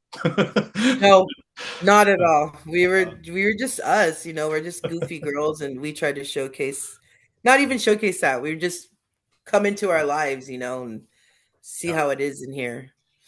I want to touch on, so I mean, you were young, and Girl in a Coma blew up and got famous, and you've played some big time shows and things. Actually, let me jump on that.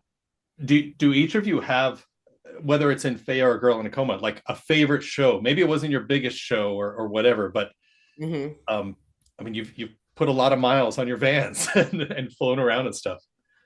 Gosh, I mean, there's a lot. I just was talking about this to my roommate the other day when we played at the Greek in Los Angeles with the Go-Go's, because we were watching that movie Poison Ivy, and Sarah Gilbert is in it. Is that her name, right? From Roseanne. Uh-huh. Yeah, you could know. Yeah, yeah, I know. And I was like, oh man, we met her. I forgot that we had met her, because at this particular show at the Greek, like Jodie Foster was there, and she was there, and it was just cool. Like there was a lot of shows, like that was one that sticks in my head. It's like that one, and the one we played in Poland. There's like almost 500,000 people there, which is insane, the biggest crowd. And we just saw footage from Jen's perspective of that crowd, and just seeing that, remembering that, I'm like, God, it's nuts that we did that. But there's a lot of the shows of just being able to rub shoulders with your idols, and sing along. Like I sang Girls Just Want to Have Fun on accident with Cyndi Lauper. I think she thought I could sing.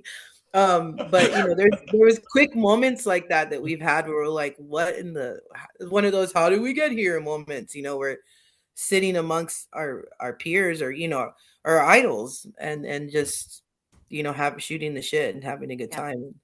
So definitely the Greek one sticks out. I don't know for you, Jenna.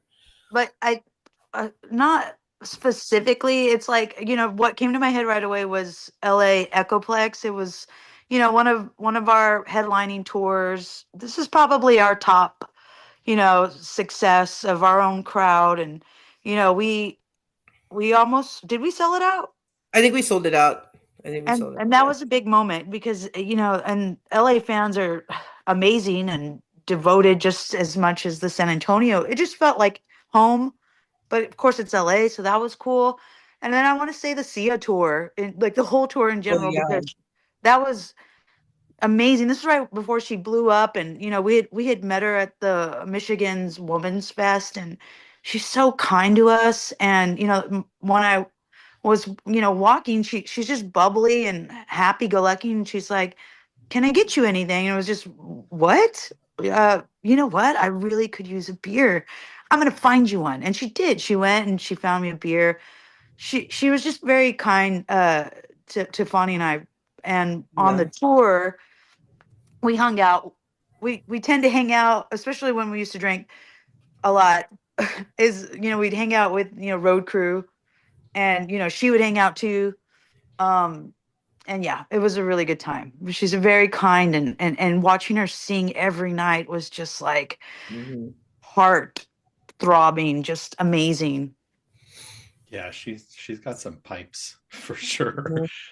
Um, let's talk about that because you mentioned Sia getting you a beer. I'm very interested. Both of you at different times and bandmates have been very openly public about not only sobriety from alcohol, alcohol and drugs, but smoking, stopping smoking, and um, I don't know what either of your statuses is today, but you've had Yeah. successes and failures over the years, or not even successes and failures, just different Yeah, experiences. the bouts with it. Yeah, it's definitely, I mean, as anyone in musician can tell you, it's like there's got to be a balance with it because it's really it's there every night, drinking, drugs, since we started, people wanting to give you drugs and free alcohol and drink, and speaking of your idols, drinking with your idols, trying to bond, like have these conversations over a glass of champagne, all these things. And it can really get to you if you stay doing it, and that before you know it, years have gone by, and you're like, wow, I didn't realize I'm drinking every damn day, or I'm partying this hard every week. So Nina, and she's very open about it. She started really young, and it got heavy there and dark, and she started diving into drugs, and it was a lot to deal with, but it would. And one of the reasons we broke up too was really like, do we want her to live, or do you want to keep playing? And it's the obvious answer. She needed time to herself and mental health break, and needed to go to seek help. And she's, I think, like 8 or 9 years sober now, I want to say. Wow. And I've always drank, and I've had my moments doing drugs, but I now going into my 40s, I took like a 5 month break, but really, to me, it's really just about that balance of how to maintain thriving with your music career. I'm working too in the bar business, and just kind of not getting sucked into doing that every night, just being able to function as a responsible adult, not get too deep in it. I still do have a drink, but it's, you don't want to go even on tour. Like when I tour with the Girl Nakoma, we don't drink. We don't have it in our dressing room. We were, Nina doesn't drink.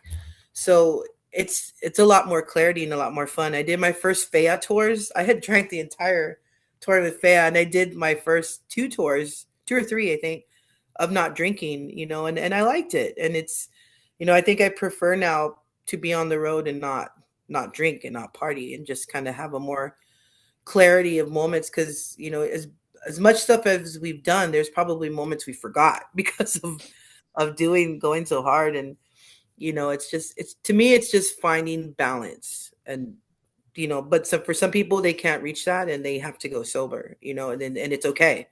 It's just really what you can handle. Jenna. Yeah, yeah. Bonnie. Yeah. I don't know. Yeah, no, I take a lot of breaks. And these breaks tend to be years. This past break was 3 years, and I did it with my wife. which was really nice. Um, and then we opened it back up, the New Year's Eve. We're like, okay, let's see if we can try to balance. And, for the most part, it's almost like an experimentation at this point because Fonnie says, yeah, we just need to find balance. But to me, I don't think that especially for musicians that have always incorporated alcohol or I don't think that balance is a thing that really exists as much as you would like to be that social drinker. And that's what the month of January has taught me. It's like kind of doing the opposite of, dry January. But my partner and I are talking about it. It's something that's probably going to go away again. Um, but yes, ideally, it would be so great just to have that drink for celebratory times, and away from tours. And that's really the goal. But is it realistic? I don't know. And so I will keep my research going. We'll see what happens. But I mean, honestly, we're at the age of like, we have to be very careful with every decision we make. Because we're getting older. Yeah. Yeah. Yeah, I think I'm about 10 years older than you all. And between myself and former bandmates and things like that, it's whether it is cold, go, or screw it, I'm just going to live fast, die fast. Right. Or like you said, like sometimes it's good just to take a 2-month reset. And the challenge, it's so challenging for I mean, any sort It of is, rock but band. what's kind of cool is there's a lot of which we didn't have starting out. There's a lot of now outlets to go to. I noticed, especially with social media, that there's a lot of like free online therapy from other musicians, that have gone through sobriety. And then there's like Punk Rock Saves Lives, where they just offer a lot of mental health now. And there's starting to become a lot of understanding of what musicians go through, where it's like we're in survival mode when we're on the road. We're just on constant, even in the van, like everything's alert, alert, alert. Then you get home and it's silent, and you're expected to shut off, turn around, and then go right into normalcy after you've been like from here and then here, and that's a mind fuck. And a lot of people who are musicians don't understand that, and they're just like, well, you're on vacation, you're out having a good time, like, it's to get back to the real world. And it's not that. You are working and you're sharing an art and you're Yeah. giving awe, and then you're expected to flip that person. The transition from tour to back to home life, even if your home life is nice, you come home to family or whatever, mentally it's not an easy thing. And I'm glad that more musicians are talking about it because yeah, it's just you're constantly on tour, and then switching, and then interacting with family, and it's heavy. Yeah. It really is heavy. And I think that musicians are recognizing that. Like a good example would be that Lola Young, who like collapsed on stage, and then she's like, I'm not, and she's in the height of her career.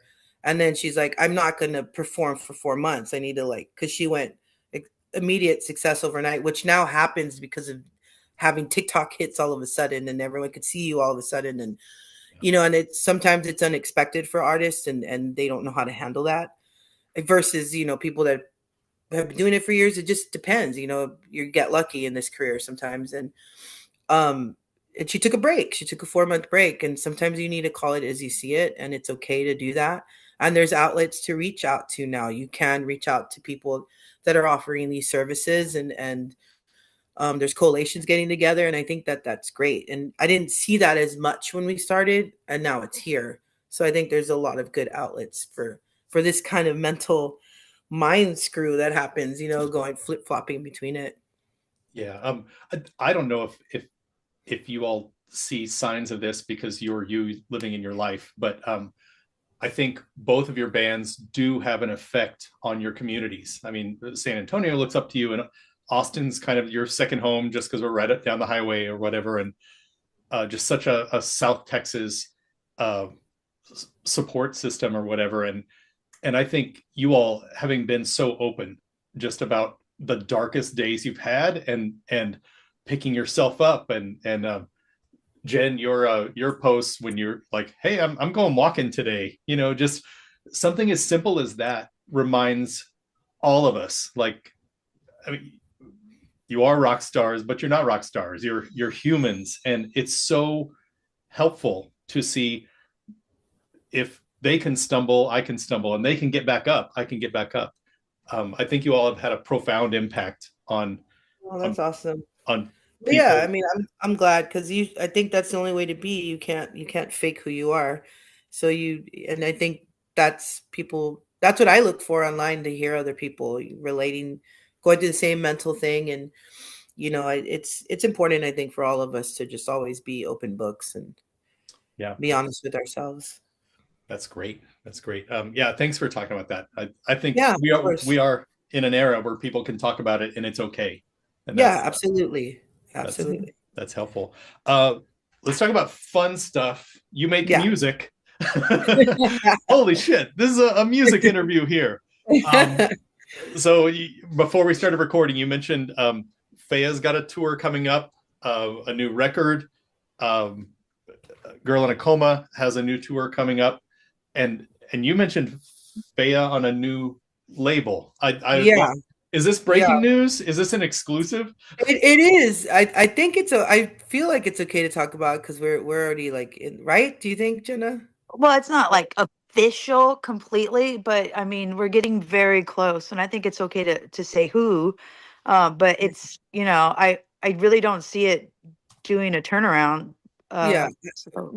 Yeah, we've been with Blackheart since 2007, and we're still close. That's gonna always be our family and where we started. And they're a big support system, even with us now transitioning.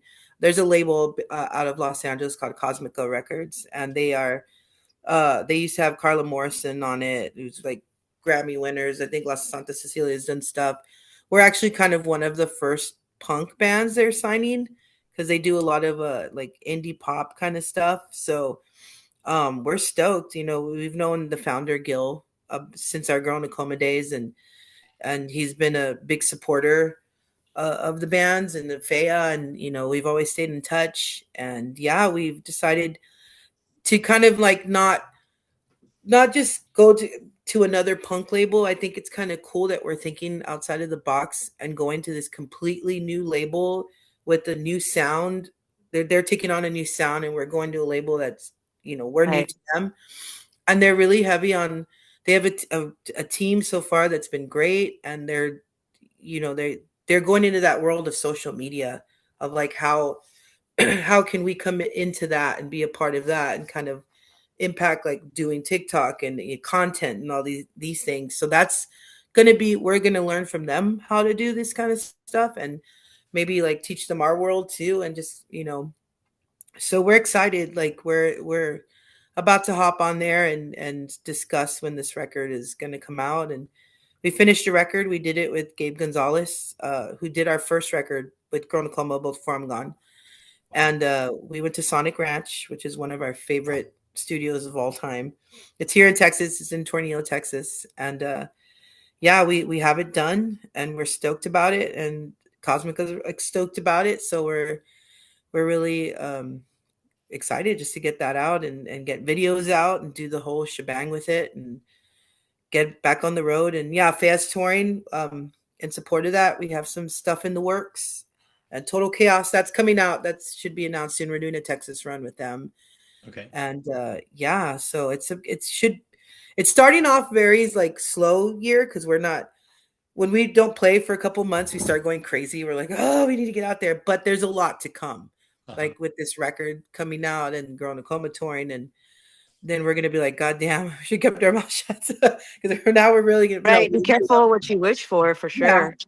Yeah. So that's going on with Fea. We're stoked, and you're the first. We're telling you, like, that's the label. This is exciting. So, I'm gonna tell the Cupchairs producers, like, get this online ASAP. It'll be old news in 2 days. I'm realizing I have so much I actually want to talk to you about, but I don't want to keep you on for hours. But I mean, you have Faya and Girl in a Coma, and you're both members of both. And then I don't think that Letty's in another band, but Adrian's very active both solo and with Hell's Bells. Hell's Bells was on an episode a few months ago. Nice. And they're crazy. They're wonderful. Yeah. How hard is it to navigate? I mean, if you have two bands going on tour this year, and then Adrian's pretty active with Hell's Bells. How hard is that? It can get difficult. I mean, to be honest, I think this year might be the challenge that we're gonna try to figure out, because of the fact that this is our first time putting a record out with Adrian, and we know the whole cycle of, we put the record out and then there comes the tours, and then we have an agent, a booking agent, and now she has stuff to submit us for tours. And so we do as much as we can to work around Adrian's schedule, because Hell's Bells is super active.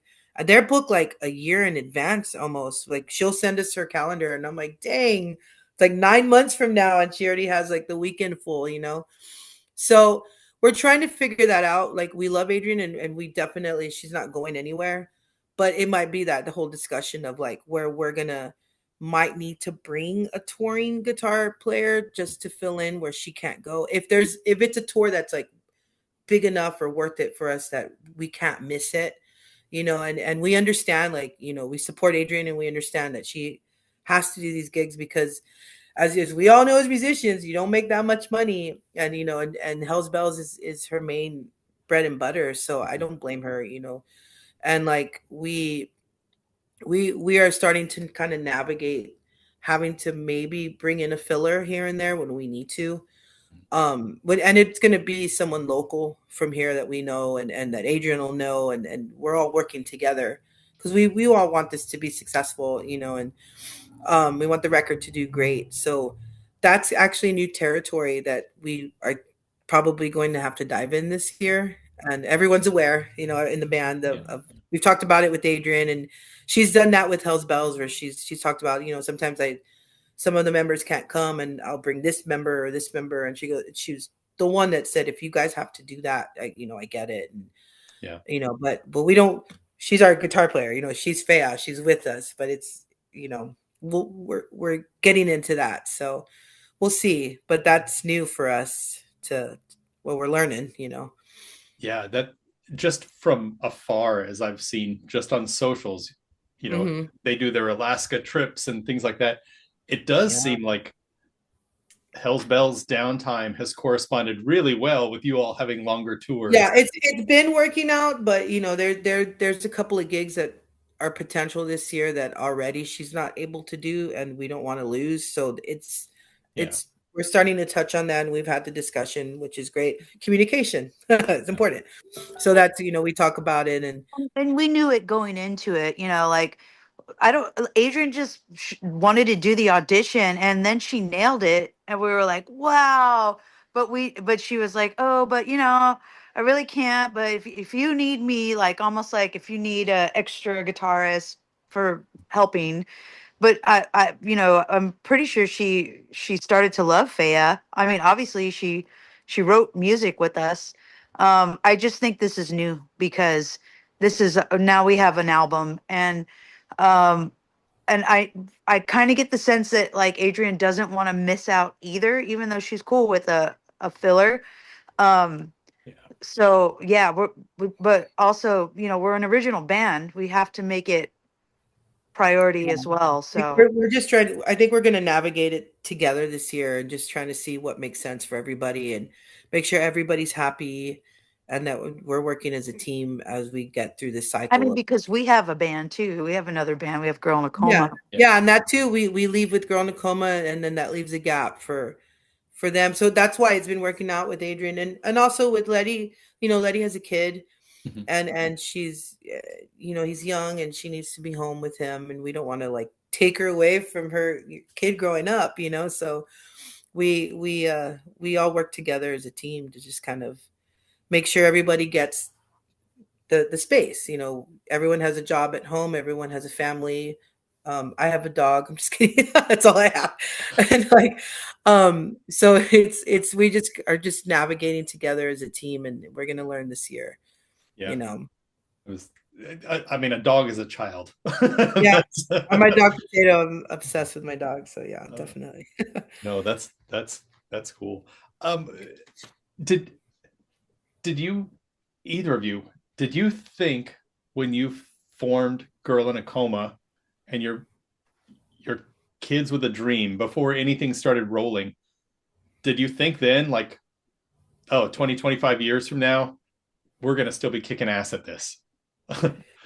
Yeah, yeah, just because I know it's weird to say, but we were just so passionate, Jen and I, like when we met and the dreams that we had, and that was all that we saw. So it doesn't surprise me that here we still are, like having the same goal, having the same dreams, and doing all the things that we did. I don't think that's ever going to go away. So once you find something you love and you really want it, it's just you can't escape it. It's going to Right. be part of your blood. And like I knew it. That's all that I saw. That's all that I still see. So yeah, it doesn't surprise me that here we are. We were just talking about this because we're like, given the odds, being older women now, going to be 46 this year, Fonny and I, um, we don't necessarily have the cookie cutter, beautiful rock star girl image. And I don't think it's going to get any better. And so we were just kind of like, Come on, speak for yourself. Just kidding. with all odds against us even more now, but there's not that feeling of doubt just yet, because I don't even know what that would look like. If I did, then I'd probably make different decisions already, having a family, and I would probably tone down a lot and have a better plan B. But for whatever reason, Fonny and I are like, there's this weird magic that just is there, and we can't give up hope because we feel like there's still something that's going to give and going to happen. And Yeah, we just don't see that. It's like what you're saying. Like I just can't envision anything else if not having music in my life or doing it. And also because we've also worked with some people who like Alice Bag, who hadn't had it, and now look at her, like she's doing. She produced a record for us, and from then on out, she just didn't stop, and she's back playing, and she's touring, and we've toured with older bands like the Subhumans, and the singer's 60, it's gonna be 66, and to watch them on stage go nuts. It's just like once it's there, it's there, and it's the whole saying of like I'm probably just gonna die on stage. It's like one of those things, like it just I can't see my life without doing this, and I kind of don't want to unless there's a reason that I can't. If I'm ill or something that stops me, but if I can continue, it's what Alice told Jen. I remember you saying, if you can do it, right? She told you that. physically, if you can physically do it and handle the touring, then do it. Do it. Yeah, like, Yeah. don't stop, and Joan Jett, like, she's still at it and she kicks ass, and it's just, it is what it is. It's there. And if you can do it, do it. Yeah. For Yeah. sure. I went to go see Cyndi Lauper on her last tour, and she said it's her last tour, and she made very clear, she's like, I'm not stopping music. She's like, I Right. just don't want to tour the world again. Like that's a big pain in the ass. Yeah. And that makes sense. And I could see that. I think that too. If I feel like if I couldn't play drums for any reason, I try to figure out how can I still be associated in music, whether it be like booking or something to just still be involved, because it's embedded in you. Yeah, no, absolutely. Mhm. Well, y'all, this has been a wonderful visit. I think this is a good time to kind of wind down. Man, we've talked about the new stuff coming up. I appreciate you both as a fan of your projects, but then also as a fellow musician, like sharing the stage. I've literally never heard somebody say something bad about you or your bands. Like, oh Let no, us know if they do. Just kidding. yeah, like, oh no, they trashed our equipment, or they were late, or just I we've think you all approach it so professionally, and We try. No, you both fuck around and have a great time, but don't compromise what's really important. And I Yeah. think that's I think if there's any bad relationships out there, it's because that we are, business is business still, and we're strong women. And sometimes Yeah. people take that as We like, speak up. We speak up. If something's wrong, we'll always speak up. yeah, So, and if they don't like us for that reason, which can exist out there, then that's sure. fine with us as long as we speak our truth. And Sure. That's fantastic. Well, thank you again for joining. It's been of a course, pleasure talking, and I could talk to you for another 2 hours, but I we'll won't do do it. that We'll to do you. a part two. Maybe after the record comes out, we can catch up and do a follow up that'd be on great. I'm yeah. all down for it. All right. Well, thanks, y'all. Thank Thanks so you. much. Thanks for having us.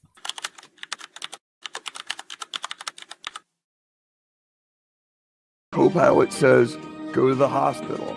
I go to a different hospital. They do all the tests, but they do one just a little bit different. And they find this massive football-sized tumor on my back, on the spine. I just started writing music to help keep my mind off the pain. Because post-surgery, it was absolutely painful. There's this new radio station that showed up in Wichita Falls, Texas called KMOC. I started listening to them. They had like a Christian rock show on Saturday nights. I listened to it, got really into it, and eventually went up to the radio station and said, hey, I would really like to work on this show.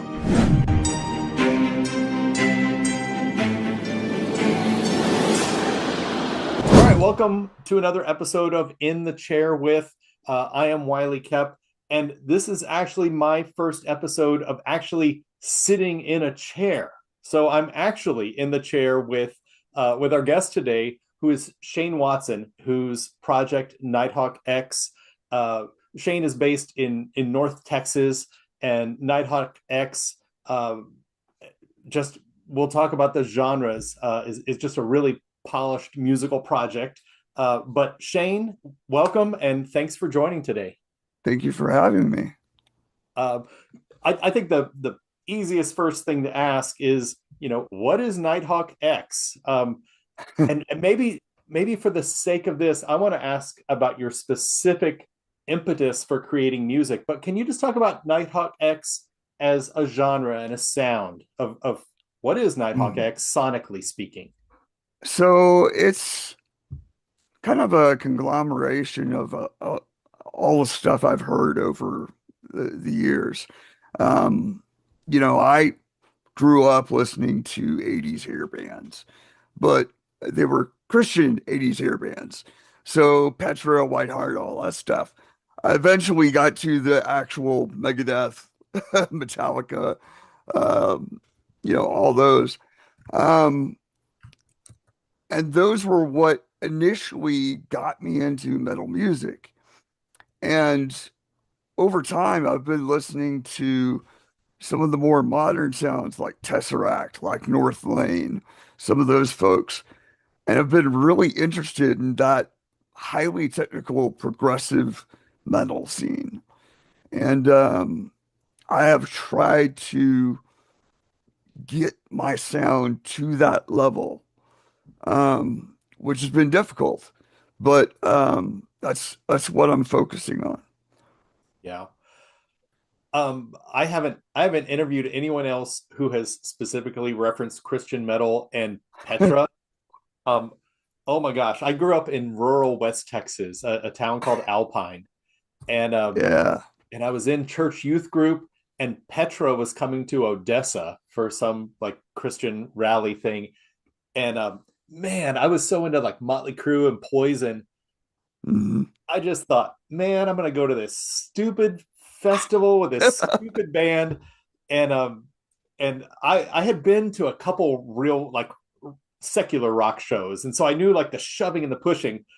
We drove to Odessa, the whole youth group, and we go into the Coliseum or whatever, and I was ready to just like fight people, and we just walked to the front row, and it was friendly and nice, and then hmm Petra came out, and I was so ignorant. I didn't know that they were a band that existed for, decades, and Yeah. they blew me away.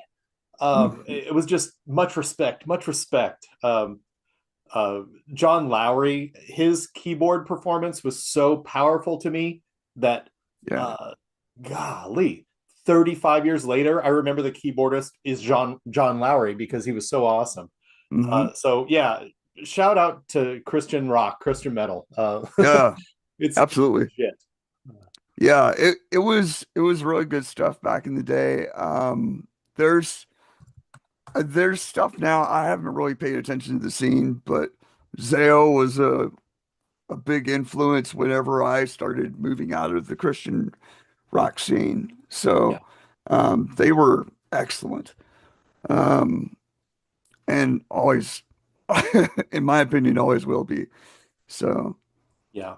Uh, as I looked at everything about Nighthawk X and you and your presence online, um, the story can't be told with the impetus of what started you writing music.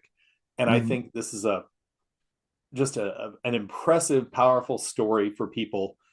You were diagnosed with cancer along your spine. Yeah, Um, and I'm so happy to see you here today. That immediately that is thank a you. modicum of success that you are here. Can you talk about that process of your life is moving, you get a diagnosis, and how that moved into today of now you're here writing music? Yeah, so late 2020, I was diagnosed with thyroid cancer, and we removed that and thought everything was good. We did the nuclear pill, all that stuff to make sure that it was completely gone. And you have to take this medication called levothyroxine, which is that thyroid hormone to keep because your body doesn't produce it anymore. That organ is gone. So I'm doing that and thinking everything's okay because I'm following the rules. And then all of a sudden I get this pain in my back and I'm like, what's going on? So I take a couple of Tylenol, go go on to Microsoft Copilot and like, hey, I have this pain in my back, took a couple of Tylenol, nothing's happening. So go ahead and take a third. So I take a third. Doesn't doesn't do anything. And so I type that into Copilot. And it's like, get your butt to a hospital right now. Yeah. And so I go to the hospital. They do all the tests. They think it's gastric, send me home. I come the next week and the same thing happens. And again, Copilot says, go to the hospital. I go to a different hospital. They do all the tests, but do one just a little bit different. And they find this massive football-sized tumor on my back, on the spine. So they were pretty freaked out when they saw it too. And and so I'm like, okay, well, here we go. And I had my tablet there with me in the hospital. And so I had just started getting into AI and just started messing with that, messing with Copilot. And Copilot had this integration with Suno. And I thought, I really want to dive into this a little more.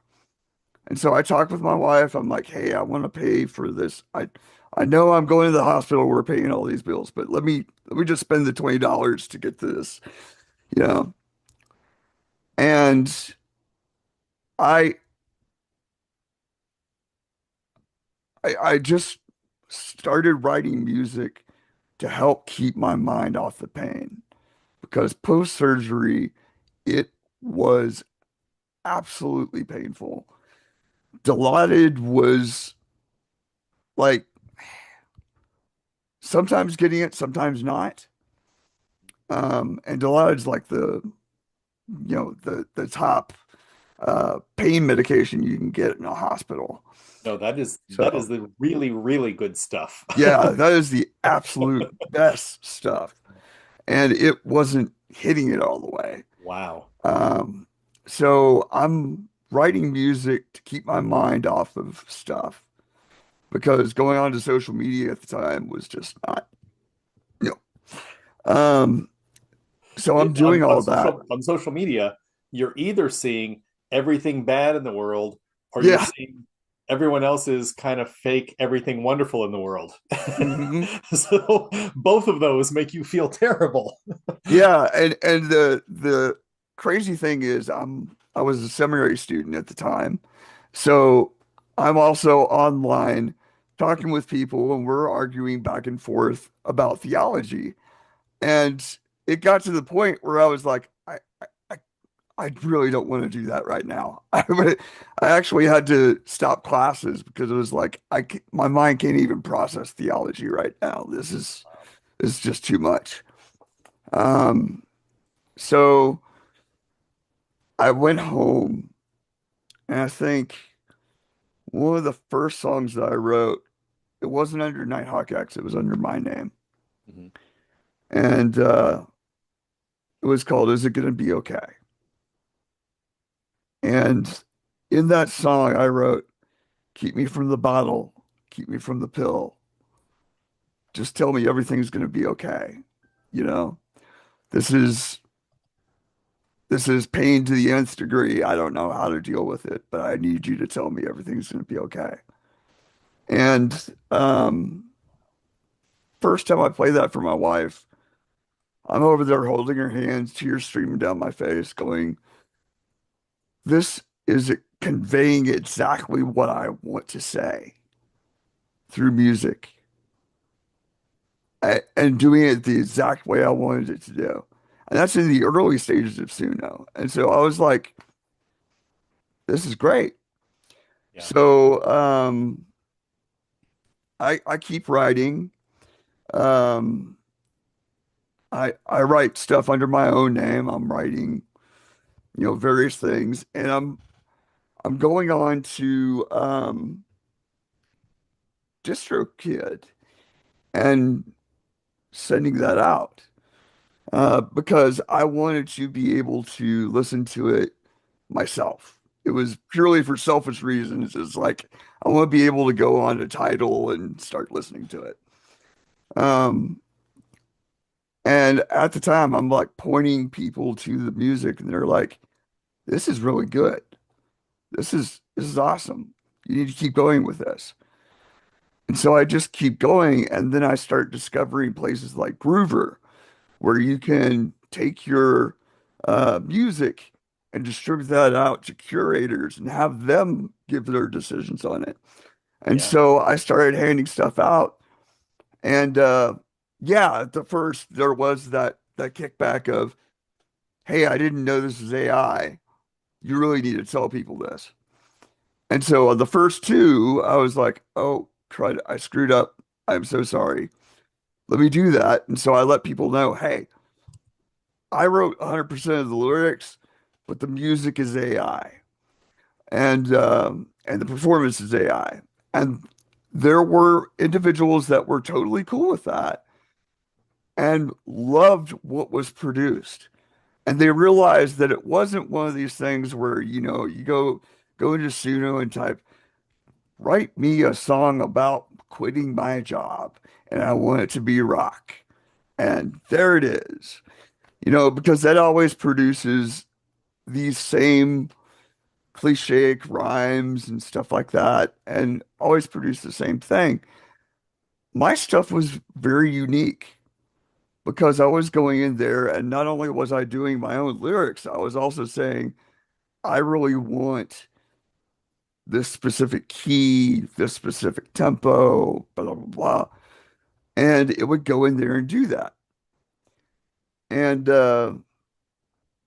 those first few songs, when I got responses from individuals from Groover, these are, veterans of the industry.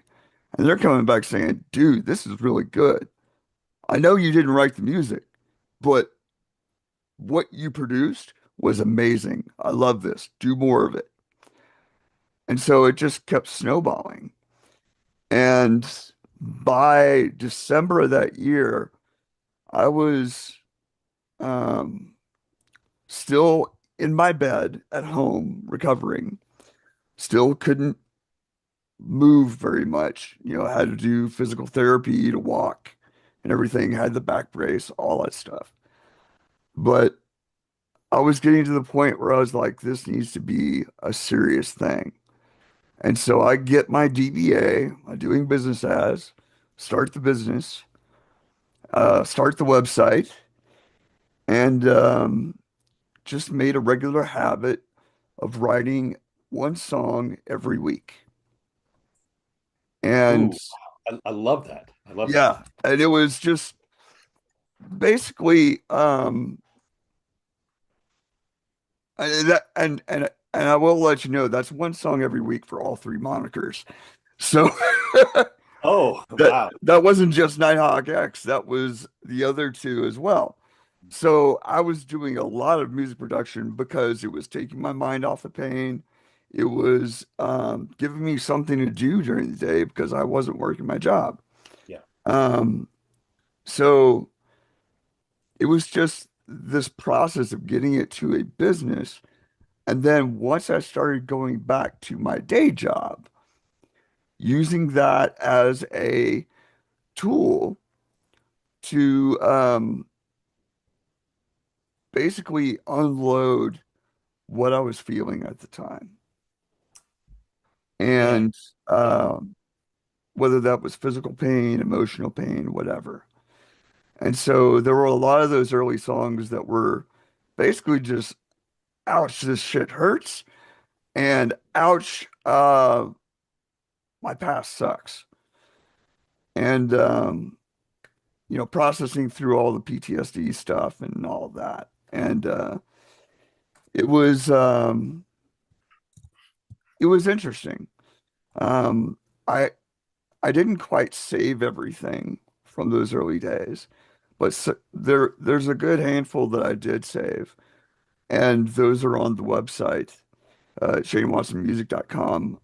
You get to see the progression of where Suno went from version 3.5 to 5.0, Yeah. and the difference in the quality of music as it went down, because I got to get um, as they went to 5.0, I was able to get ultra specific on what I wanted, where I wanted it. So I'd say, I want the intro to the song to sound like this.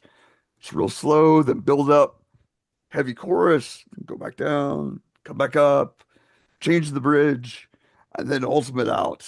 It's going to be super loud, all this stuff. And it did all that Um, exactly as I asked. yeah. So much of what you just talked about. Thank you for sharing all of that, first of all. Yeah. Like what an intensely personal experience. Uh, and yeah, on the first round, oh my gosh, I just had the darkest thought. Like I said, on the first go round, you're just lucky to be alive. But I'm gonna Mhm. guess there were days that you hurt so much that you didn't really care either way. Um, Yeah, there but were uh, a lot of those songs were like, it hurts so bad. I I don't even see a way out of this. But I'm just gonna keep going because that's all I got left, you know.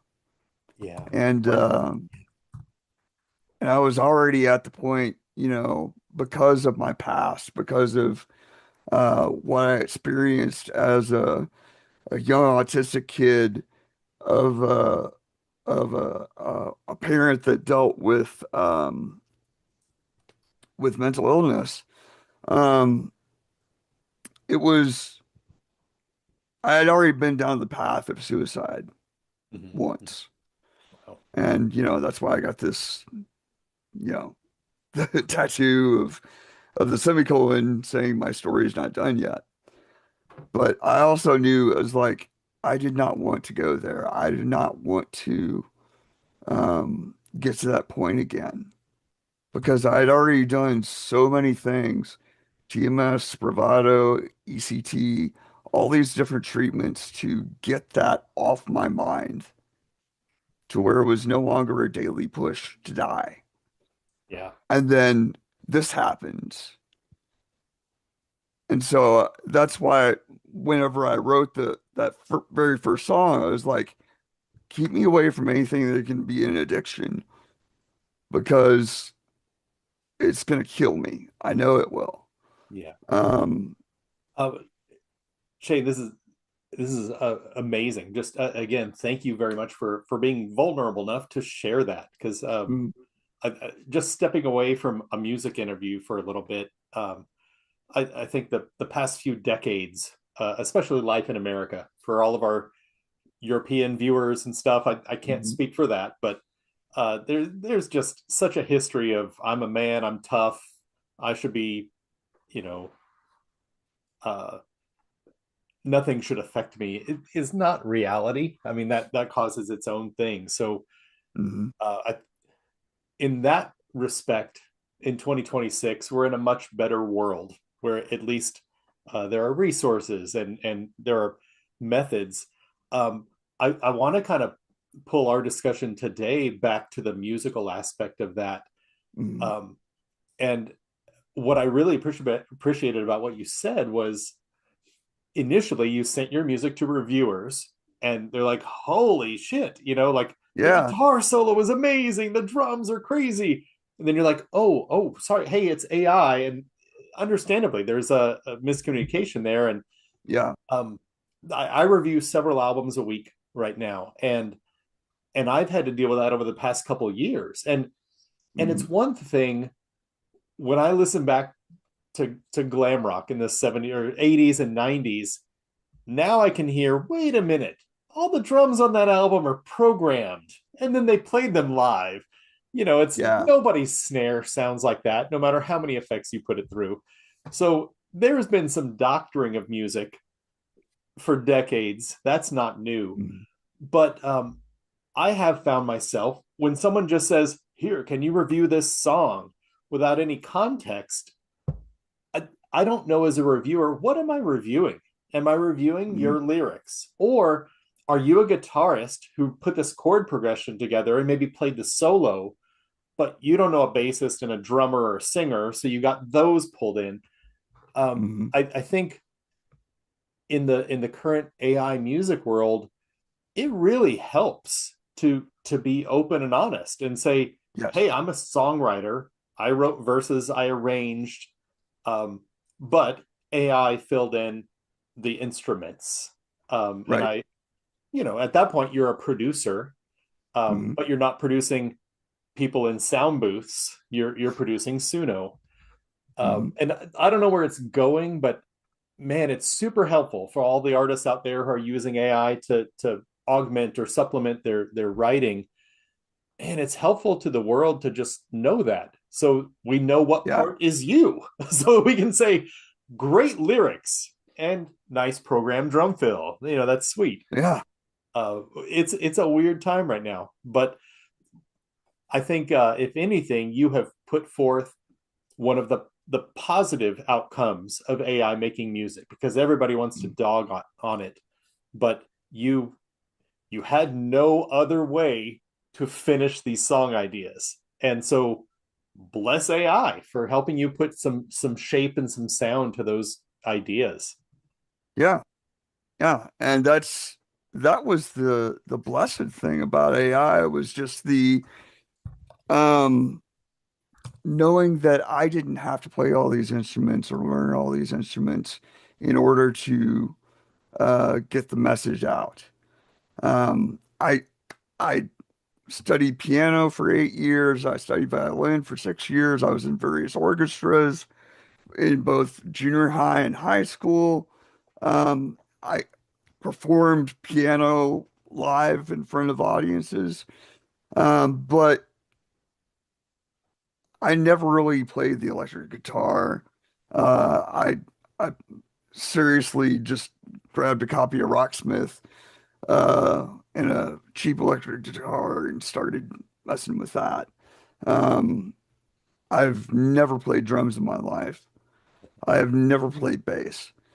So to have something that kind of augments what I already know is a great thing.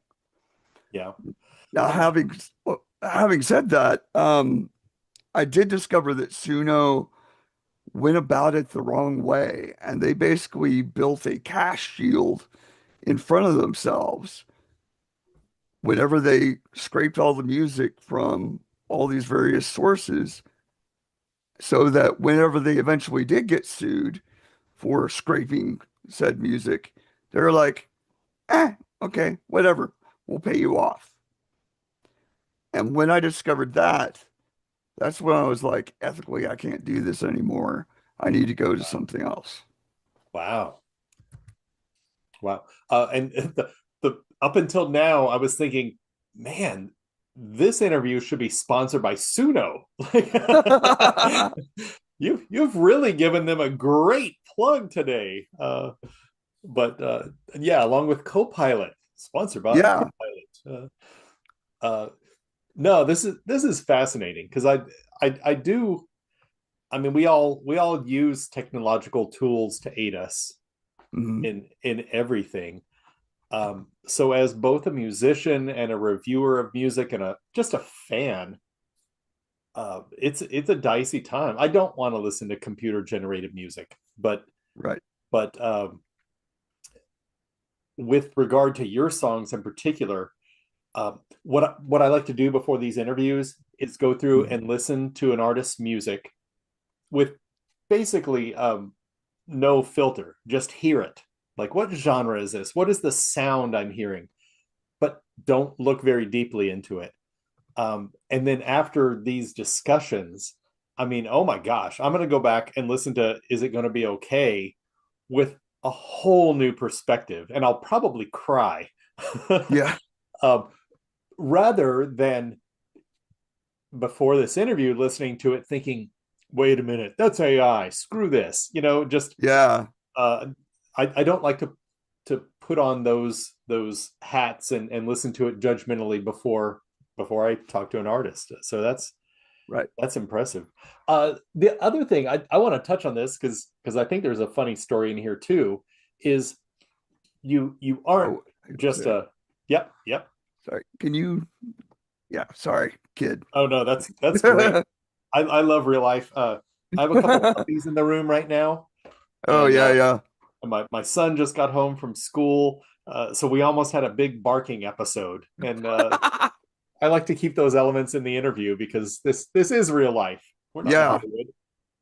But let's see what I was I guess what I was getting at is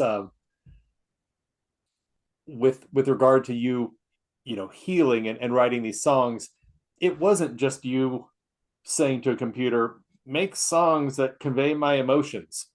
No, you Right. put lyrics and then you had a sound in mind.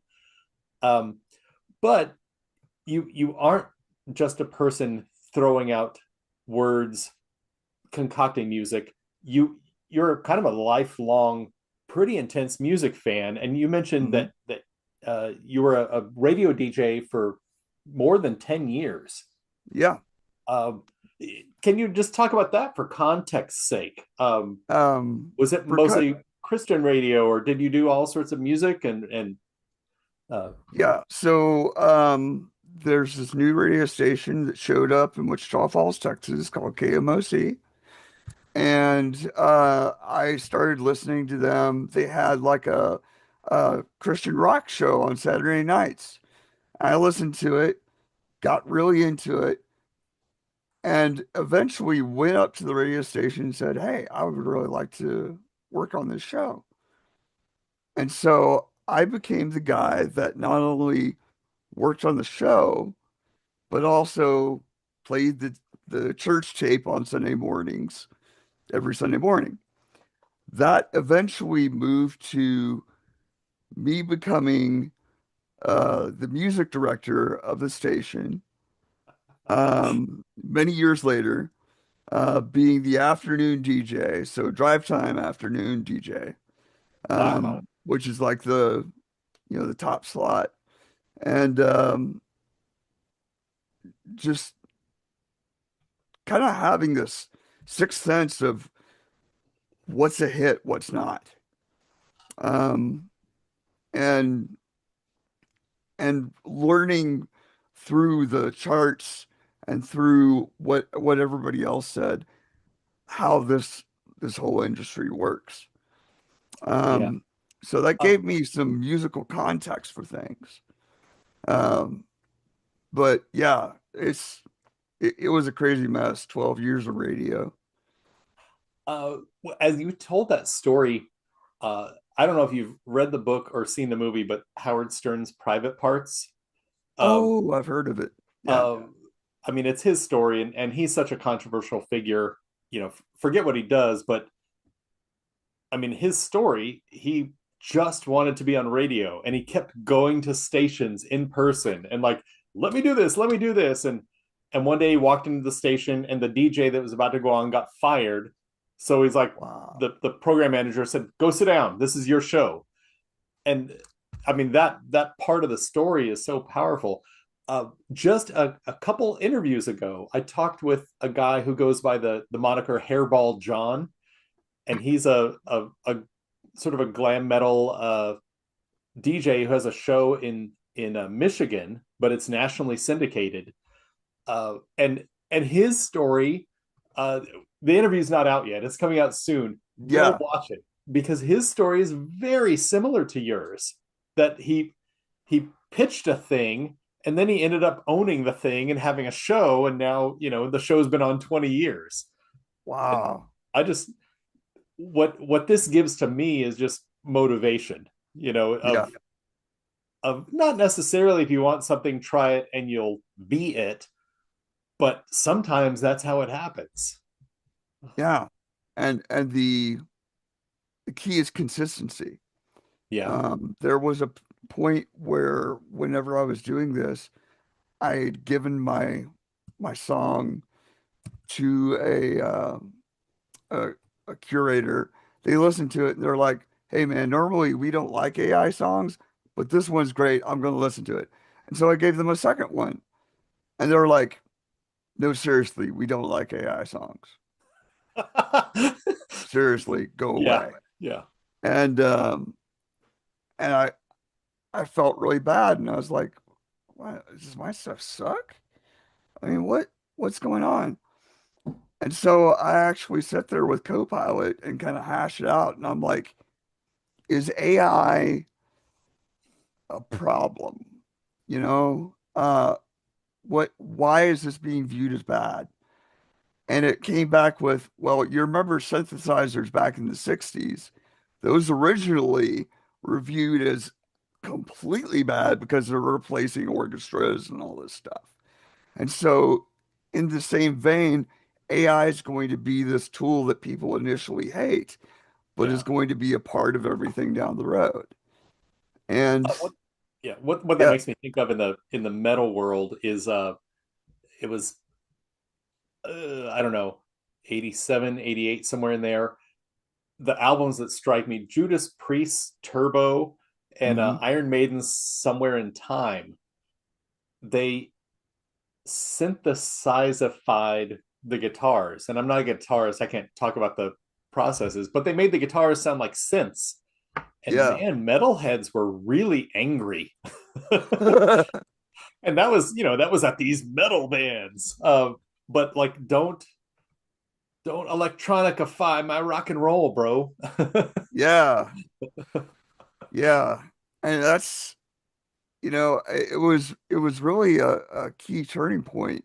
That whole conversation was like, do I continue doing this or do I just give it up? And it was like, no, keep going. You got something good here. And so I just kept going. And that consistency is what has led me to where I'm at now. Since you've done this, I mean, it's a relatively short period of time. Like, you kind of got going September 2024, and this interview is taking place on Friday the 13th, March 13th, 2026. so yeah, we're looking at less than 2 years, a year and a half or so. Mm. Can you talk about, since that first moment where you're like, man, I need to get lyrics down and, maybe put some of this to music. What have been some of the high points over your past year and a half or so in jumping into this music realm? So there have been a lot of high points. One of them has been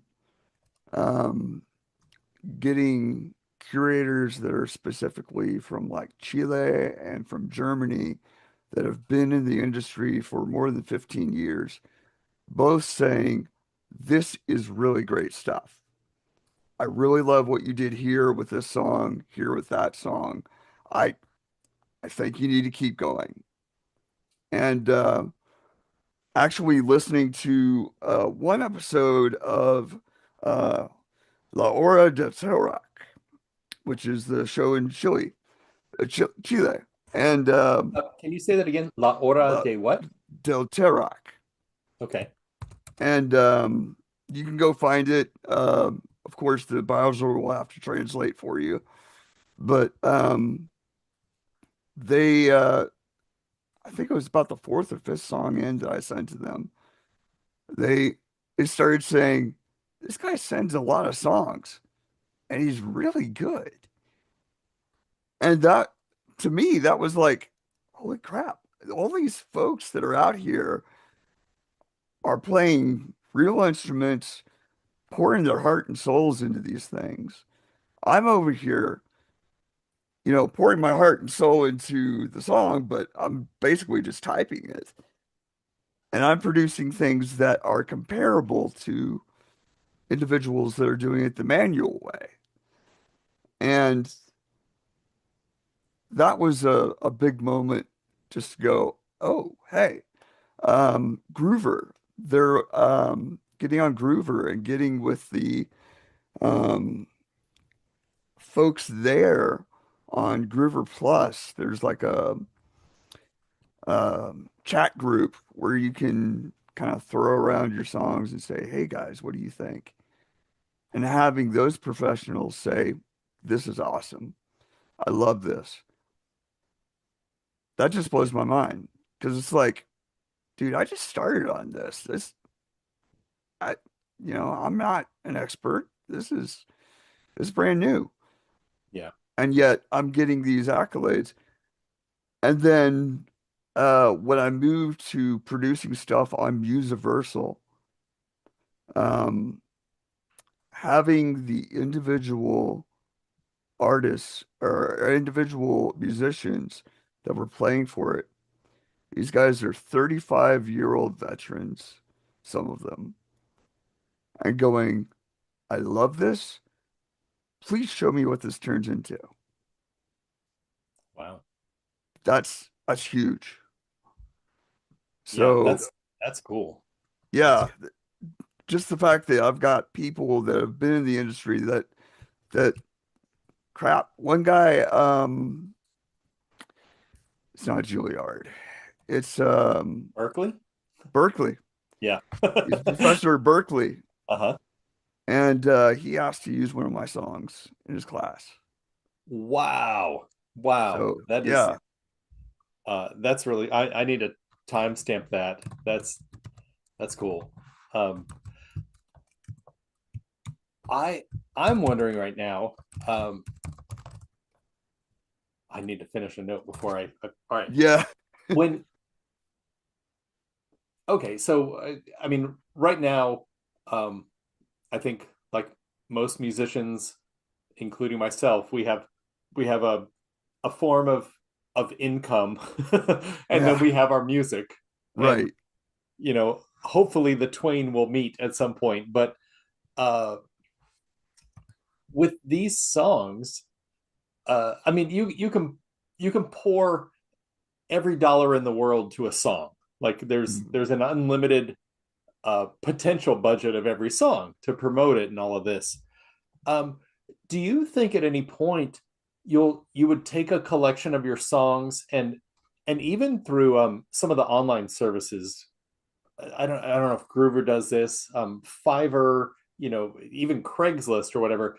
Do you think you might assemble a team of musicians to create the songs as live compositions, or is That's what that I'm doing right now. I'm on Universal, and uh, like I said, that 35-year veteran, his okay? name is Bruno Magliari, and he's a bass player, and he does some of the most amazing stuff I've ever heard.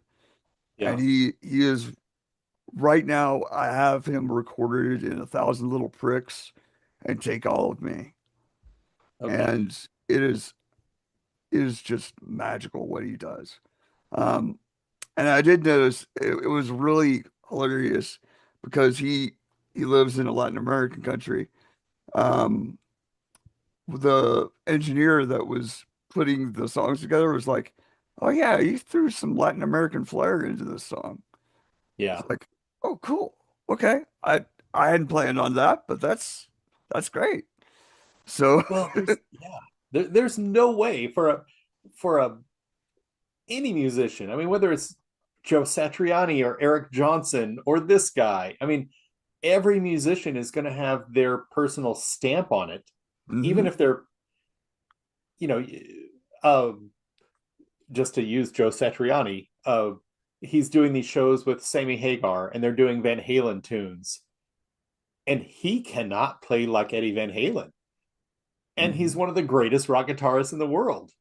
So the point being, like, every musician can step outside their boundaries, but they still have the roots of their sound. The pedal mhm, boards they use, and the how much they bend a string and stuff, that's culturally, it's age wise, what were you raised on and all of that, and yeah, that's the cool stuff. And sometimes that's a detriment, like, can't you mhm, play it like this? No, I don't even know that. uh, yeah, but man, a lot of times it creates some as the painter Bob Ross would say, happy accidents. yes, uh, lots of happy accidents. I using Musversal has been really good. Um, Unfortunately, I haven't been able to keep up with it because it is $250 a month to sure. do this. Now, here's the cool part. Just getting Bruno would be 250 for an hour at least to have him play, right? But I pay 250 for everybody, all the stuff, all within a month. So as many of those individuals that I can fit in a month, that that's the fee for it. Yeah, Um, so that saves me a ton of money as yeah, far as producing this, because I'll be real honest with you, after having cancer 4 times, not a lot of money left. yeah. No, Um, yay, American health system. yeah, um, yeah, and I got to the point where I actually had to set up an angel link and say, "Hey, I need donations to yeah, survive because I, I I just can't make it anymore. I'm not working. I'm getting only a portion of my full pay at work, and I need something to keep everybody fed." yeah, And yeah, that was a really tough time, and I'm still sort of in that time. sure. Um, so the fact that Groover and Suno and Musiversal have all been relatively low cost has been amazing. Um, Google Ads, hey, spend $50 and you get tens of thousands of hits to your website. Yeah, That's amazing. Um, but there comes a point where you really can't spend $300 a month if you're, struggling to put food on the table. yeah.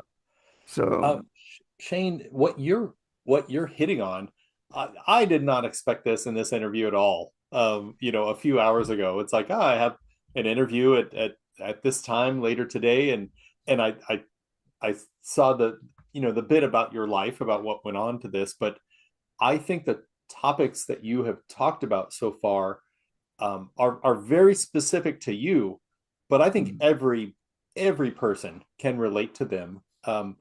Especially just, I feel like the world changed when COVID hit, and Mm-hmm.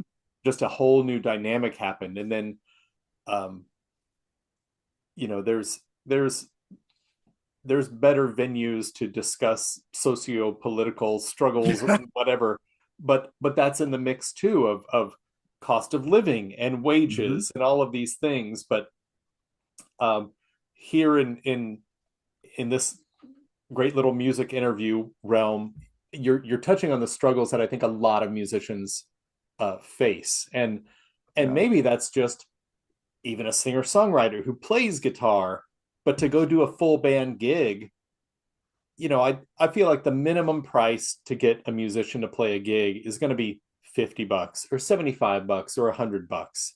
So if you're a Mm-hmm. singer songwriter and you want a full band, you're you have to pay $400 to Mm-hmm. show up at a venue, much less any other expenses. Um, so it's just a high cost of living, and yeah, I mean, I don't want to go down the road, but 30 years ago, you could work at a sub shop, Yeah. making sandwiches and make enough money to save up and buy a new amp, and that's not really the case. Yeah. And then throw on medical bills. Um, what? Medical bills 4 times. Yeah, You yeah, know, dealing with 2 back surgeries, a pinning for my right leg, uh, another uh, another surgery I can't specifically remember, but 4 times going through that stuff, and then also the complete global change that has happened over the past 2 years. yeah, That all that happening at once was just this absolute cluster bomb of stuff. yeah, And you know, I I love making the music, but at some point that has to put food on the table. And yeah, so, I've been working to get the music to do that. I have not been that successful. yeah, I've had maybe 3 sales in the past year and a half. yeah. Um, so This is where I want to do a little commercial for yeah. you and for every artist. I've mentioned this in previous interviews, but my son, I don't know if he can hear me, but I have an 18-year-old son who is a big music aficionado, and he was playing songs for me in the car a few weeks ago, and I realized, he has his phone and a cord, and I didn't know where his music was coming from, and I was just curious, like, hey, where is this? Are you saving a bunch of MP3s by themselves? Are you streaming Hmm. Spotify? Are you doing Bandcamp? And he said something that gave me a glimmer of hope for our youth and for musicians. And he said, well, when I'm just out there searching for music or listening, the the medium doesn't really matter that much. Maybe it's YouTube music or Spotify or wherever you find new music. That's great. Hmm. Um, but when he found an artist that he liked, he's like, this is good stuff. He would look for their sites like Bandcamp, and he would Hmm. go there and buy whatever they had. Maybe it's all their MP3s, or if they have a physical CD, or now he has a small vinyl collection, because Yeah. he'll go there and he'll spend $50 to buy a thing to support the artist. And then he might go listen on Spotify because Hmm. it's easier. But I do think we are in a culture now where people get that the music industry as it is in 2026 is not helpful to artists, Yeah. especially unsigned or newer artists. But in the case for this interview, if you're watching this now and you've gotten this far, go to shanewatsonmusic.com. and go listen, go stream the songs, go share some with your friends, and share, hey, this dude's a lyricist and he put this together, and this stuff is AI, but he's looking to put it together with real musicians, and that costs money. So go spend money, buy some Shane Watson Nighthawk X music, because that's how the real music gets going. You can't manifest an album of all live musicians without putting some money in. And the money comes from the fans these days, because no one else is giving handouts. Yeah. So yeah. I'm happy that we've had this interview today, just to kind of reinforce that. I think you've had a very different path from most people I've spoken to. And I think it's a very valuable path that people know about. So yeah, thank you for joining. Folks, visit ShaneWatsonMusic.com. Shane, you mentioned before the interview, you are working on new recordings to come out. So there's going to be new stuff coming from Shane and Nighthawk X. Yeah. So a lot of the songs that I recorded as Nighthawk X, as the AI, I'm trying to redo with human instrumentalists and vocalists. But there are also songs that I hadn't released where I'm like, I want to do this just all human. So these are songs that nobody's ever heard of. I didn't put out there. I sit there and listen to them in my car, and I'm like, I really want this out here. I really want this out here. So yeah, go onto the website, ShaneWatsonMusic.com. Take a look. One of the first things you'll see there is this cage, which talks about my struggle with cancer. So that's just take a look at that. Figure out if this music's for you. And do you realize that, I'm working on this every single day, trying to get it to where it needs to be.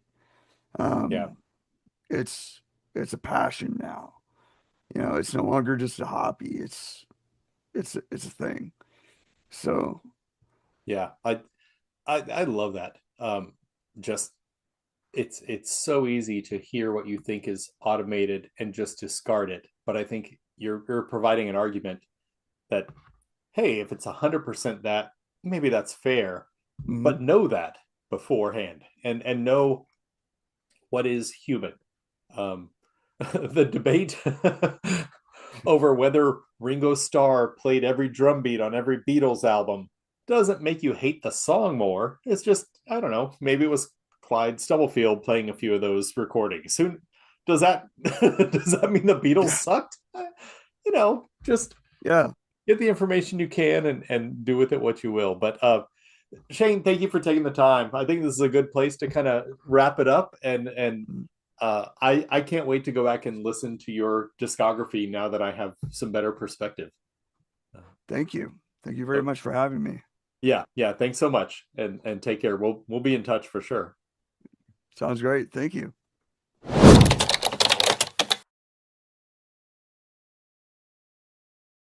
Yeah, because there were a few venues that we're trying to book, and then Alex is like, he goes, "No, dude, we're a little too loud for that joint. Like, it's not going to work." The first times that I heard Chris's voice in my ears, I was just like, "Holy shit, dude, this dude can sing." There were girls in the front that were just losing their minds. It was like a Beatles show, but a pop punk Beatles show.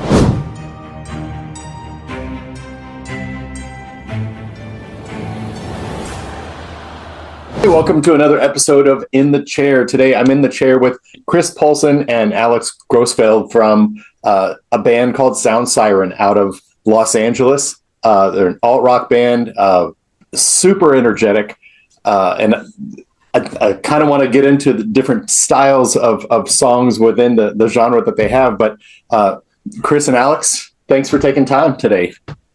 Thank you for having us, Wiley. Appreciate it. Yeah, thank you, Wiley. Yeah, if you can just kind of introduce the world, everybody who hasn't heard of Sound Siren today, to what Sound Siren is, and what the vibe is that you all put out there. Well, it's kind of like a brainchild of mine that I had for many years. I was kind of just sitting on it, and I've been in bands almost 3/4 of my life, it feels like. But I had this idea, 5 years ago to put a band together, based on songs that I had in the past, and then, some new ideas and things that have been running through my mind. So it came, to head where I was like, in 2024, I'm like, I'm going to make this happen. So I linked up with the drummer for the band Lit. His name is Taylor Carroll. And him and I kind of hit it off, just out and about somewhere. And I asked him to record, some of our stuff because he said he was a producer as well. So I said, hey, I've got these ideas. So one idea turned to 3 ideas, turned to 5 ideas, and then all of a sudden turned into 10. And I'm like, okay. So I linked up with him here in Burbank, California, and recorded 5 or 6 tracks here. He actually lives out in Nashville. Oh, wow. So I flew out to Nashville and finished the rest of the record there. And then brought it back here. And I was like, well, now I need the players. So I put out an active Craigslist ad, and another one was on a site called Band Mix, just looking for members. And, they were coming in, and surprisingly enough, I found the guys pretty quickly, because it usually takes a long time. But Alex kind of came into play when his drummer, or our drummer at the time, we had a bass player, but we ended up losing him because he wanted to go back to Mexico. So therefore, we didn't have a bass player. And so the drummer introduced us to Alex. And so Alex came into the picture there. That was like later 2024. Wasn't it around December, or when was it, Alex, when you joined? I think it was end of January 2025. End of January, yeah, 2025. Okay, around then. Yeah. So the band kind of became a band in October of 24, and it was more official when Alex joined in, late 2025 or January 25. Man, it sounds like it's almost, crazy good luck to just put out ads and successfully get a band together. Yeah. It's a tough thing for sure. It's never fun because you got to vet all these people, and you're going to get some strange ones that come in there, and a lot of them waste your time. So a lot of time was wasted, but I know how to weed them out now because I've done this so long. Yeah. I know a dedicated player, and being good is one thing, but being dedicated and being committed is another, right? So that's the hard part, is finding the ones who are dedicated and committed. Yeah, that's crazy, because online dating is hard enough, but it's almost like, no, I need to find 4 successful matches. Mm-hmm. I need to swipe right on all of these 4. What are the chances of that sort of parlay? Coming together that quickly. No, that's cool. Can you talk a little bit? I wanted to bring up working with Taylor Carroll from Lit. Did you just literally meet randomly in a bar out sometime, or? I actually met a sister at a bar, and we were talking, and then she was asking me about myself, and I told her I was a drummer back in the day on Fearless Records and Reprise. Mm-hmm. And she goes, oh my gosh, my brother's a drummer. You guys should talk and, talk shop or whatever. So I'm like, oh, cool. Who is he? And she told me his name. And at the time, I guess he was doing a solo thing. So he was actually, she goes, well, by chance, he's auditioning for this band called Lit. And I'm like, do you know them? I'm like, do I know them? I'm like, yeah. I've been listening to them since I was, a teenager, But she goes, let me get you in contact. I'm sure she gave me his phone number. And what the wild part was, he ends up calling me out of the blue. She gives him my phone number, and he calls me out of the blue, and he goes, bro, he's like, this is Taylor from Taylor Carroll. I'm like, yeah, what's up, dude? He goes, I got to ask you a quick question. He's like, were you dating this one girl? He goes, because I was talking to her around the same time. And I was like, no way, dude. But he's like, yeah, man, I ended up getting with her. I was like, this is crazy stuff. So from there, we were talking, and we met at a bar when he came in town. And there he was like, let's work, dude. Let's do it. So I had one song that I shot at him, and he goes, dude, this is total like 2000s like pop punk vibe. I just like right up my alley, dude. I could totally do this. So I was like, let's go. That's cool. When I first saw that on the credits that he did it, I don't think Sound Siren sounds like lit, except the big production value. I mean, the guitars are just thick, which is funny coming from a former drummer and he's a drummer, that the guitar sound is really, something that kicks ass. Appreciate that. Yeah, I love big sounds. And the other thing, I mean, you mentioned pop punk. Here it is. I think the first time I heard you was 2024. And I played your song for my wife, who kind of grew up in the pop punk era. And we were both like, man, this is good. And it's super retro, but it's super today. It doesn't sound like that. It sounds born of that.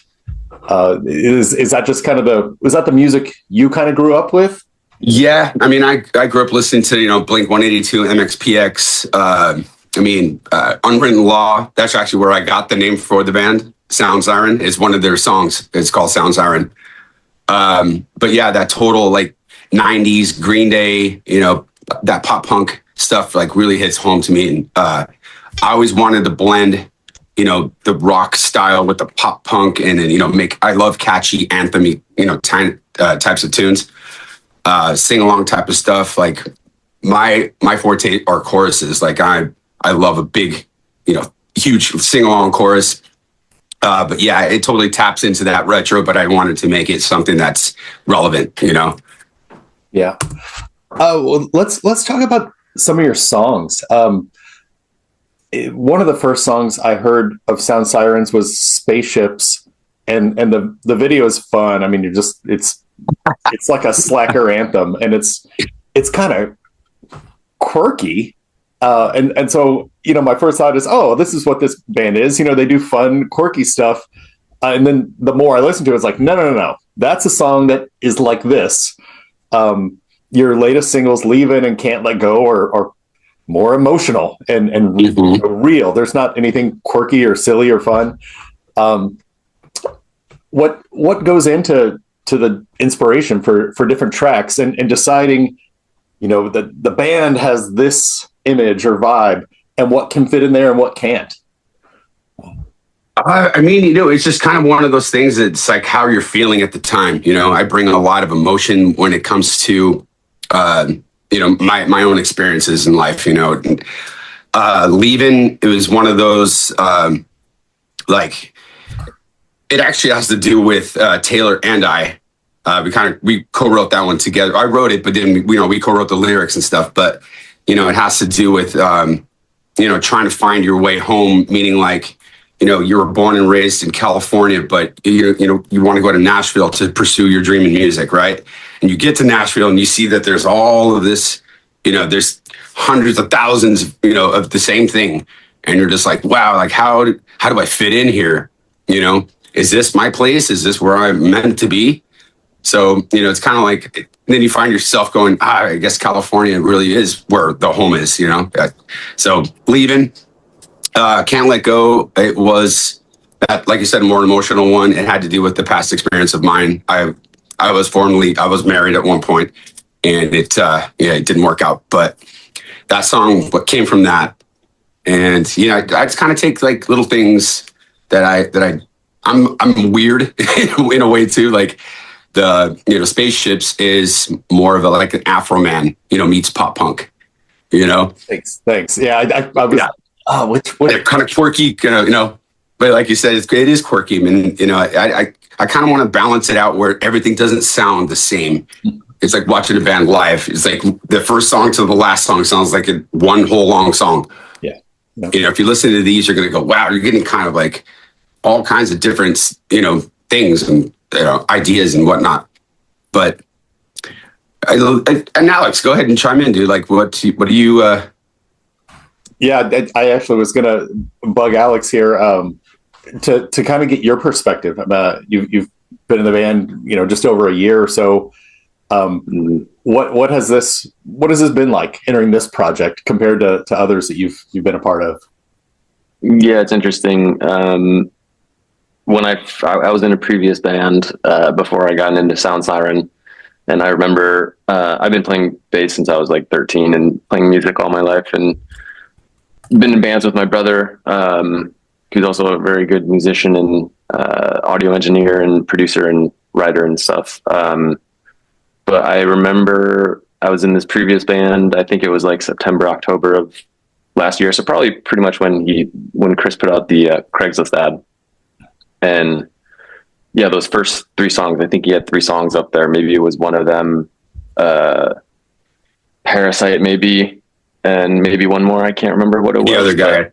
Other guy. There you go. And yeah, I remember like immediately listening to it. I was like, holy shit, this is fun stuff. Like, yeah. And I listened to Unwritten Law and Lit and Foo Fighters and Jimmy Eat World and Sum 41 and Blink 182, Paramore back in the day. And also this band, who'd you go on tour, Chris? Blanking on the name. That's okay. Oh, Amberlin? Amberlin. Yeah. And so yeah, all these pop punk alt rock bands. And so when I first heard those songs that Chris put up on Craigslist, I was like, yeah, this is good stuff.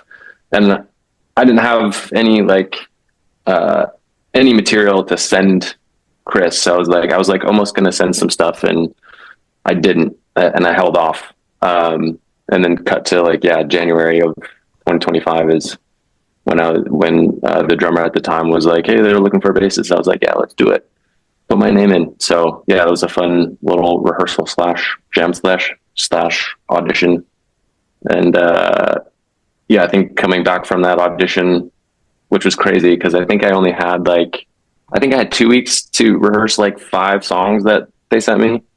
And then the drummer texted me 5 days before that audition and was like, hey dudes, they want to jam Wednesday. Can you make it? I was like, yeah, sure. And then I think this was on a Monday. And then Tuesday morning, he was like, hey dude, actually they want to jam tonight. Can you come tonight? And I was like, oh shit. I need 5 more days to rehearse. I was like, sure, whatever.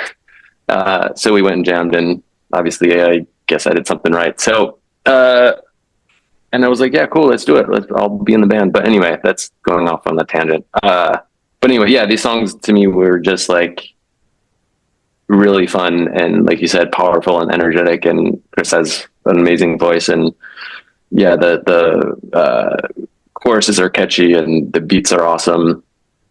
And yeah, it was nostalgia back in the day. Cause I listened to also emo stuff too, back in the day too, but I'm more of a punk rock, alt rock person. So yeah, the songs just resonated with me really, really greatly. So it was fun to, audition for these dudes, and they called me on my way home, which was I was talking, they were talking in the parking lot, and I was just I think I'm going to go. So I just said bye to him and drove home. And yeah, the rehearsal spot was 10 minutes away from my house. And 5 minutes later, drummer at the time called and was like, hey dudes, so they want you on the band. Cool. So anyway, it was just a funny little thing that happened. But yeah, I think that's a lot of the entertainment business or music or whatever is jumping for the opportunity, even if you might not be ready for it. Yeah, and I think it almost was better that way too. Just because I didn't really have time to overthink it. I knew the songs pretty well, I think, but yeah, I just wanted to perfect more things. But yeah, I just didn't have time to think about it. So it was just okay, cool, let's go. Yeah, Alex is a badass bass player, though. You're a really good bass player, dude. Thank you. And I'm one of those. It's I hear something and I know I know what I want, kind of thing. It's why waste time? Sit on it and let this guy, sit there and let it stew in his mind. Am I gonna get it? Am I gonna get it? It's no, dude. If I already know the answer, I'm gonna, just gonna go. Hey, you want it or not? It's simple. Mm-hmm. No, it's so wild when you jam with other artists, with other musicians. Even if say you didn't know the bridge to song number 5 or whatever, that I think most people know after about the first 8 bars if this will work or it won't. Exactly. It's all the things that you were talking about. It's presence and it's personality and commitment, and then you got to hit the notes. But no, I think there is kind of a feel that Yeah.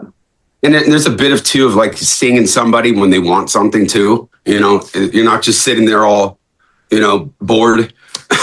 I looked at Alex many times and was like, dude, this guy actually looks like he's having fun. And, a little nervous, but that's normal. Anybody would be. But it's just like that to me, nerves tells me that you care.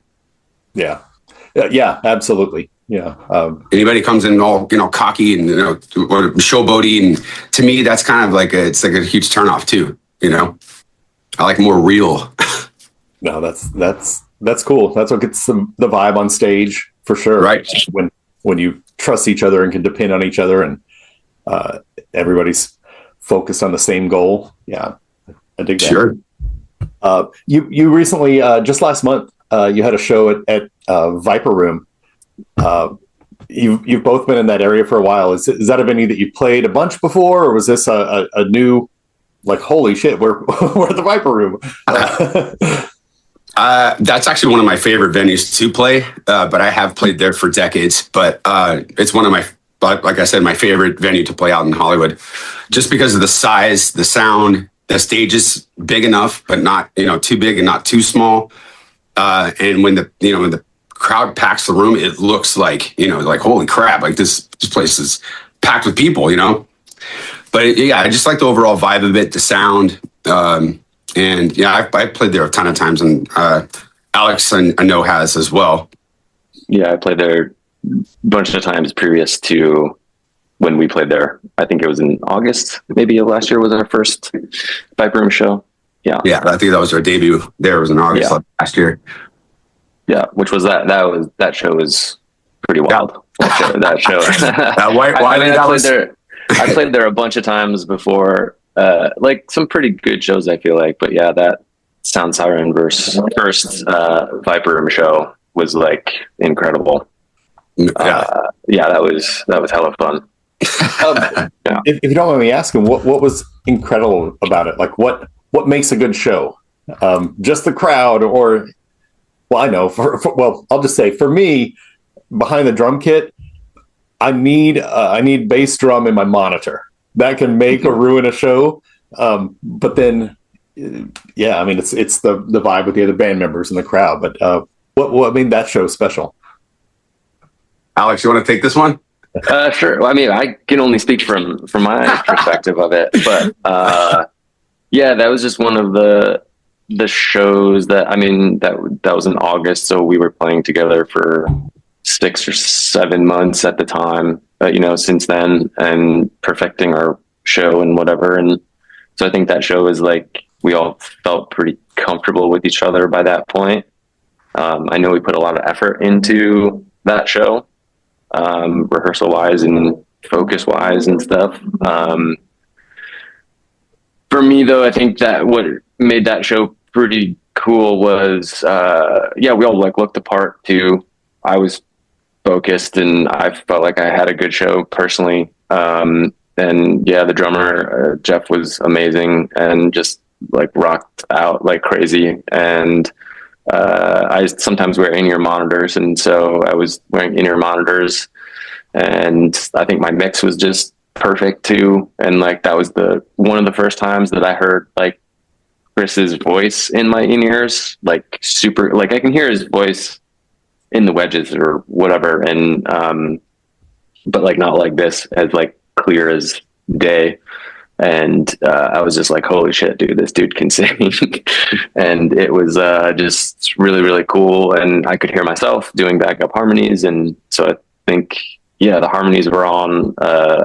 Aaron's guitar is like literally right next to me, his amp. So he's shredding all over the place and just killing it. And it was just an overall just solid show. And then, the crowd was awesome and into it. I think I just remember looking over to the right side of the crowd, and there was just like two dudes just like going like this, and I was like, fuck, they're like super cool. They love this thing. So that was fun to see it. And yeah, just the room is incredible. Like, I feel like we had a ton of people in there. I think it was packed that night too. And yeah, once it gets packed, that room just sounds incredible. So yeah, all the sound front of house people, sound guys and lighting guys, and I think the lights were all going crazy. You know, it was just one of those shows that like was all just came together super perfect. Yeah. So, and I think that was the show that one of the music execs came to, and I think I will remember this for the rest of my life. But he did say that I had really good dance moves up there, which is really stupid because I don't dance. And so yeah, that was really just touched me. So bad. I was there for that. I heard that. I was like, what is Alex doing behind me that I don't see? Apparently you missed a lot of good stuff. Is this guy doing a break dance? Yeah. You should turn around more. I should turn around more. Yeah. You should turn around more, Chris. You're missing out. That's fun. Now I really want to hear from Chris. What made that show great for you? Oh, man. Okay. Well, it was the energy. I mean, obviously, you know, there were girls in the front that were just losing their minds. It was like, it was almost like a Beatles show, but a pop punk Beatles show. You know, just like there was, you know, heads bobbing and people just running around. And then at one point, I look up, and then there's a bra being thrown in my face, and I. Oh man, Alex, is it wrong or no? No, you are completely right. And wasn't there a joke? I forget. I don't know. There was some joke that was going around. It doesn't matter. But yeah, there was definitely a bra that got thrown on stage. That was cool. Yeah. I mean, but you quit right then. Like, yeah, I was gonna say, like, is that when you make it? Do you make it when there's pieces of lingerie getting thrown at you, or I don't know? I think it was several too, right? It wasn't just one. Or was it one? I think it might have been two. Yeah. If I'm not mistaken. This is wild. But yeah, that definitely was the topper. But everything else, Wiley, was, you know, the sound, the people, the energy, the vibe, the band. Everybody was, you know, cohesive, and, you know, everybody was just vibing and having a good time. Yeah. Yeah, I think that was one of the shows that I know a few people came up afterwards and later on too, and it was like, because they've seen the shows before, and they were like, oh yeah, this was the show that, like, we actually saw a band.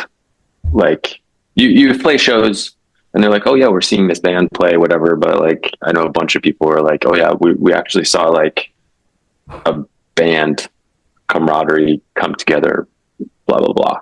Yeah. And so that was cool to hear that people enjoyed it like that, in that way. I love when I mean, Austin has just shows all over the place every night, and you always get invited to some friend's show, and so many of the times it's like, oh, I went and saw my friend's show. But when you go to that show and it's a fucking amazing band, like, oh, my friend's in a great fucking band, you know, that's a totally different thing. Right. Yeah. And those can hit, you know, on a slow Tuesday at some club. That's the best band I've seen, you know, this month or this year or whatever. Right. It is. I think people are kind of struck when they go to a room, maybe expecting one thing. And then, yeah, I mean, I've only heard things digitally from you, you know, through the internet, but I can imagine that the sound in person at a Sound Siren show just punches you in the face, you know, in the best way possible. Yeah, because there were a few venues that we're trying to book, and then Alex is like, he goes, "No, dude, we're a little too loud for that joint. Like, it's not going to work." It's like a coffee house. Is like, dude, these people are going to leave, dude. Yeah. Yeah, right. We can't be blowing people's wigs off, you know. It is a punch in the face. That's a good analogy, though. I mean, it's not like a hard punch in the face, but like, yeah, you come to a show and you have a good time, and we're good and we're quote unquote loud, but we're having fun, and it's a good time. No, that's cool. All right. So this month, you released a new single, "Can't Let Go," on February 13th. But something I noticed that I haven't seen done a lot before is the same day re-released an older single, "The Other Guy." Right. What? Yeah, I know. It's very confusing. Yeah, but, I was like, holy shit, what a great idea. Re-release old stuff when you release new and pair it for the audience. Yeah, it just kind of brings in more, but it kind of happened. I don't know how I thought of that, but what came to mind, actually, what happened is the distribution when I first started this band, it was "The Other Guy" was the initial debut single, right? And it was Taylor's manager who said, "I will, quote unquote, kind of, look after the band or manage the band until you guys start, broadening out." So he goes, "I've got a distribution company." So he ended up putting "The Other Guy" on his distribution. Okay. So all of the rest of the stuff I was putting up by myself because we kind of parted ways. So I was putting my stuff up on TuneCore, which I've had for many, many years. The only thing is "The Other Guy" was linked to his distribution. So I was like, man, well, I'm not even seeing the revenue or the sales or anything that's happening with this track because I have I can't see it. So I had asked him to take it down because "Can't Let Go" was coming out. And I was just like, well, fuck. I'm like, let's put them both, take it down and re-release it the same day as the new single. It kind of gets the old and the new listeners kind of coming together. You know what I mean? It's like, oh, you got this pop punk track, and then over here's got the emotional side, and it did, get more listeners to come in on that same day, which is, I guess, accidental, that I did that. But yeah, I guess if it was something that kind of struck you as odd or in a cool and it was accidental, but maybe in somewhere in here, I was just like, hey, this kind of is a cool thing to do, to release something at the same day.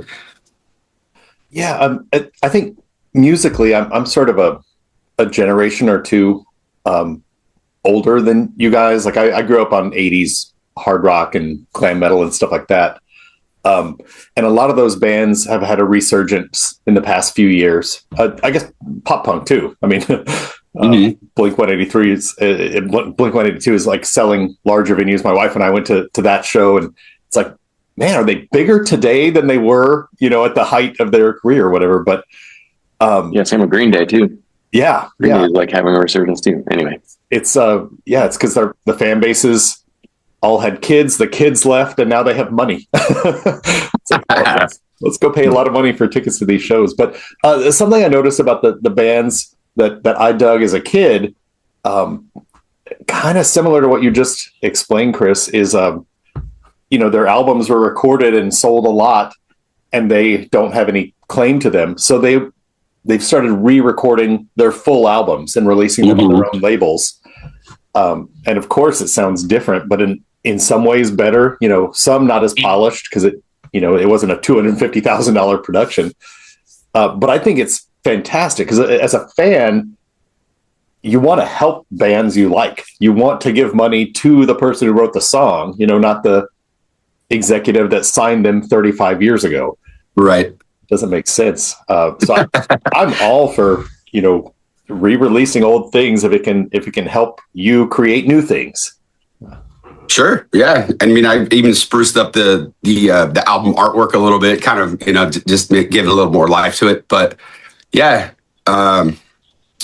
with "Can't Let Go," this is actually a collaborative thing. So we ended up it was a song I wrote years ago, and then it was more of a pop solo thing I was doing. And I was like, you know what? I want to actually make this like a full, band rock, alt rock song.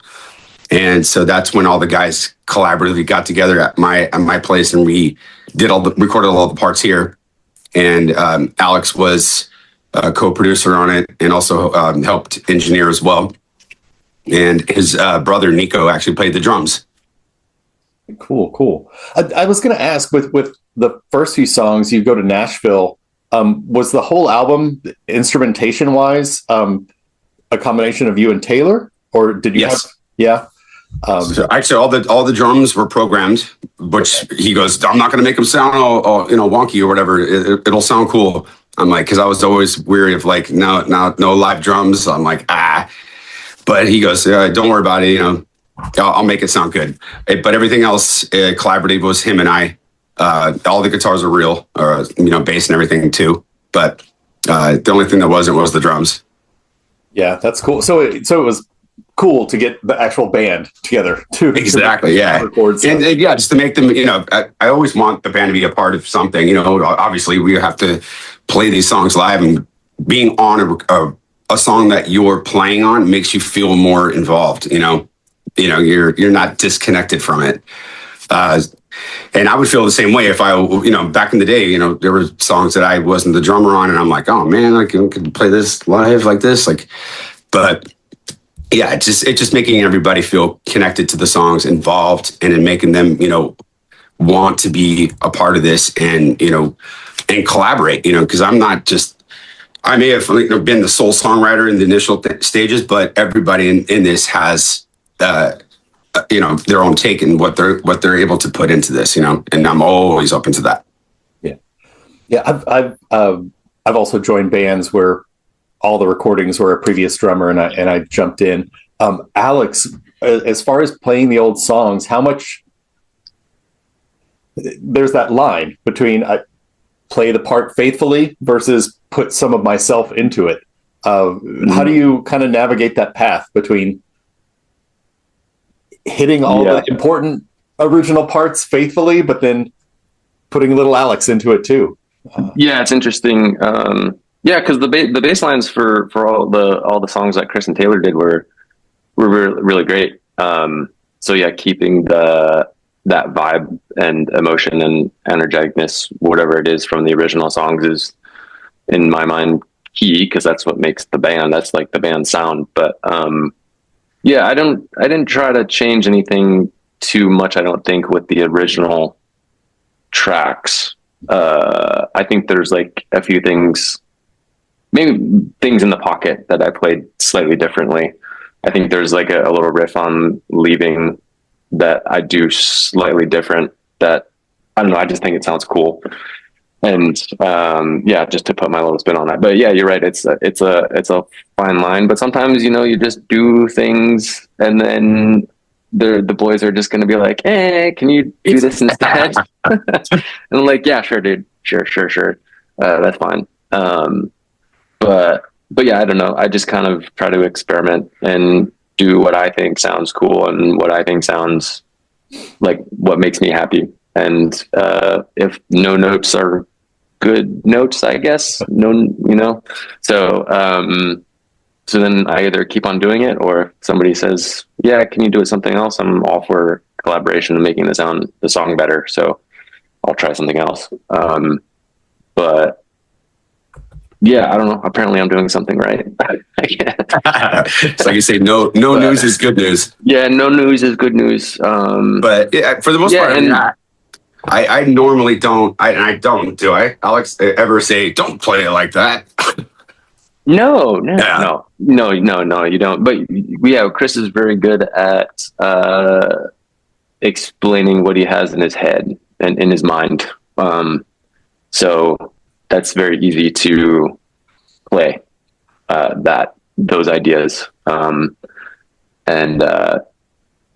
Yeah, they're all notes and collaboration. So it wasn't like a bad note by any means, but just to make the song better and make the riff better. But yeah, basically I just try to do what makes me happy in general, and I want to rock out, and so I just kind of do the things that make me want to rock out on stage and make me smile. And if other people like them, great. And if other people want me to play it different, that's what I do. But yeah, I was thinking about when my wife and I went to see Blink-182, just and now you can do it again with Tom DeLonge and then Matt Skiba's parts, to hear them play each other's parts. That stuff fascinates me, of how did this member contribute and change things positively and negatively, and then vice versa. Yeah, that album that Skiba played on I liked that album, but it was California. California. It was great. It was a little different, but it still sounded like Blink, and Skiba put his little twinkle of stuff in there too, and I wasn't mad at that change. I mean, Tom DeLonge is he's always going to be the staple of that band, but that little touch there is kind of cool, No, that was as a fan, I dig that stuff. Just seeing what different people bring to the band. It's cool. It was cool that Can't Let Go. That for Can't Let Go too. What I was going to say, like everybody played on that track. Yeah, that was the first track that everybody played on, and so everybody has their own little talent and ways that they work, which was cool, I think. And so I don't know, bands evolve, right, in certain ways, and so like that song obviously sounds slightly different than what Chris and Taylor did with the original tracks, but Lucas had his own little stuff that he put in it. Aaron's obviously doing his thing really great, and so it was all kind of like different talents coming together to make this puzzle come together and make it sound slightly different than before, but kind of the same as the Sound Siren vibe and sound goes. So it was cool.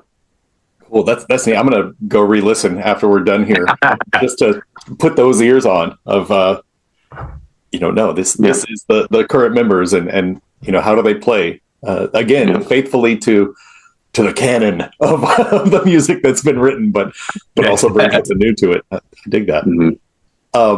We talked about before we started recording here. I want to look forward with the band and see what's on the horizon. And you mentioned right now, active is the application contest for getting on the Vans Warped Tour. So I want to plug this. If you're watching this now, go check out battleofthebands.com. Go check out Sound Siren. Give them a vote. So getting on the Vans Warped Tour would be a pretty kick-ass opportunity. It's big for sure. Do you know when you find out about that? I don't know. I've checked the length or the duration of how the contest goes, but I know it's going to be. We chose the Long Beach area, Long Beach, California. There's 2 dates, Saturday, Sunday, and I submitted us to the Saturday date. So I believe it's in April. Okay. Yeah, it's like the 25th or 26th, if I might be mistaken, but it's in that time. But yeah, if you go to the Battle of the Bands, search Sound Siren, you got 3 songs up there right now. One of them's Haunted, Spaceships. It's our little Afro Man meets, pop punk quirky song. And the other one is One of Them, which is our more pop punk kind of sounding song. Cool. Best of luck. I mean, I love that. That's such an epic tour with so much history. Like so many badass bands have broken onto it. Right. Been taken to the next level. That's cool. And then the other one you were talking about before was the Beach Life Festival in Florida. Is that right? Alex? I think it's in Redondo Beach, California. Oh, okay. Yeah. All right. Yeah, in SoCal. Great. For the reason I said that, I get my Palm Beach or my Palm Springs swapped. Different states, different coasts, and so you're like Florida. What? No. If there is a festival in Florida, I'd love to be considered to. So anybody from Florida, let me know. I did that transformation in my head as soon as you said that. I was like, that's an interesting festival to go for. Just do a one-off across the country. So yeah, it makes much more sense that you're going for that. What about the focus of the rest of this year with new releases coming out now? Is the rest of 26, are you going to focus more on live shows or more on releasing music or writing music or a combo of everything? I mean, now that we have everybody collaboratively putting in, their input in the songwriting process, we actively meet up at my place and, just recording the ideas here and, and whatever we have, we keep it, in the back burner, on the back burner, and we'll come back to it later with more ideas and or vocal parts that come to mind. But right now we're just actively demoing, and I want to put out more songs, one by one, maybe one a month if we can do that. But yeah, the songwriting process is, that's what we're doing right now, and we're trying to actively find shows that suit. It's kind of worth our, we're not just playing a random show on a Tuesday night with a Cranberries tribute act or something. You know what I mean? It's like we're trying to find bands that are like, like-minded like us, and energetic, fun, and it brings more people together rather than just, these guys are going to see this band and they're going to leave, and then this band's people come see us and they're like, all right, do these guys make it make sense? Yeah, I feel like there's a resurgence of that, and that is not just going out and playing shows and trying to get people to stand in the crowd for you, but put together an evening of other bands you like, that you can honestly tell your friends, come out and get here an hour early. Let's hang. Let's watch this band because they're great, and then we'll play, and then let's hang afterwards. And I think with so much having gone online the past decade or two, people want to talk to friends and meet people in public and hang out and create a scene. I think strategizing shows like that is really important now, as much as ever. Yeah, one energetic band in a night's not going to excite somebody. Maybe, you never know. But you have 4 or 5 kick-ass bands, and you're like, holy crap! Like, I paid $10 for this, and I'm having this much fun, or whatever. That's what it's all about. It's like just making it make sense. Yeah, no, it's the difference between having a good show and having a successful event, where everybody who shows up and I mean, your chance for new fans are the people who were in the band or the fans in the band before you and the fans of the band after. Correct. And keeping that, building throughout the whole night is it's a challenge as a promoter for sure. But well, let's see. With new songs, now that you're all 4 there and creating demos, I just kind of want to hit on, maybe before we wrap up, like how is it different, or what are the creative inspirations from the band? Does everybody kind of bring melodies and lyrics to the mix, or is there generally an idea and then you all just kind of hammer at it? Yeah, I mean, I've come to Alex and say, he writes his own songs too, and he's come to me with several ideas now, and some of them are pretty kick-ass. I was like, he sent me one several days ago, and I was listening to it, and it's just the guitar. There's nothing else on it but guitar. And I was like, man, I hear the potential in this. Yeah. Alex, what do you have to input about now collaborating as a band? Yeah, it's interesting. I've been kind of I'm more of a melody, song structure, arrangement type person. And I'm definitely not good at writing lyrics or vocal melodies at all. So I stay away from that. But I think for me, it's like I said, playing bass is just like writing songs and making songs that I like to rock out to myself, and just what makes me happy. So yeah, I guess with the song that I sent Chris a couple of days ago, it was like one of those things, and it was just a thing that in case like you needed to listen to something. I wasn't expecting it to be like, oh yeah, cool, he brought this song to the band, but that's cool that everybody, or that Chris liked it at least. But I think with that one, I was like, I can definitely see like Aaron doing, like, hear a part that Aaron can do, like over here, and then I think there was another song. Yeah, and then I think I was just gonna say there was like another song that I think I brought to you, Chris, that we worked on a little bit, that like Lucas got pretty excited about too, and he was like, "Oh, I want to do like a guitar part in like the verses," and so he did this like little guitar part in this verse. That I was like, "Oh yeah, I wouldn't even have thought of that," but that part sounds so kick-ass in that part, in that section of the song. So yeah, it's cool. I don't know. But I don't know. I'm a bassist, so I try to hang back and let the boys do their thing. And Chris has amazing ideas in his head, and they're usually really, really good when they come out in the song. And then I just kind of I'm like, oh, how do I make my bass parts chug the song along and like be rocky and alt rocky and just sound cool. And so I just do my parts, and like I said, no news is good news, and if they like it, they like it.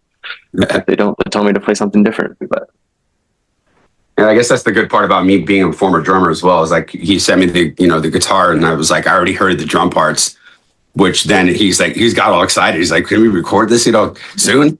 And because that inspires him to write, kick-ass bass line. And that those two right there, they gotta, it drives the song, right? Mm-hmm. But you have, Lucas, who's more, his style of guitar is a lot different from Aaron, but those two make, it's a really nice blend between the two of them, because we got the shredder, who's Aaron, and then you have Lucas, who brings these little, I would say little sprinkles of interesting parts. Yeah. He puts in some really nice textures and tastes in a lot of these ideas, and Aaron just loves to, he would love to blow the speakers out if he could, but and if you're watching this, Aaron,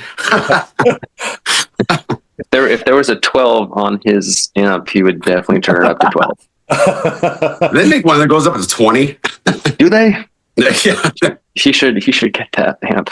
That's funny. Amp, just put zeros after every number. Just put zeros after every. This one goes to 100.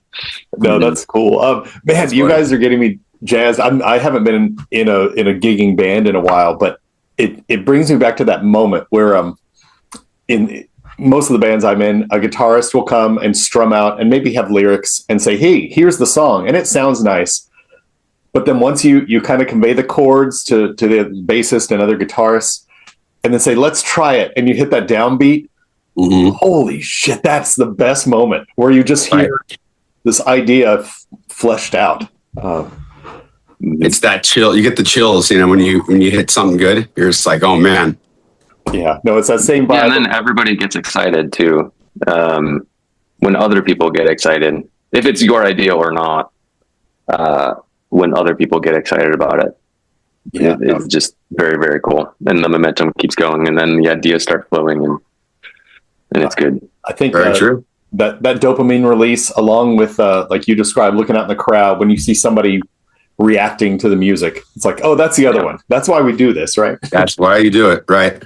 Well, cool. Well, guys, I want to thank you again for taking the time out to visit. This has been great. For people who are watching now, check out soundsirenofficial.com. The band is all over social media on all the platforms. You guys have lots of video content out there. The new singles, the old singles, finding new life. There's a lot going on with the band. So, Alex and Chris, thanks so much. Thank you so much, Wiley. Appreciate you, dude. Yeah, thank you, Wiley, so much.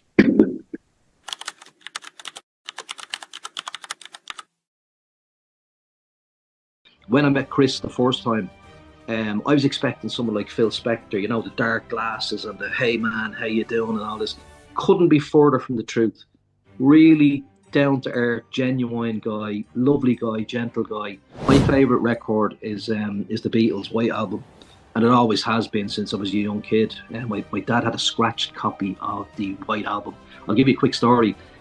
My grandmother bought it for him, and there was a misprint in the vinyl. He actually had 2 apple cores on 2 sides, and he made her bring it back. Dan Doherty, who has produced The Fontaines DC, he's produced Hope Sandoval, he's produced Jesus and Mary Chain. And I said to him, I'd be interested in doing an EP. Would you mind if I took the studio? Now Dan plays drums, which is great. I play bass guitar, a bit of keyboard and whatever. And we ended up, Wiley, we actually made a record.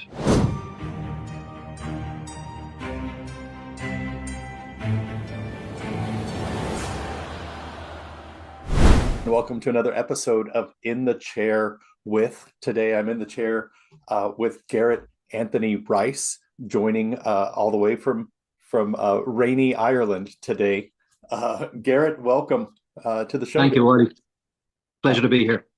Yeah, it's fun. I checked with you just before the interview because in the United States we just had daylight savings time shift, and my last interview with somebody also in the UK was actually shifted 1 hour on the calendar because I scheduled it before and after, so we ended up in the same time in the same place. Well, we've got to blame the Romans for that. Julius Caesar is the guy to blame for that. So the Julian calendar is the one we follow. So unfortunately, I mean, it wouldn't be too bad if we had your climate, Wiley, because it's been raining here for 6 weeks nonstop. There's been flooding and all sorts of stuff over here. So yeah, it's a day to be indoors, definitely. Yeah, that's it's very interesting. Right before we went on the air, you were explaining to me that Ireland is sort of known for rainbows, and of course the leprechaun stereotype and rainbows, pots of gold. I mean, I've heard that since I was a child, but to know that there's actual truth. There's a lot of folklore surrounding Ireland. I mean, you know, we're thousands of years old, and I think there was a study done that the first people on the island were actually 30,000 years ago. Now we've a lot of monoliths and a lot of stuff from Bronze Age people who are back in maybe 3,500 years ago. So we've got a lot of, you know, monuments and tombs. They used standing stones, huge standing stones for tombs for Celtic warriors or Celtic chieftains. And there's a lot of just passage graves, they're called, in Newgrange in County Meath. There's this massive passage grave. And on the solstice, which is in and around autumn time and winter time, a beam of light comes through this huge complex mound where people were buried. Celtic warriors and kings and stuff were buried. So we go back, you know, and our musicianship and our affinity with music goes way back. But the Celts themselves, when they went into battle, it's been found these brass horns or these cow horns, which would be used to basically rally the troops before they went into battle. And if you go on the internet, you can hear the actual sound that it makes. It's quite you know, it's quite inspiring when you hear it. It's kind of when you think to yourself, this was like thousands of years ago that people were playing music. You know, they were indulging. So we get our history and our, you know, our musicianship and our poems and our, you know, all of that comes from way back. It's not something that just landed, you know. So yeah, we're very lucky. We're very lucky, as I said, in terms of our access to that. This is great. I love unexpected moments, and talking of the Bronze Age and Celts and the solstice and everything was not something on my bingo card for today, but I love it. I love it. That's why we have conversations. Absolutely. So I think for the sake of introduction, for those watching who are not familiar with you and your music, can you kind of give just a history of getting into music and then shifting from maybe being a fan to a writer? How did you get to be here today? Yeah, it's kind of a long story and it's a short story. The reason it's a long story is because I've been in music since I've been very, very small. I mean, I can remember as a 2 and 3 year old being exposed to music in my house. My dad was a huge Beatles fan, Brian Ferry, Neil Young, Steely Dan, and he would have all the greatest hits LPs as well. So you would have the records, but then you have the greatest hits as well, where the selection of their greatest points is taken out as well. So that one music was constantly on in our house, Wiley. But I do remember, and it's actually where the Bowie connection comes in. My dad was a massive Bowie fan, and back then to record something from the radio, I don't know if you remember yourself, you would have to home tape. You shouldn't be doing it now, but people did it where they would home record when the radio was on, a song would come on and they would press record and play, and they have a blank tape and the song would record. So my dad, when he was, he'd wait up till 2:00 in the morning while he waiting for a Bowie song to come on. And if it came on, then he would tape it onto these blank tapes. So what would happen with me was I would have Bowie starting off in the Hunky Dory era. Then it would go to Let's Dance on the next song, because he was taping randomly on different days. So what I would have is I'd have these blank tapes of just David Bowie playing from one side to the other. Remember the BASF and the Sony tapes, and you would just have a full career span of Bowie. You know, from Quicksand to Let's Dance, back to Scary Monsters, Fashion. It was a huge part of me growing up because I've a fairly good talent for recollecting things, especially music. I can't read or write music. It's not something that I can do, and I always look at people and go, how do you do that? But I do have an affinity in relation to remembering music and also lyrics. Lyrics come really easy to me. So the real work for me, Wiley, when I'm preparing a song is the actual chords and the structure and everything else. Then when I finish that, it could take me 2 weeks to do that, or 2 days, or whatever it is. I write the lyrics out in half an hour. And a lot of the songs in Equinox, there's a song called Eden, which will be the first song from the record, which I released, I think, third or something in the chain. That just spilled out of me. There was pages and pages of lyrics. There was probably about 8 or 9 pages of lyrics in that song, but it just spilled out of me. And I wrote it in about 15 or 20 minutes, but the actual structure of the song took a long time. So that was the start of it for me. And then obviously when I was in bands as a teenager, as you always do, I was given my first acoustic guitar by my uncle, who worked in the UK in the 1980s. And Ireland in the 1980s, Wiley, nobody had any money. We had huge national debt. People had no jobs. So they went to, and they still do actually, they go to the UK and America to work. And a lot of them work on the building sites. And in the UK, my uncle worked there. So he smuggled back, to avoid paying the customs duty, he smuggled back an acoustic guitar, a golden Labrador puppy, and an old VHS video recorder from the 1980s. And if you remember the VHS video recorders, it was the one that popped up and you had to put the tape in the top of it. They're literally a World War I tank, huge. But he managed to smuggle these 3 things under his coat. And he got through, and it was a couple of days before Christmas. And I remember he gave me the guitar, Wiley, and he said, that's for you, Gareth. And I was hugely into music anyway. But the fact that he gave me that, I tried to press on the strings, but because they were steel strings, I couldn't. It was too hard for me at the time. But it was something that he gave me. And I never looked back from that point then, Wiley, in terms of writing songs. I've always written songs, but in terms of what I'm doing now, like I think John Lennon said, life is what happens to you when you're busy making other plans. And that's what happened to me. In my 20s, I met my wife and we were saving for a house, and I had a job. I was an apprentice in a job and all that kind of stuff. And kind of music took a back burner. And then we had kids. You have a house, a mortgage. You know yourself, the pace of life just completely takes you over. And I put the guitar away, Wiley. I have a 12-string guitar, which I put in the attic. And I had a 6-string guitar, which I still have today, would you believe? Not the one my uncle gave me, but it's one that I've had since I was 15 years of age. And I write most of my songs on that guitar. It's not a huge make or anything like that. It just has a special aura about it. I know when I pick up something, when I pick this up, something's going to come out. I mean, the other day, I picked up the thing, and I don't know what happened. I started writing a thing called I'm Just Growing in the Seeds of His Songs Again. And it was like it's Kurt Cobain. Basically, it's about Kurt Cobain. And it just came out. I haven't written all the lyrics out yet, but the whole thing is done. I have it on tape and I have it on the iPhone and all that kind of stuff. But there's something special about the guitar. It just gives me these kind of things. So my story then was, I'd been working for years, plowing the furrow as you do, and then COVID happened. And you mentioned there, I think before we talked, that when you've nothing to do, you gravitate to what you love and what you want to do. So that's what happened to me. I started to pick up the guitar, and I had about 6 or 7 songs, and I decided I was going to do an EP. And I approached a guy in Dublin. He's a good friend of mine now, Dan Doherty, who has produced The Fontaines DC. He's produced Hope Sandoval. He's produced Jesus and Mary Chain.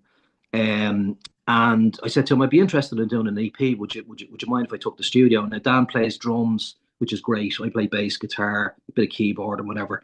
And we ended up, Wiley, we actually made a record, would you believe, over the summer of 2023. Myself and him made a record. Now there's 10 songs on it. And I decided, because I wasn't known, that I would use an alias. So I used an alias of iConsult. and the record is called Reflections Part 2, and quite cheekily for a debut record I call it the very best of, for a bit of fun. So it was ready in around October 23, and we released it, and I think it's got like 300,000 streams or something like that, 350,000 streams worldwide, which I was hugely surprised with. But I sent it around to some record companies, and I sent it to Chris Potter's management company. They're called Z Management in the UK. And to my astonishment, they rang me up and they said, Chris wants to work with you, you know. And, you know, Chris Potter, in my view, is in the top 3 producers in the world today. He's the best atmospheric producer that I can think of in terms of his work to date. He's worked with the Stones, Paul McCartney, U2. So they contacted me and said, Chris would like to work with you straight away. And I was like, wow, okay. Now I had to get together finance, obviously work out. I hadn't even got all the songs written. You know, it was completely spur of the moment. And I was working with Chris Wiley in February of 2024 in the UK.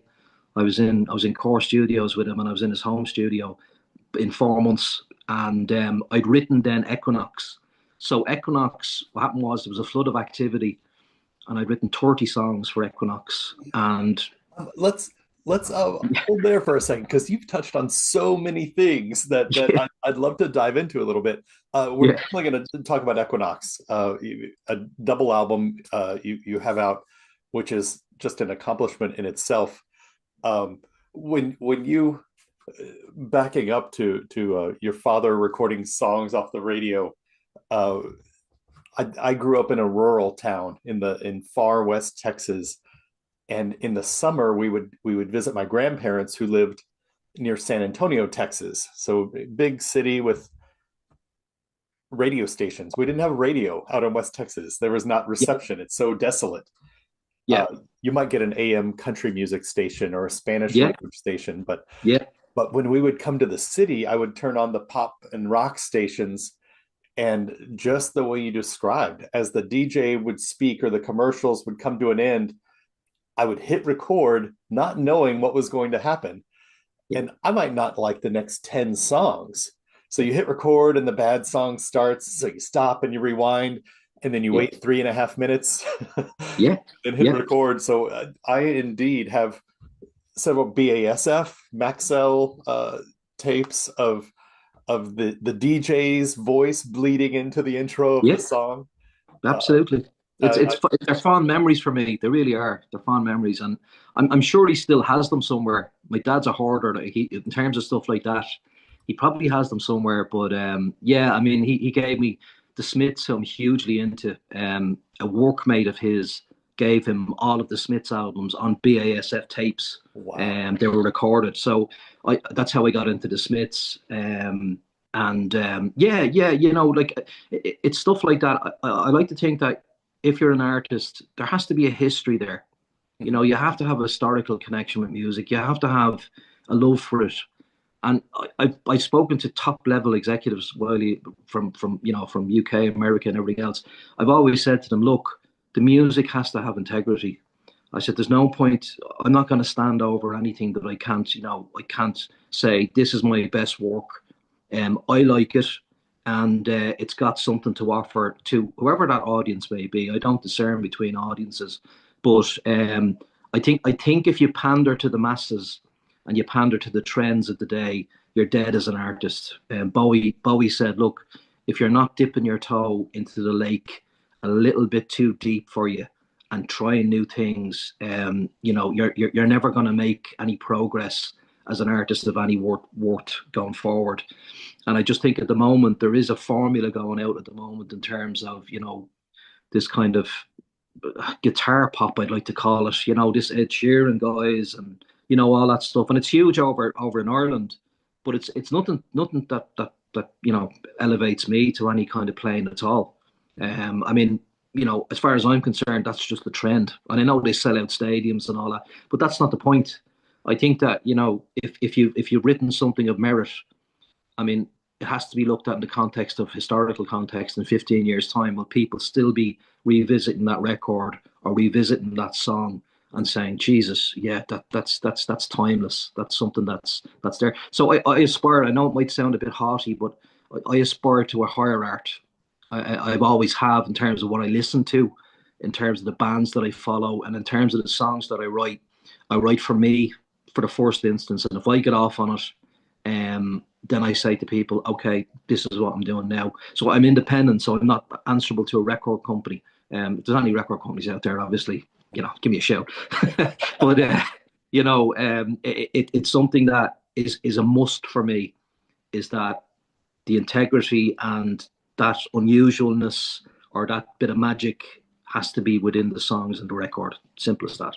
Yeah. Well, trends. Speaking of trends, when you hear a new song on the radio, I had it explained to me by a record label executive that when you hear a song that is different and maybe a new trend begins, certainly many people hear it at the same time and start playing in that and emulating.